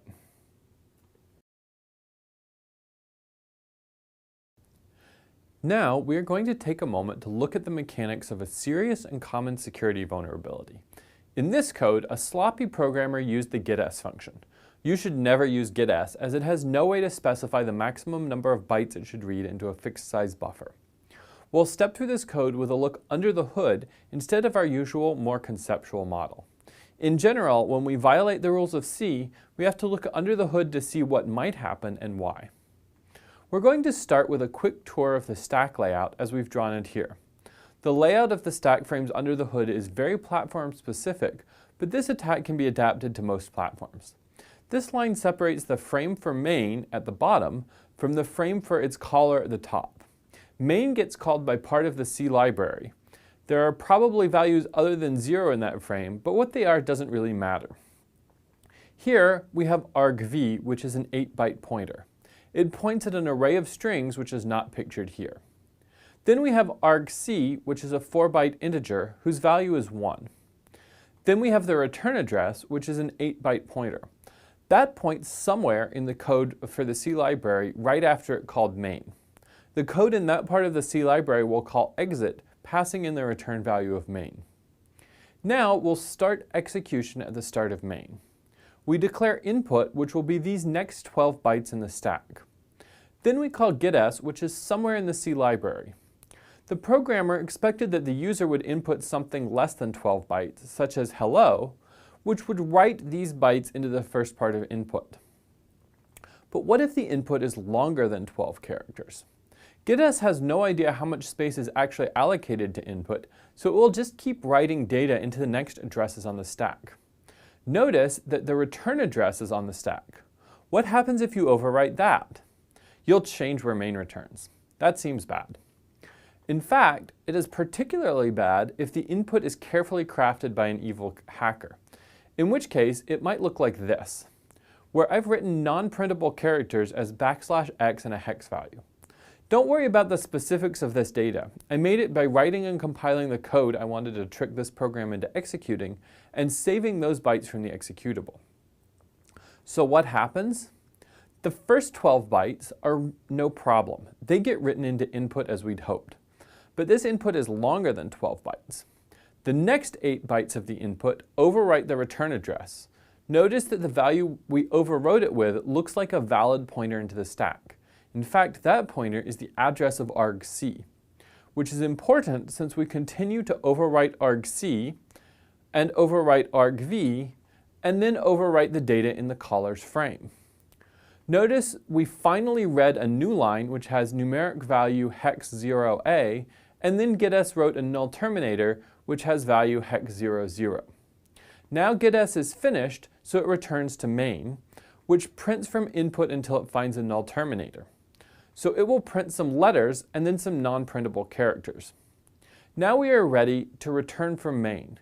Usually our program would exit, but that is because it would return to the C library code which exits the program. However, since we corrupted the return address, we're going to return to the address it specifies and keep executing code there. That address is right here on the stack and contains the carefully crafted data that the evil hacker entered. So when we return there, we will start executing whatever instructions correspond to the values that the hacker entered. This particular set of instructions was crafted to execute the command shell. Imagine if the code were part of a network service and an attacker were able to get a shell on the system from their buffer overflow. They could then execute any commands they want. The moral of the story is to never use getS and be careful to never allow buffer overflows. This video is going to trace through the function factorial, which is recursive. Note that there is a call to factorial as part of the function's return statement. We begin in main, and the first line declares a variable x and initializes it to factorial of 3. We create a frame for factorial where n has the value 3, mark call site 1, and move our execution arrow into the factorial function. N is not less than or equal to 0, so we skip the if statement. We are now at the return statement, which has a recursive call to factorial, this time with the argument 2. I'm also placing a 2 on the call site marker to indicate that when we finish this call to factorial, we need to return to call site 2. Let's step into the function. N is equal to 2, which is not less than or equal to 0. We'll move down to the final line of the function and place a recursive call to factorial, this time with argument 1, but the same call site location 2. We step into the function, move down to the final line of code where we have another recursive call to factorial, this time with the argument 0. We step into the function, and this time n is less than or equal to 0, so we have a return value of 1. We're going to send 1 back to the call site location of the function that called this one, and return back to the call site location. Now we have some multiplication. 1 times 1 gives us the value 1, and now we're going to return 1 to the function that called this function. We return to the call site location, and now we're in the function factorial where n has the value 2.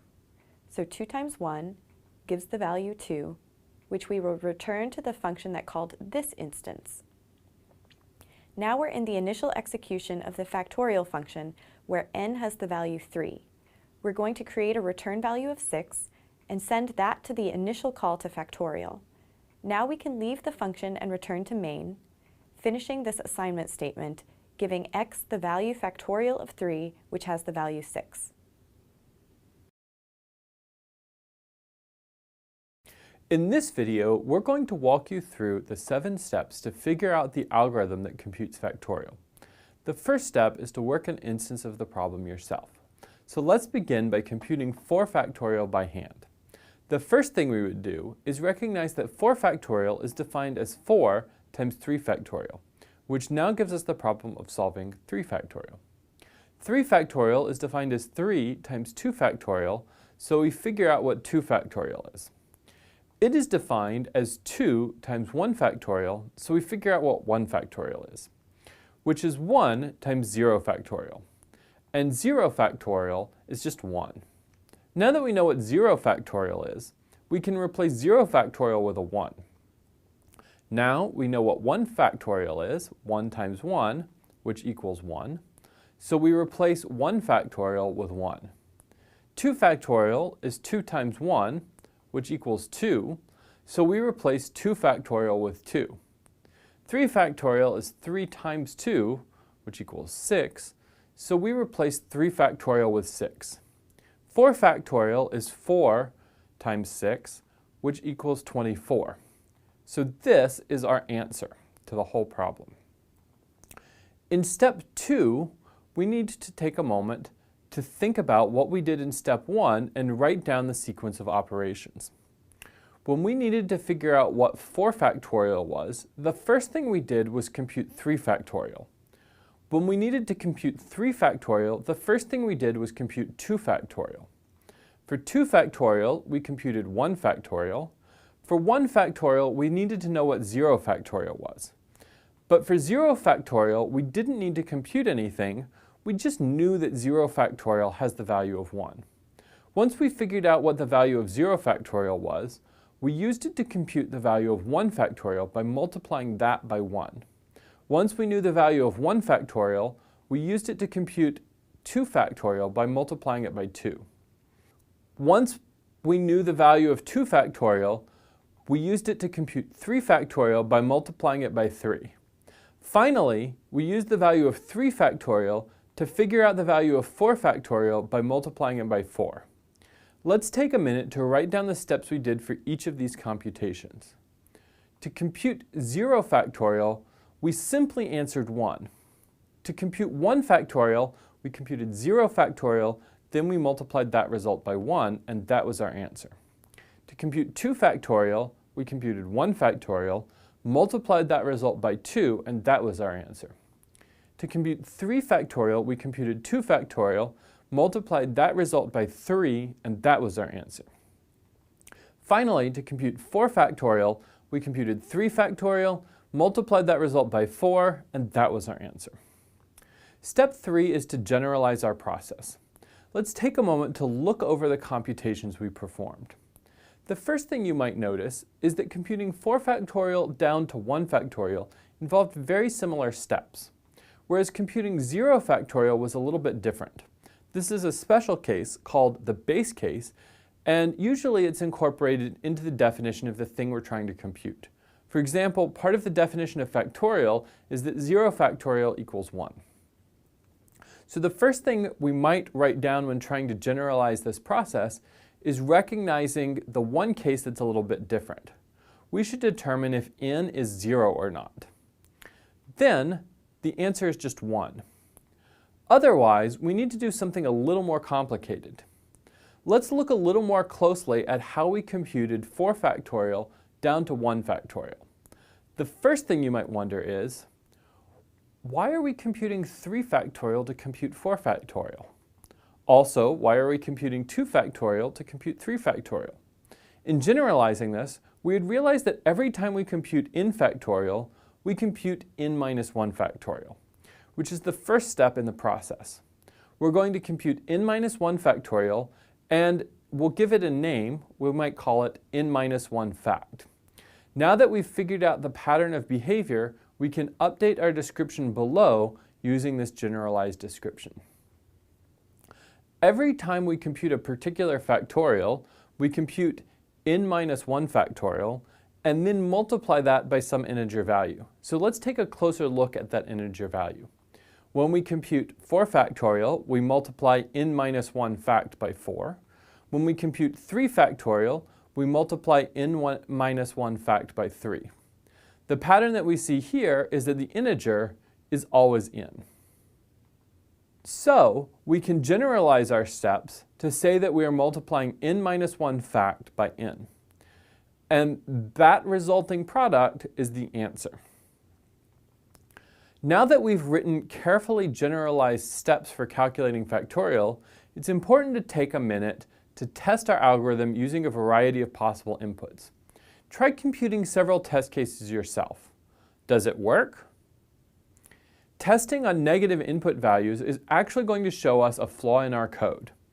Consider the calculation of negative 2 factorial.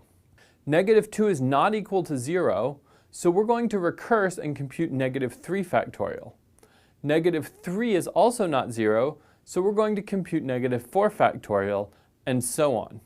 You can see that this code is going to recurse forever since it doesn't make progress towards the base case. In fact, we have a mistake in our algorithm. We need to be testing whether n is less than or equal to 0, not just whether it is equal to 0. Now, we've written out our algorithm and tested it, even finding a bug in our algorithm. In the next video, we will translate this algorithm to code. In this video, we will translate the algorithm we developed in the previous video into code. We've included our algorithm as comments, shown in blue, and we will turn these steps into C code. To begin with, we are going to put all of the steps inside of a function, factorial. Factorial takes an integer n and returns an integer that is the factorial of n. Now, to determine if n is less than or equal to 0, we're going to use an if-else statement. If n is less than or equal to 0, we want to answer 1, which we can do with a return statement. Now we want to represent the otherwise case, which is the else part of the if-else statement. To do this more complicated case, we need to create a new variable, n-1 fact, and we're going to have to make a function call to perform a complex step and figure out what value to assign to n-1 fact. The function we want to call happens to be the one we are writing, so we place a call to factorial with the value n-1. Now that we have the value n-1 fact, we want to multiply it by n. That is the result we'd like to return, which we can do with a return statement. Now we've completed our function, and our remaining steps would be to test and debug it.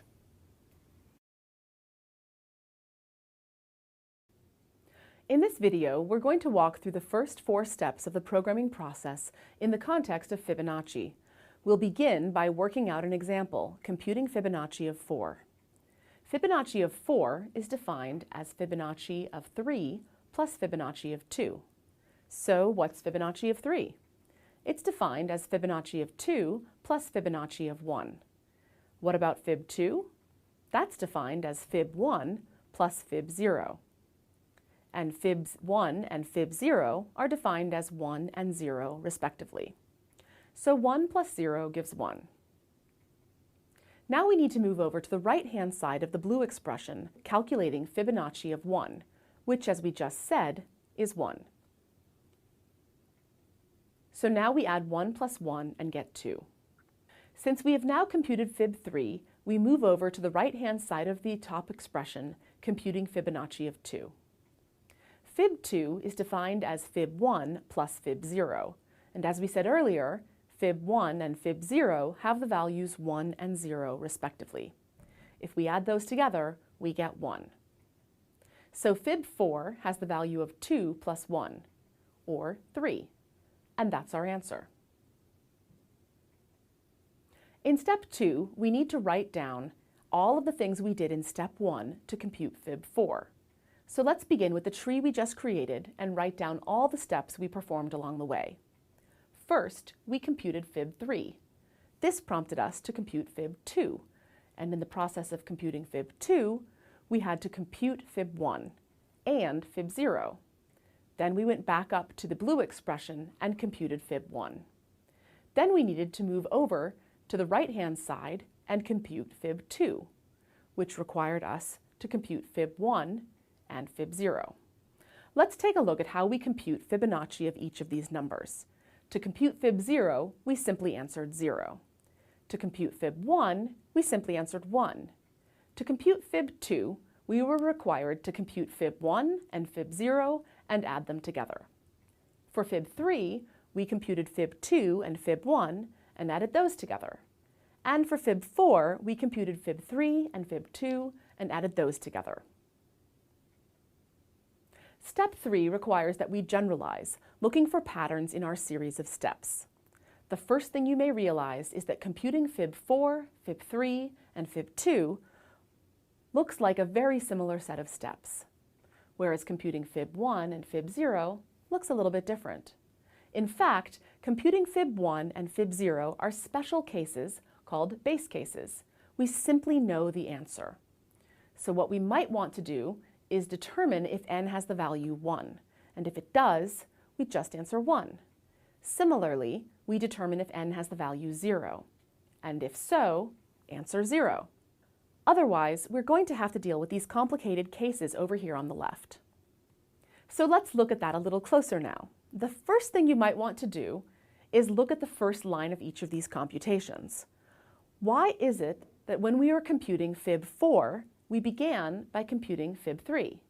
And why is it that when we computed fib 3, we had to compute fib 2? The general form here is that the first step for computing fib n is to first compute fib n minus 1. So we can replace this first line in each of these computations with compute fib n minus 1, which we will call fib n minus 1. We can replace this line in each of our similar steps below. Next, you might ask, why were we computing fib 2 here? And why were we computing fib 1 here? The general form is that the second step for computing Fibonacci of n is to compute Fibonacci of n minus 2. The general form has us compute fib n minus 2, and we're going to call that fib n minus 2. We can replace that in the computation below. And finally, we sum up our answers. The great thing about creating a general form is that now all of our steps for each of these calculations are identical. And so our otherwise case is simply these 3 steps, regardless of whether n is 2, 3, 4, or more. In step 4, it's important to test our algorithm. Let's see if our algorithm works to compute Fibonacci of 6, or Fibonacci of 1. How about Fibonacci of -2? When we perform the test to see whether Fibonacci of -2 is correctly calculated, we're going to discover a problem. -2 is not equal to 0 or 1, so we're going to step into our otherwise clause, computing Fibonacci of -3 and Fibonacci of -4, and adding these together. However, in order to compute fib -3, we're going to find ourselves computing fib -4 and fib -5. This process is not going to terminate. This is not good. This test case betrays a problem in our algorithm. In fact, we haven't been completely true to our definition of Fibonacci. If you look back at the original definition of Fibonacci, you can see that there are 5 cases. The case where n is 0, the case where n is 1, the case where n is greater than 1, and there's 2 cases where n is negative. We didn't handle these 2 cases, and we need to. The other thing to notice is that our otherwise clause was handling the case where n is greater than 1, even though we never explicitly said so. So we're going to have to explicitly place that into our code, testing whether n is greater than 1. And if it is, we perform those computations.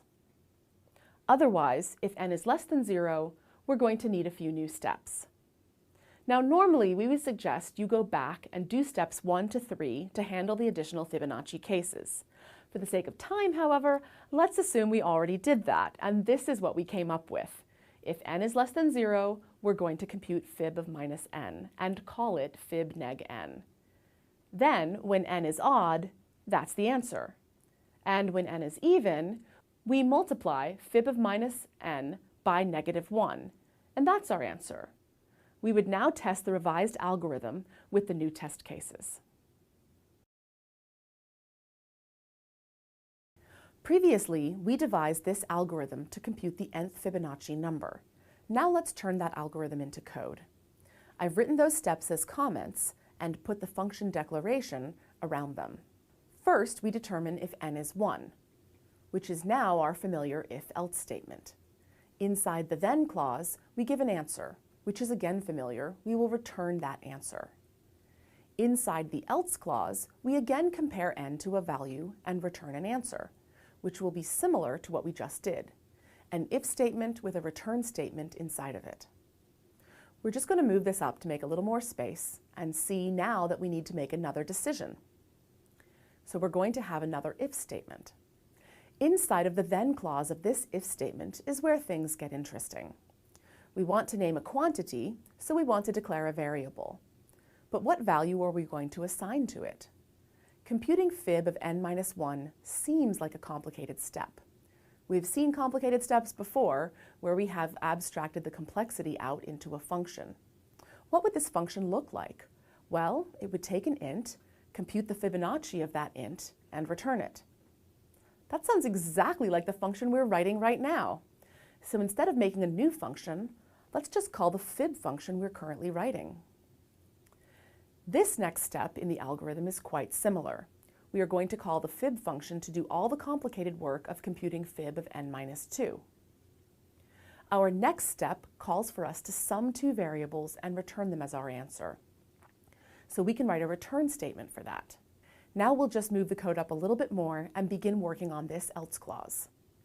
We have another if statement, which we are just going to write with the else for brevity. We are again declaring a variable and want to initialize it with the result of a complicated step, where we compute fib of -n. So as before, we'll just trust the fib function we are writing to do that work for us. We're almost done. One more if-else statement. Here we are going to use mod to see if a number is even or odd. Remember that n mod 2 will give us the remainder when we divide n by 2, so 0 will mean that n is even, and 1 will mean that n is odd. Inside the then clause, we give our answer. We were a bit imprecise saying that is our answer here. Oops, what did we mean? We meant fib neg n is our answer.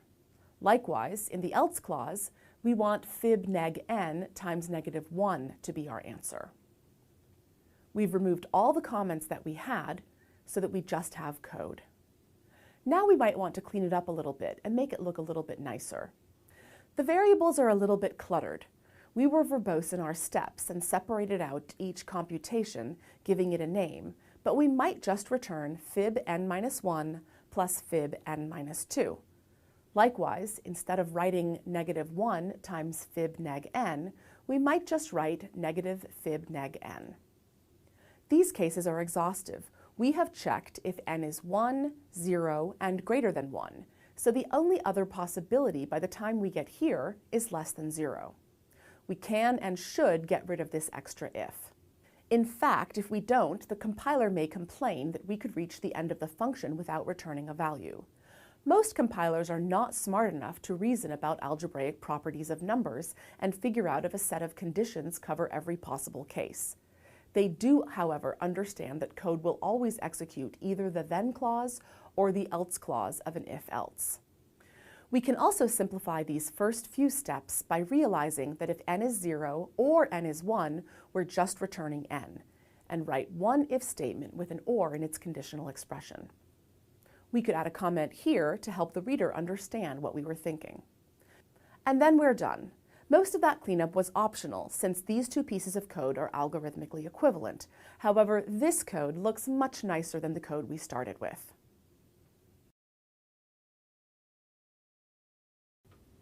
In this video, we're going to trace through a series of recursive calls to the function Fibonacci. Recall that Fibonacci is defined for any value n as the sum of Fibonacci of n-1 and Fibonacci of n-2. If we begin with the Fibonacci of 5, we're going to see two recursive calls for n-1 and n-2, and this will occur repeatedly until we hit a leaf node. A leaf node is Fibonacci of 0 or Fibonacci of 1, which simply have the definition 0 and 1 respectively. At the end of this series of calls, you can see that we've called Fibonacci many times. Specifically, we've called Fibonacci of 0 3 times, Fibonacci of 1 5 times, Fibonacci of 2 3 times, and we've called Fibonacci of 3 twice. So although this recursive definition is correct, it's not particularly efficient. The problem is not that recursion is slow, it's that algorithms that recompute the same thing many times are slow. Whether or not this is acceptable depends on your programming context, but you should be aware of how a problem like this can affect performance. If slow performance were unacceptable, you could rethink your algorithm to avoid repeating calculations, or you could use memoization, keeping a table of values that have already been computed and check that table to see if the answer has already been computed before doing it again. In this video, we're going to trace through the execution of a tail recursive version of factorial. The factorial function has one parameter in, which is the number we're computing the factorial of, and it returns an integer that is the factorial of that input. The difference between this version and the previous implementation is the helper function named factHelper, which has two parameters, an integer in and an integer answer. In is the number we are computing the factorial of, and answer is a running product that gets computed with each recursive call. You can see that when factHelper calls itself, it is the last computation it does. This is called tail recursion. Let's step through the execution. We begin inside a factorial where in has the value of 3, and we're going to call factHelper. So we need to create a stack frame, and we're going to send in the arguments, in equal to 3 and answer equal to 1. We mark the call site location with a 1 so we know where to return when we leave the function.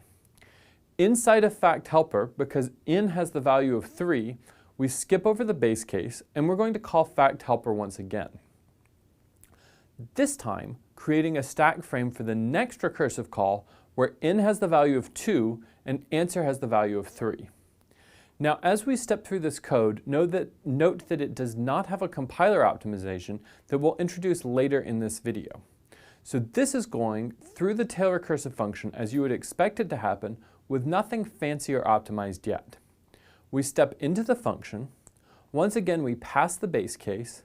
Then we make another frame for the next call to factHelper where in has the value of 1 and answer has the value of 6. We step into that function, pass the base case, and make another stack frame for this call to factHelper where in has the value of 0 and answer has the value of 6. This time when we step into the function, in is less than or equal to 0. This is the base case, so we return the answer 6 all the way up these calls. Returning from the recursive call to call site location 2, then repeatedly returning to call site 2 and destroying the stack frame for each recursive call. This repeats again. Finally, we return the value 6 to call site location 1 and move our execution arrow back into the function factorial. Now the thing to notice here is that we only needed to return the value 6 all the way up these calls. As soon as we placed each tail recursive call, we didn't actually need the stack frame anymore because there's no value in the frame that we're going to use again. An optimizing compiler will recognize this and perform what's called tail recursion elimination. A stack frame will not be created for each recursive call to factHelper. Let's step through the optimized version. We start inside of factorial once again with in having the value of 3. We create a stack frame for factHelper where in has the value of 3 and answer has the value of 1. We mark the call site location 1 and step into factHelper. In is not less than or equal to 0, so we're going to place the recursive call to factHelper. However, we're going to reuse the frame. First, we have to evaluate the parameters to 2 and 3 respectively. Note that we do this before we start changing any of the values in the frame, since we want to use the current values.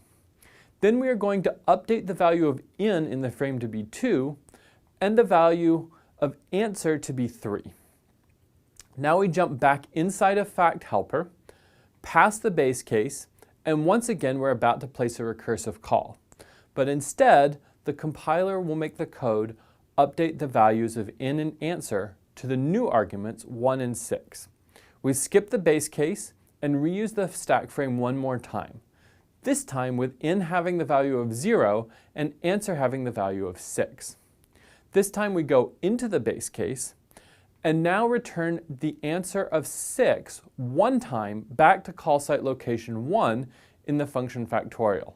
Notice that the stack frame does not need to be created for every call to factHelper. What this means is that the space you require is no longer proportional to the size of in. You simply need one frame for factorial and one frame for factHelper.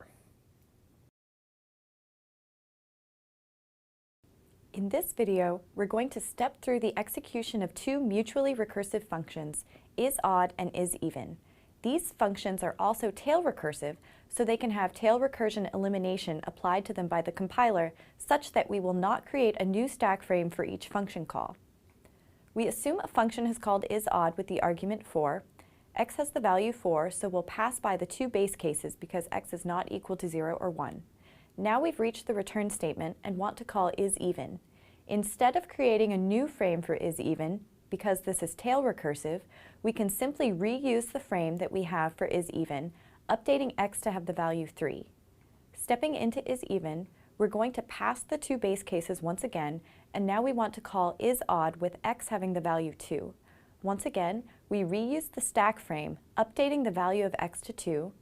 Inside of isOdd, we pass the base cases, then we want to call isEven one more time.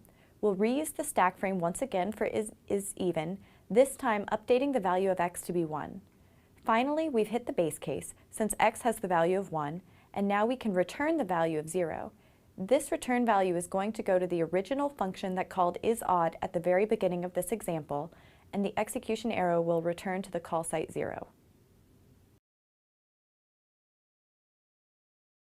Hi, I'm Arda. I'm a software engineer at a big tech company in Bay Area, California. And I attended Duke between 2017 and 2018 in the Masters of Engineering, Electrical and Computer Engineering program. So during the summer, I did my internship in a large company in Bay Area again. And during that internship, we were given projects that had real impact. They were not just mock projects for interns to do. So my project was related to what we saw in Andrew Hilton's class that is named Engineering Robust Server Software. So during that class, we learned how to build up robust servers, how async input-output communication works, and stuff like that. And that really helped me during my internship project because my project was basically a class project, but much more harder and larger scale. I cannot really go into much detail, but I can say that there was this service that was being used by machines around the world. I got the chance to rewrite this service by using asynchronous communication, threads, event bases, futures, and everything. So that would be my best project. By the end of it, the service was serving requests around 1.7 seconds. So after I rewrote this whole thing over the summer, it got down to 0.7 seconds. So that was really cool to see that, oh, I have this knowledge and I can apply it to this project and I can get the result that I want. Oh my God, this is now more scalable, more robust, and more fast. So that was super cool to see. Like the thing that you learn while studying programming and applying them to real life problems and seeing the results of it there's just something so satisfying about it. So for novice programmers, I think that the first thing that they should learn is to be patient, because learning programming takes time, right? Everybody wants to do that, as now it's like one of the most popular job around the world. So yeah, be patient, be passionate, love what you're doing, because if you don't love it, you're gonna have a bad time. During my time at Duke, I've seen people on both sides, right? People that loved what they were doing, and people that wanted to learn programming because it just made, that was like the most popular choice. And people who had to do it instead of who wanted to do it kind of did not perform as well as the other people. The workload of this class is a lot. So when you're taking this class, you should know that you should also take the time to study it and read the material and everything. During this class, the hardest thing I had to do was forget how I learned programming to be able to incorporate the approach that was given by Drew. Because I knew that after the first week of this class, I knew that, oh my God, this is actually pretty cool. And I was not doing it wrong, but I was doing it in a different way that was not suitable for me. So I was really glad to take this programming class. Even if you don't know anything about C, if you take this class, by the end of it, you'll be around intermediate level and you'll have a solid background and a solid foundation of algorithms, C, and data structures. Also know what you want to do, because I know it's hard. It'll be hard at the first time to say, oh, I can do programming, so I can do anything that is programming related. That's kind of not true. There's a lot of things that you can do after learning how to program. So I think my first advice would be just pinpoint the thing that you want to work at, like pinpoint the problems that you want to solve, and pinpoint the things that interest you, so that you get a job that is stimulating, exciting, and that'll like keep you learning and in a studying mode, basically. And also, it's a good thing to network if you have time, or if you have people that you know that are in the business. It's a good idea to reach out to them and see if their company is hiring. If you know if there's going to be a career fair or a tech fair, just attend that and speak with companies. And also, it's important to not forget that there are more companies other than Apple, Google, Microsoft, Facebook, right? There's a lot of tech companies that need qualified people to do work for them. So that's also an important thing to realize.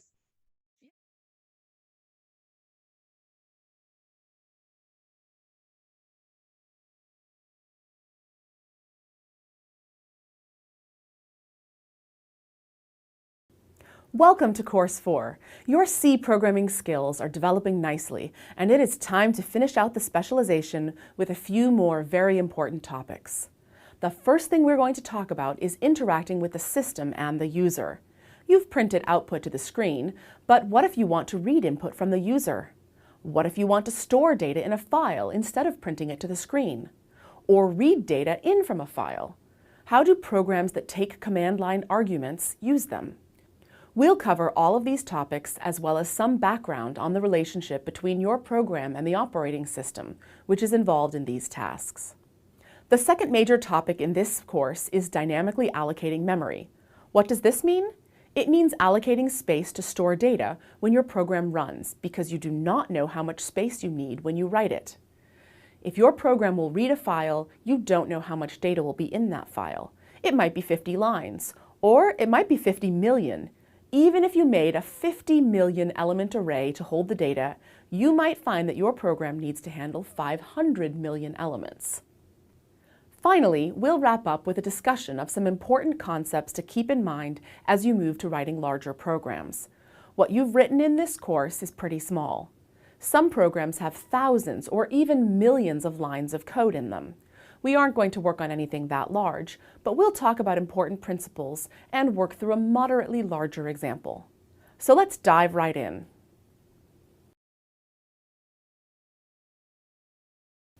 In this video, we have an example of reading from a file with fgetc, which reads characters one by one from a file. This example is going to count the number of letters in the file and print it out. As always, our execution arrow begins at the start of main. Now that we have command line arguments, main's frame begins with argc and argv in it, with whatever command line arguments were passed in. In this example, we're going to assume that the name of the program is count letters, which is argv at 0, and that input.txt was passed in, which is argv at 1. argc is 2 and argv at 2 is null. We start with some error checking. We see if argc is not equal to 2. We've omitted the error code in the interest of brevity here. argc is 2, so nothing special happens there. Now we're going to fopen a file. The name of the file is going to be argv at 1, whatever our command line argument is, in this case, input.txt. We'll make a box for f, and we'll call fopen. We don't have the code for fopen, so we'll just have to know what it does. It's going to open a file and return a pointer to that. We'll assume it succeeds here. The name of the file is input.txt, and it's in read mode, and the end of file is false. We have just a little bit of contrived text in this file, and the current position of the file is at the start. F is not equal to null. We've again omitted that error code, but if we were writing a real program, we'd have it there. Next, we declare a variable c. We declare the variable letters and initialize it to 0. Now we're ready to make our first call to fgetc. As you saw in our reading, we have this programming idiom of c equals fgetc of f does not equal EOF. We're going to have to evaluate fgetc first because we have an assignment here. We need to figure out what this evaluates to put it into the box named by c. fgetc is going to advance the position of the file by 1 character and return the character that it advanced over. It just read A, and the next time we call it, it will read B. We then do this assignment, even though it happens in the context of an expression we're evaluating. It still behaves the same way. We take A and we put it in the box named by C. Then we're going to compare that result, which evaluates to the value that was assigned, the character A, to EOF. A is not equal to EOF, so this evaluates to true, and we go inside the while loop. Now we're going to do if is alpha of C. Is alpha is a function in ctype.h that determines whether a character is alphabetic. A is alphabetic, so we go inside of this if statement, we increment letters, finish the if, and return to the start of the while loop. fgetC reads the next character, which is B, and we assign that to C. B is not EOF is true. This character is alphabetic, so we increment letters, finish the if, and return to the start of the while loop. fgetC reads the character 4, which is not alphabetic, so we skip over the body of the if and go back to the top of the loop. Now the file position is right before a new line character, so we read the new line character, which is still not EOF. New line is not an alphabetic character, so we skip the if and go back around the loop. We read a C, which is a letter, so we do the if statement, incrementing letters to be 3. We're right before a new line, which we read, then go through the loop. Now we actually are at the end of the file. fgetC returns EOF, which is what we're going to assign to C, and the status of the file that indicates end of file is going to be set to true. If we were to call feof, which is a function that checks that, it would return true now. Since the loop guard evaluates to false, we're not going to go into the while loop. Now we have a print statement. %s has %d letters in it. %s converts argv at 1, which is input.txt, and %d converts letters, which is 3. So we print out input.txt has 3 letters in it. Finally, we'll return exit success, exiting our program. We've cleared out the stack frame for main. You'll notice that these arguments are still around. That's fine. They're actually created somewhere in the C library. They belong to a different frame. This file is still around because we haven't closed it, which we'll learn how to do soon. In this video, we have an example of reading from a file with fgetS, which reads lines of a specified length from a file. In this example, we will convert each line of text to an integer with the function atoi, add each integer to the sum, and print the result. For the purposes of this example, the array that we're going to read our characters into is going to have a relatively small size. We define line size here as a constant 5, make the array that big, and also tell fgetS that we want to read into an array of size 5. We're going to do this for the purposes of example, so we can see what happens when fgetS cannot read all of the characters on a line. As before, we've omitted some error checking, assuming that we would print an error message and exit under these two conditions. We begin with our execution arrow just inside main, where argc has the value 2, and argv is a pointer to the array of command line arguments. We assume that the name of the program is some numbers, and that argv at 1 is the name of the input file, nums.txt, which has the numbers in it. We see if argc is not equal to 2. It is 2, so we don't do any of that error code. We're going to open this file for reading, as we've seen before. The file has numbers in it, and the current position in the file is at the start. F is not null, so we don't do anything special there. We make a box for total, which is 0. Then we create the 5 boxes for line, each of which will hold a character. Now we're ready to call fgetS. It's going to read into line, filling in the boxes with the information it reads from the file. We tell it that there are at most 5 boxes that it can read into, which really means 4 characters plus a null terminator character, which it has to put at the end. The last argument tells it to read from F. As we do this, notice that the cursor in the file showing the current position is at the start, and it's going to read across the line as we fill in the boxes with the text. So we just read 123 and a new line, as well as a null terminator into line, which filled the 5 boxes. And now the current position is in the file is at the start of the next line. Remember that the function strchar takes a string and a character and returns a pointer to the first occurrence of that character if it is found in the string. If it is not found, it returns null. So this is going to check if line contains a new line, letting us know if fgetS was not able to read the entire line. In this case, it returns a pointer to the fourth box, which is not null, so line contains a new line, and everything is good. We're now going to convert the text 123 to the integer 123 and add it to total, which is 0. 0 plus 123 is 123, so we change total to 123, and we return to the top of the while loop. Now we're going to call fgetS another time. It's going to read this next line into the variable line. Notice that it wrote 1 for new line, then the null terminator here, and left the last box unchanged because it had already read the entire line. We again do stirchar of line and the new line character. We find that it is not null. Then we add 14 to 123 and we get 137. We update total to 137 and we go around the loop again. Notice that the number on the next line, -56789, is too big to fit into the variable line.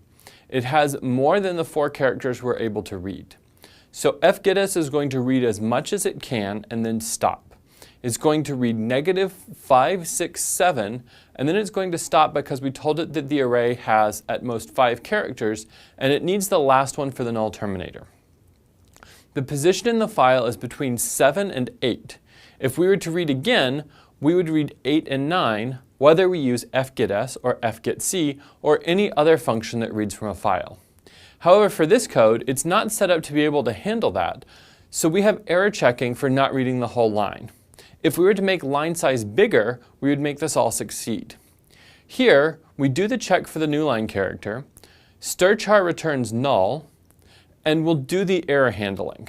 We print line is too long, and we exit failure. Notice that we haven't closed the file, since we'll learn how to do that shortly. Now let's take a look at some code that writes to a file.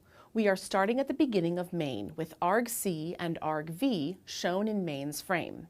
Here, the program has been run as ./print squares with arguments 15, 17, and output.txt.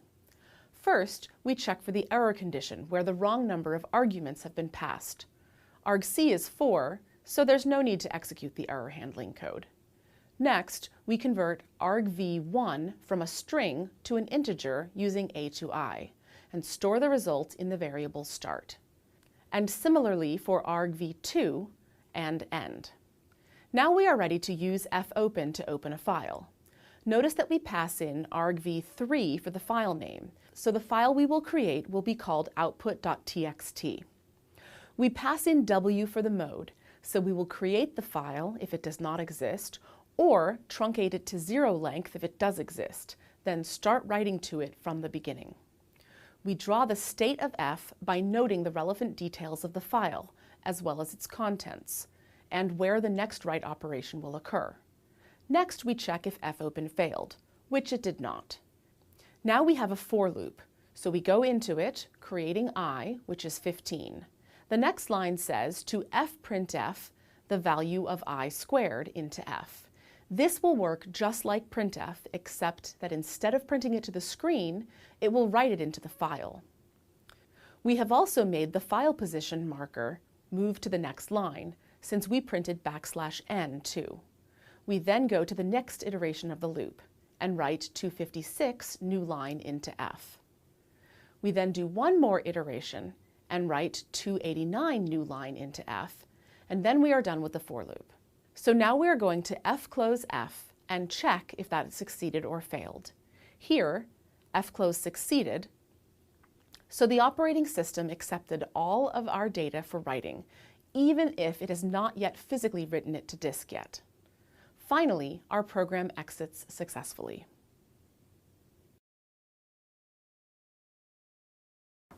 In this video, we'll look at what happens when fclose is called.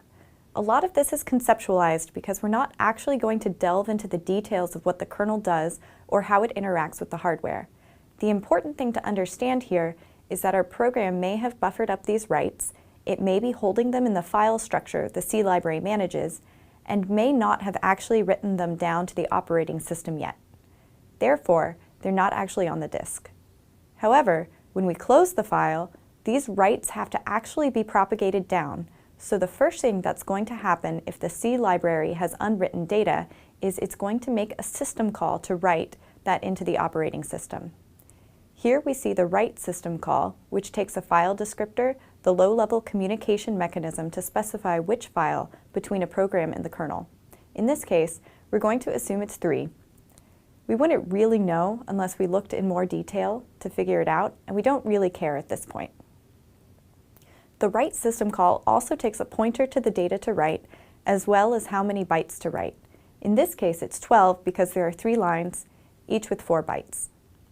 Each of these has 3 numerical digits plus the new line character, so this data is going to be written into the operating system's memory. You'll notice I've written it over here as the actual numerical values of the bytes rather than the textual representation of the digits, just as a reminder that everything is a number, and because this is really just dealing with raw data. We're not really thinking of it as text anymore. It's just a bunch of bytes going to a disk.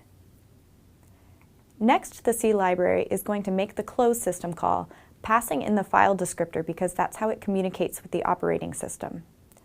Then the operating system is going to decide that it should write its buffered data to the disk, so it's going to write all of these bytes onto the disk somewhere. Then the disk is going to tell the operating system that it actually succeeded.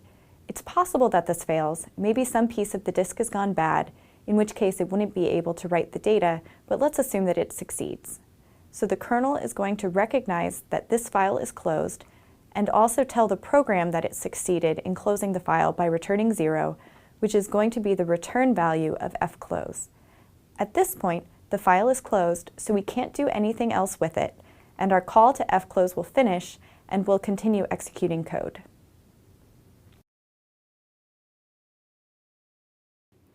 Now let's see the semantics of malloc. Here we have a small example of code which uses malloc. It does not really accomplish anything, but will let you see what malloc does. Our first statement just declares an int star p, which is uninitialized. The next statement is an assignment statement, so you will follow the same rules you always do. Find the box named by the left-hand side, in this case p, and evaluate the right-hand side expression to get a new value to put into that box. In this case, that expression is a call to malloc, which will allocate memory. Allocating memory means that you are going to draw a new box. This new box will be in the heap, not in any stack frame. Unlike variables which reside in stack frames, this box that you will create in the heap does not have its own name. To see what the new box looks like, you need to look at the argument passed to malloc. Here, it is 6 times the size of star p, which means it will be an array of 6 elements. As p is an int pointer, those elements will be ints. So let's draw that box. Note that each element inside the array is uninitialized. Whenever you create new boxes, they are uninitialized until you explicitly place a value in them. The return value of malloc is a pointer to this newly allocated memory. So now you are ready to finish the assignment statement. Placing the return value of malloc, which is the value of the function call, into p's box. Now let's look at what happens later when the function returns. The frame for the current function is in the stack, so it will be destroyed automatically when the function returns. This behavior is exactly what you are used to from prior lessons. However, the memory that was allocated by malloc is in the heap. This memory will not automatically be freed when the function returns. So when you execute the return statement, you will destroy the frame, but not change anything in the heap.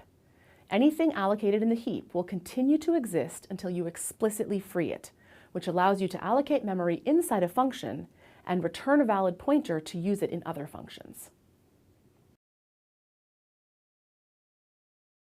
Now that you can allocate memory with malloc, you also need to deallocate that memory when you are done with it, using free. We are going to start this example code to show you the semantics of free. We have declared p and initialized it to point at an array of 4 ints allocated by malloc. We then filled in the array with some data, and to illustrate another point at the end, We made another pointer q and set it equal to p.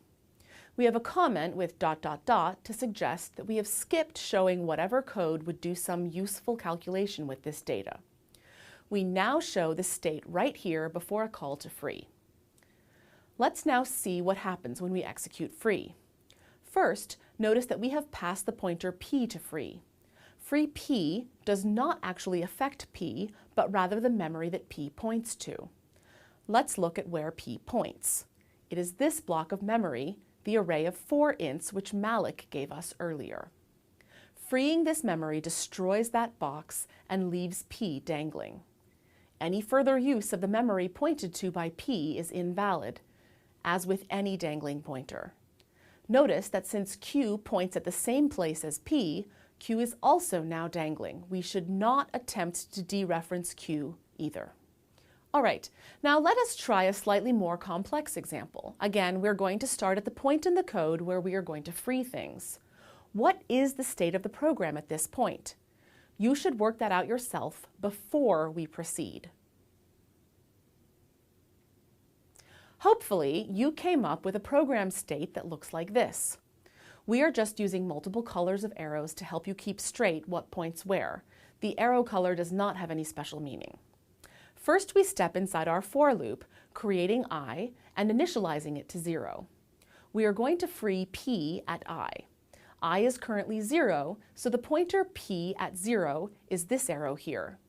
We will release the block of memory that it points at here. Now we have finished the call to free. Notice that the pointer is now dangling. That is fine as long as we don't dereference it.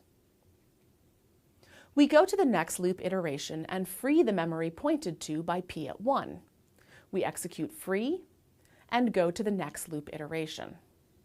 We step inside the for loop and free p at 2. We go back to the start of the for loop again and free p at 3. Now I is 4, so we exit the for loop. Finally, we free p, which also points at memory that was allocated by Malik. Freeing p releases that memory, and now we have freed everything we allocated with Malik. In this video, we're going to step through the following code, which repeatedly mallocs an array inside of a for loop. In the first version, we're not going to free that array, causing a memory leak. But in the second version, we are going to use free. Let's see how both versions play out. We begin inside of main and initialize a variable x, and step into a for loop where I initially has the value 10. The first line in the for loop is going to malloc space on the heap for 10 integers, and p will point to that location on the heap. Let's assume we have a function do some computation that will initialize that array and perform some kind of computation such that the value of x will change. Keep in mind that at the end of this iteration of the for loop, the variable p will no longer exist, so when we return to the beginning of the for loop, p goes away. What this also means is that we've lost our pointer to the memory that we allocated on the heap. This memory is now leaked. There's no way to access it, there's no way to free it. We've incremented I to 11, and we're going to execute another iteration of the for loop. This time we're going to malloc space for 11 integers. Now notice what's going to happen in every single iteration of the loop. We're going to allocate memory and then leak it a larger and larger amount each time. This is not what we want. Let's consider instead a version of this code where we have included a statement to free the memory that we allocate on the heap. Once again, we begin in main, we initialize a variable x to 0, and enter the for loop where I initially has the value 10. We malloc space for 10 integers, then perform this computation, which initializes the array and changes the value of x. Finally, before we leave this iteration of our for loop, we're going to free the memory pointed to by p. Now, when the variable p disappears, we haven't leaked any memory. I has been incremented to 11. We go back into the for loop. We're going to malloc space for 11 integers. Once again, we call this computation function, which initializes the array and changes x. And once again, we free the memory, pointed to by p. Now, we could do another iteration of the for loop. Notice that every time we allocate memory, we free it, so we're not amassing more and more leaked memory in the heap, as we did in the first example. There are lots of ways to incorrectly use the function free. This video is going to walk you through 3 of them. The first one is where you call free twice for the same location on the heap. For the first line of code in this example, we're going to malloc space for 4 integers, and p points to that location on the heap. Suppose we have another pointer q, and we want q to also point to that same location on the heap. At some point later on, we're going to free the memory pointed to by q. If at some point later on in our code, we also try to free the memory pointed to by p, we have a problem. P is pointing to the same place that Q is pointing to, and that memory has already been freed. Trying to free it again is illegal and will result in undefined behavior. The second thing you could do wrong is try to free memory that's not actually in the heap. Here's an example. Assume this code here is inside of some function. We have a local variable x, and we initialize our pointer p to point at x. Now, what if later on in our code, we try to free the memory pointed to by p? This location is not on the heap. It's on the stack. This is illegal and will result in early termination of your program. Another thing you could try to do is free the middle of the block. Here's an example of that. We're allocating an array of size 4, and p points to that location on the heap. At some point, we increment p so that instead of pointing to the 0th element of the array, it points to the first element of the array. Now, later on, if we try to free p, we'll be trying to free something not using an address returned to us by malloc. Instead, we're trying to free something using an address in the middle of our allocated block. This is also illegal and will result in early termination of your program.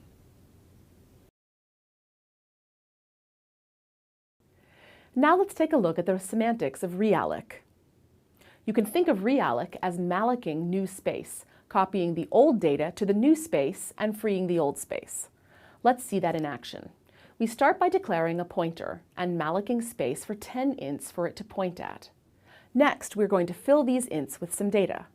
In the interest of space, we have abstracted that out into a function called initValues, which is not shown here. For this example, we don't really care what the values are, but we want you to see that they do get copied. So let's initialize this data with some values. Now that we have numbers in the array, let us suppose that we discover we need to make the array larger. Such a thing might happen if you were reading data and did not know how much data you needed to hold. In this example, we decide that we need to hold 14 ints instead of just 10, so we call realloc. We pass in p, which points at the memory we want to reallocate, and the amount of space we want. In this case, space for 14 ints. Now let's see what realloc would do. First, it mallocs space for the newly requested size, 14 ints. So let's do that. Next, realloc copies the data from the old memory into the newly allocated space. Notice that it only copied 10 elements, since that is how many were in the old array. The remaining 4 are uninitialized. Last, realloc is going to free the original space, which is no longer needed. Once that is done, realloc will return a pointer to the newly allocated memory. Finishing the assignment statement will update p to point at this newly allocated memory, since the function call expression evaluates to realloc's return value. Now let us suppose we were to do some more initialization to fill in these other 4 values. Again, this code is not pictured in the interest of space. You can also use realloc to reduce the amount of memory allocated to something. You might want to do this if you no longer need some of the data and want to reduce the memory you are using. This will follow the same rules. Let's see it in action. First, you malloc space for 4 ints. Then you copy the first 4 ints into the new space. Finally, you free the memory that was allocated for the old space. As before, realloc returns a pointer to the start of the newly allocated memory. So after realloc returns, the assignment statement updates p to point at this newly allocated memory. You should always assume that realloc will move the data to a new location, both when you write code and when you execute code by hand. However, you should be aware that realloc may leave the data in the same place. Let's see the same example if realloc keeps the data in the same memory location. We start out in the same way with a call to malloc and then initializing our data. Next, we call realloc to increase the size to 14. However, this time, realloc is going to allocate space immediately after the current data, avoiding the need to copy and free the old data. As before, realloc returns a pointer to the new data. This time, it just happens to be in the same place as before. Our assignment statement will then update P to point at exactly the same place as before. That is perfectly fine. Next, we initialize these 4 new values and then call realloc again to reduce the size to 4. Realloc can choose to just free the unneeded elements at the end, reducing the size of this allocation to the newly requested size. It will then return a pointer to this smaller array, and as before, P will be updated to point at the same place. Note that whether or not realloc keeps the data in the same place or moves it around depends on the particular implementation of realloc, as well as which memory addresses are allocated and which are free when realloc is called. You cannot guess if it will leave the data in place, so you must always write code that expects realloc to move the data. If it leaves it in place, that code will work fine.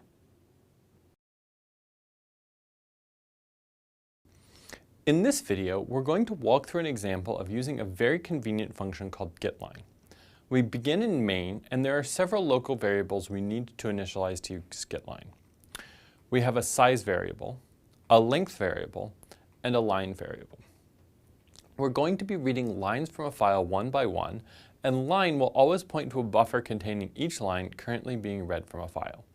The size variable will tell us how large the buffer is, and the length variable will tell us how long the actual string is that we've stored in the line buffer. We also need to open the file itself in read mode. We can see that the file contains 3 names that we're going to read from it. Now we're going to start reading these lines, one by one, using the getLine function.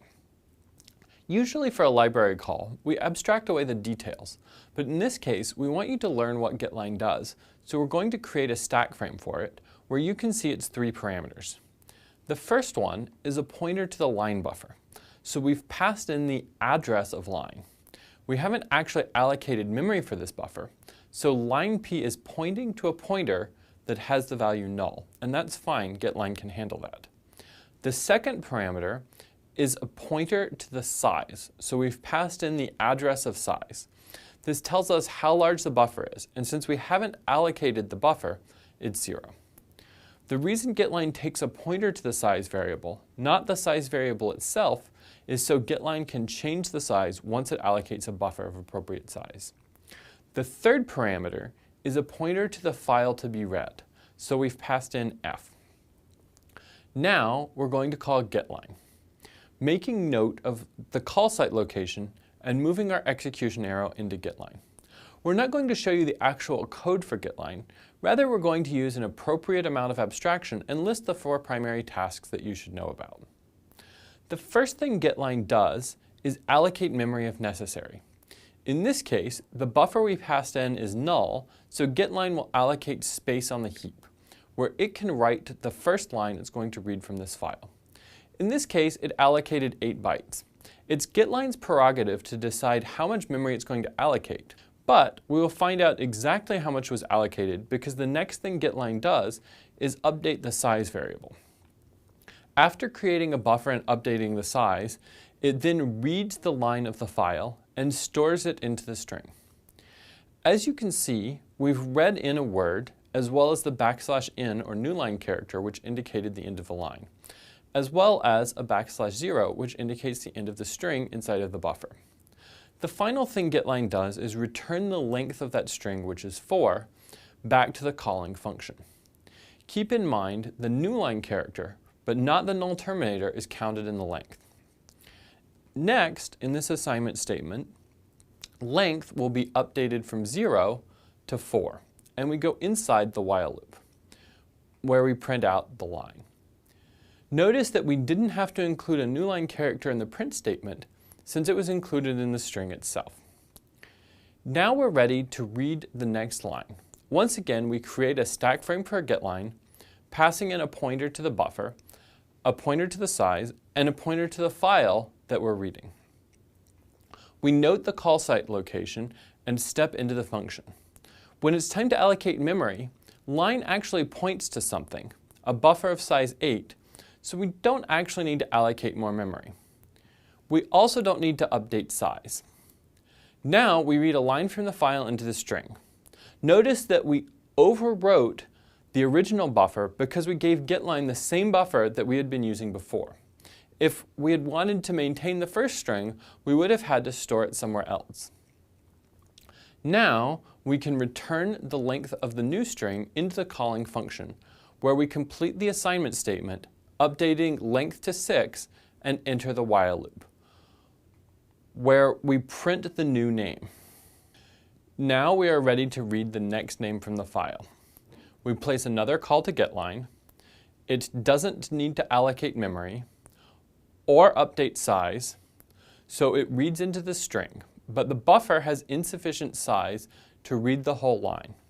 It is important to realize that getLine might need to reallocate memory, in which case it allocates a longer buffer, copies the existing data, frees the old buffer, and updates line to point at the new buffer, and updates size. Now it can continue reading into the string. This time there is sufficient space. So we return the length 10 and go back to the call site. We complete the assignment statement, enter the while loop, and print the name, returning to the top of the while loop. We place one more call to getLine. We don't need to allocate memory or update size. However, this time, when we read into the string, it reaches EOF and returns -1. So we leave the function without executing the other steps, complete the assignment statement, and skip the while loop since length is not greater than or equal to 0. Since we are done with the memory allocated on the heap, we need to remember to free it. Finally, we can exit our program. Note that in a real program, you would also want to close the file.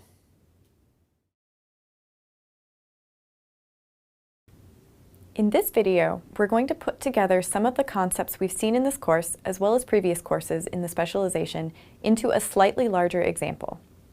We're going to use getLine and realloc to read lines from a file, increasing the size of the array that holds the lines each time we read one, so that we can store them all in memory at once. Once we have them all read in, we're going to sort them, and then we're going to print out the sorted result. This sort function is not something from the C library. We've written it ourselves. It uses qsort, which you saw in the previous course. We're not going to show the details, but it will rearrange pointers in an array such that the strings they point to are sorted with string compare. Now we're going to step through the code. We declare the variable lines and initialize it to null. We declare the variable current and initialize it to null. We declare the variable size without initializing it. We could if we wanted to, but this will illustrate that getLine will give it an appropriate value. And we initialize I to 0. And then we call getLine. We set up a frame and enter the C library. getLine determines that current is null, so it allocates memory and sets current to be a pointer to that memory. Then it changes size to be the number of bytes allocated. Next, it reads from the stream passed in, which in this case is standard n, so it reads the string cat followed by a new line and a null terminator, and returns to main. The call succeeded, so we enter the while loop. We're going to call realloc on lines, which is null, passing in 0 plus 1, which is 1, times the size of star lines, so we need space for 1 char star. Reallocating null is just like mallocing, so we're going to get 1 box, which is uninitialized.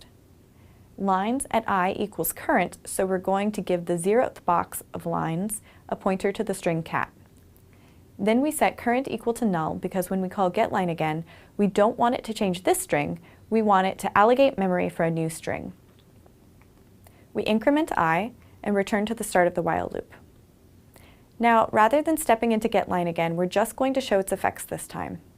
That is, it's going to allocate memory for a string, change size to be the number of bytes allocated, read in the string ant from standard n, This time we showed it allocating a different amount of space, only 5 bytes, which is exactly what it needs.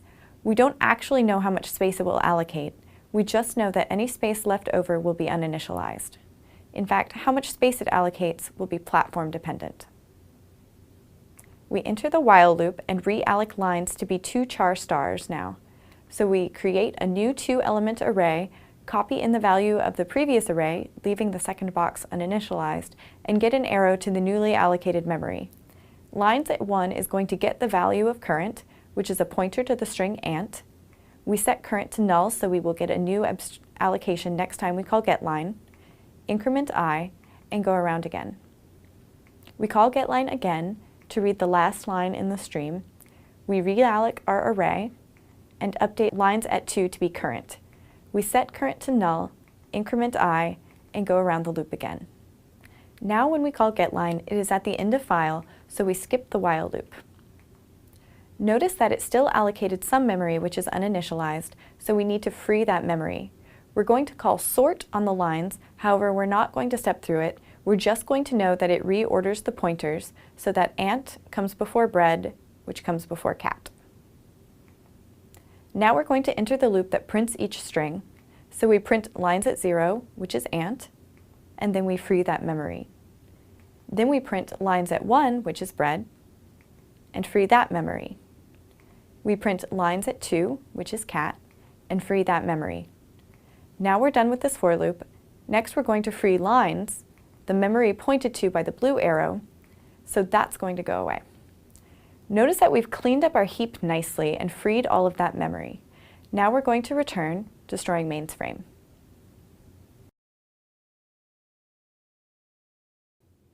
Now we are ready to wrap up this specialization with a discussion of important principles as you move to larger programs.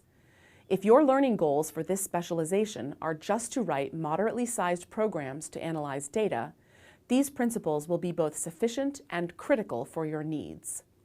If you plan to go on to be a professional software developer, these principles will be essential, but you will need to go further. This will be a great launching point to go on and take other courses in software engineering, learning more design principles in greater detail. In this video, we're going to plan the code for the moderately sized roster program. As always, we'll start with step 1, working an example by hand. For this example, my input is in the form of this file with 3 students, Romeo, Juliet, and Tybalt. I'm going to go through and read this and see that Romeo has 2 classes, Dual 300 and Romance 101. Juliet has 2 classes, Romance 101 and Poison 352, and Tybalt has 1 class, Dual 300. Next, I'm going to realize that it would be good to have a list of the unique classes. That is, Dual 300, Romance 101, which appears twice, but I only need to add it once, Poison 352, and Dual 300 appears again, but I don't need to add it. Then I'm going to go through and make the roster for each of these. Dual 300 has Romeo and Tybalt in it, Romance 101 has Romeo and Juliet, and Poison 352 only has Juliet in it. Next is step 2, to write down exactly what I just did. The first thing I did was I read the input, figuring out what it meant in some of the conceptual units we're going to use in this problem. I made a list of all of the unique class names that appeared in my input. Then I wrote 1 output file per class. Now those steps may sound very high level, but remember we want to work from the high level steps down to low level steps in top-down design. This allows us to break the larger problem into smaller and smaller problems. Now I need to generalize these steps, although they're already pretty general. In general, I'm going to read the input from the file named by argv@1, and I'm going to call the result the roster. Next, I'm going to make a unique list of all the classes and give it a name of convenience, calling it unique class list. Then I'm going to write 1 output file per class from unique class list and the roster. Since these steps were already pretty general, we didn't need to do the nitty-gritty low-level algorithms, but that's fine. Next, you would test these steps on a different input, but we'll leave that as an exercise for you, if you would like. Translating this to code, each of these is a complex step, so we want to abstract it into a function.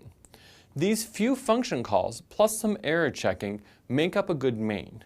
We don't want to delve into the details of solving each of these problems. We'd like to have each one be a function, such as reading the input. Now to do this, we need to be a bit more precise with our drawing to see what types are needed. That is, if I make a function called readInput, which takes argv@1 and returns the input, what's its return type? What type should the roster be? Conceptually, readInput returns a roster. We can name this type roster_t, where _t is a convention for type names, but what would the definition of a roster t look like? This is going to be important for working through the details of these functions that we're going to write next. The conceptual representation of a roster t is this. That is, the thing we drew in step 1. Working this example ourselves. We have multiple things. What kind of thing? We'll talk about that in a second. And that suggests an array. In this example, we have 3. In general, we might have 40 or 2 or 3,000. Therefore, we need to track how many things there are, since C does not keep track of the size of an array. We might think of a roster T as looking like this. That is, students points at an array, each element of which points at one of these things, which we'll talk about in a second. And then we have a number of students, which in this case is 3. Now we need to think about what each of these things in the array is. Each represents a student, so it makes sense to call it a student T. That will let us define this struct for the roster T. It has a student T star star, that is, this pointer points at a pointer to a student T, and an int for the number of students. We can type def this struct roster T. Now, what about the details of a student T? It has a name, such as Romeo, which would be a string, a char star. It also has classes, which is going to be an array of strings with types char star star and an int to tell us how many there are. Romeo has 2 classes, Tybalt has 1. This is a fairly small example. We could imagine any number of classes here. The result is something like this, where I've omitted the other students in the interest of space. The variable students points at this array, each element of which points at a student T, which has a name, which is a string, classes, which is an array of strings, and a number of classes. So we would define a student T as a char star name, a char star star classes, and an int num classes. Now that we have planned out our program at a high level and decided on some custom types we'll need, we are ready to plan the rest of the subproblems we've identified and begin writing our program. As we wrap up this course in specialization, it's time for you to finish your POCR project. You've written a lot of code in courses 2 and 3, and now it's time to handle reading input and unknown cards and bring it together by writing the main function, which will do the Monte Carlo simulation. One of these parts may seem a bit tricky. How do you handle unknown cards? It turns out that we can do this with concepts you have learned, pointers, arrays, and realloc. Here is a small input with 2 hands. The first has the King of Hearts and 2 unknown cards. The second has the Ace of Spades and 2 unknown cards. Both hands share $0, so we have to make sure our implementation can ensure that both hands end up with the same value. Of course, real hands need at least 5 cards, but we're just going to draw a smaller example here to show you how this works. We'll make a structure to track unknown cards. Since we already have decks as a representation for sets of pointers to cards, we'll reuse that type here. Our unknown card structure will have an array of decks. Each deck will correspond to one particular variable. So $0 will correspond to one deck, $1 to another, and so on. Unlike normal decks, each of these decks will point at placeholders in the hands to show where to fill in later. Let's see this in action. Our first card is the King of Hearts. We will allocate space for hand 1 and for this card. Our second card is $0. We don't know its values yet, so we could set them to invalid values. That way, if we ever mess up and don't change them, it will be easier to catch the mistake. Since this card is unknown, we're going to update our unknown card structure. We'll allocate a deck to correspond to question mark 0 and make a one-element array whose value is a pointer to the card we just created. The next card is also unknown, so we will proceed similarly. We'll make a deck for question mark 1 and make its one element point at this placeholder card. Now we start on hand 2. The first card is the ace of spades. The second is question mark 0, so it is unknown. So we will want to add an element to the deck for question mark 0, which points at this newly created placeholder card. The last card is also unknown, so we make a placeholder. Since it is question mark 2, we will need to make a new deck and point its one element at this placeholder card. Now we need to be able to use this structure to assign random values to our placeholder cards. First, we need to know how many random cards to draw. In this case, we need 3, but how would we know that in general? So let us suppose we shuffle our deck and look at the top 3 cards and find they are the 4 of clubs, the Queen of hearts, and the 7 of clubs. How do we set the cards in the hands to these values? Well, everything that needs to be set to the 4 of clubs can be found from the pointers in the deck for question mark 0. So we can iterate through that array and use these pointers that we find there to refer to the cards whose values we want to set to the 4 of clubs. Once we set these to the 4 of clubs, we want to repeat the process for the other unknown cards. For question mark 1, we would use the pointers in its deck to find the cards to change to the Queen of hearts, and then the same thing for question mark 2 and the 7 of clubs. If we wanted to repeat the process for another set of random cards, we could. We just shuffle the deck and iterate through the unknown card structure again. With that, I think you are ready to dive in and finish your project.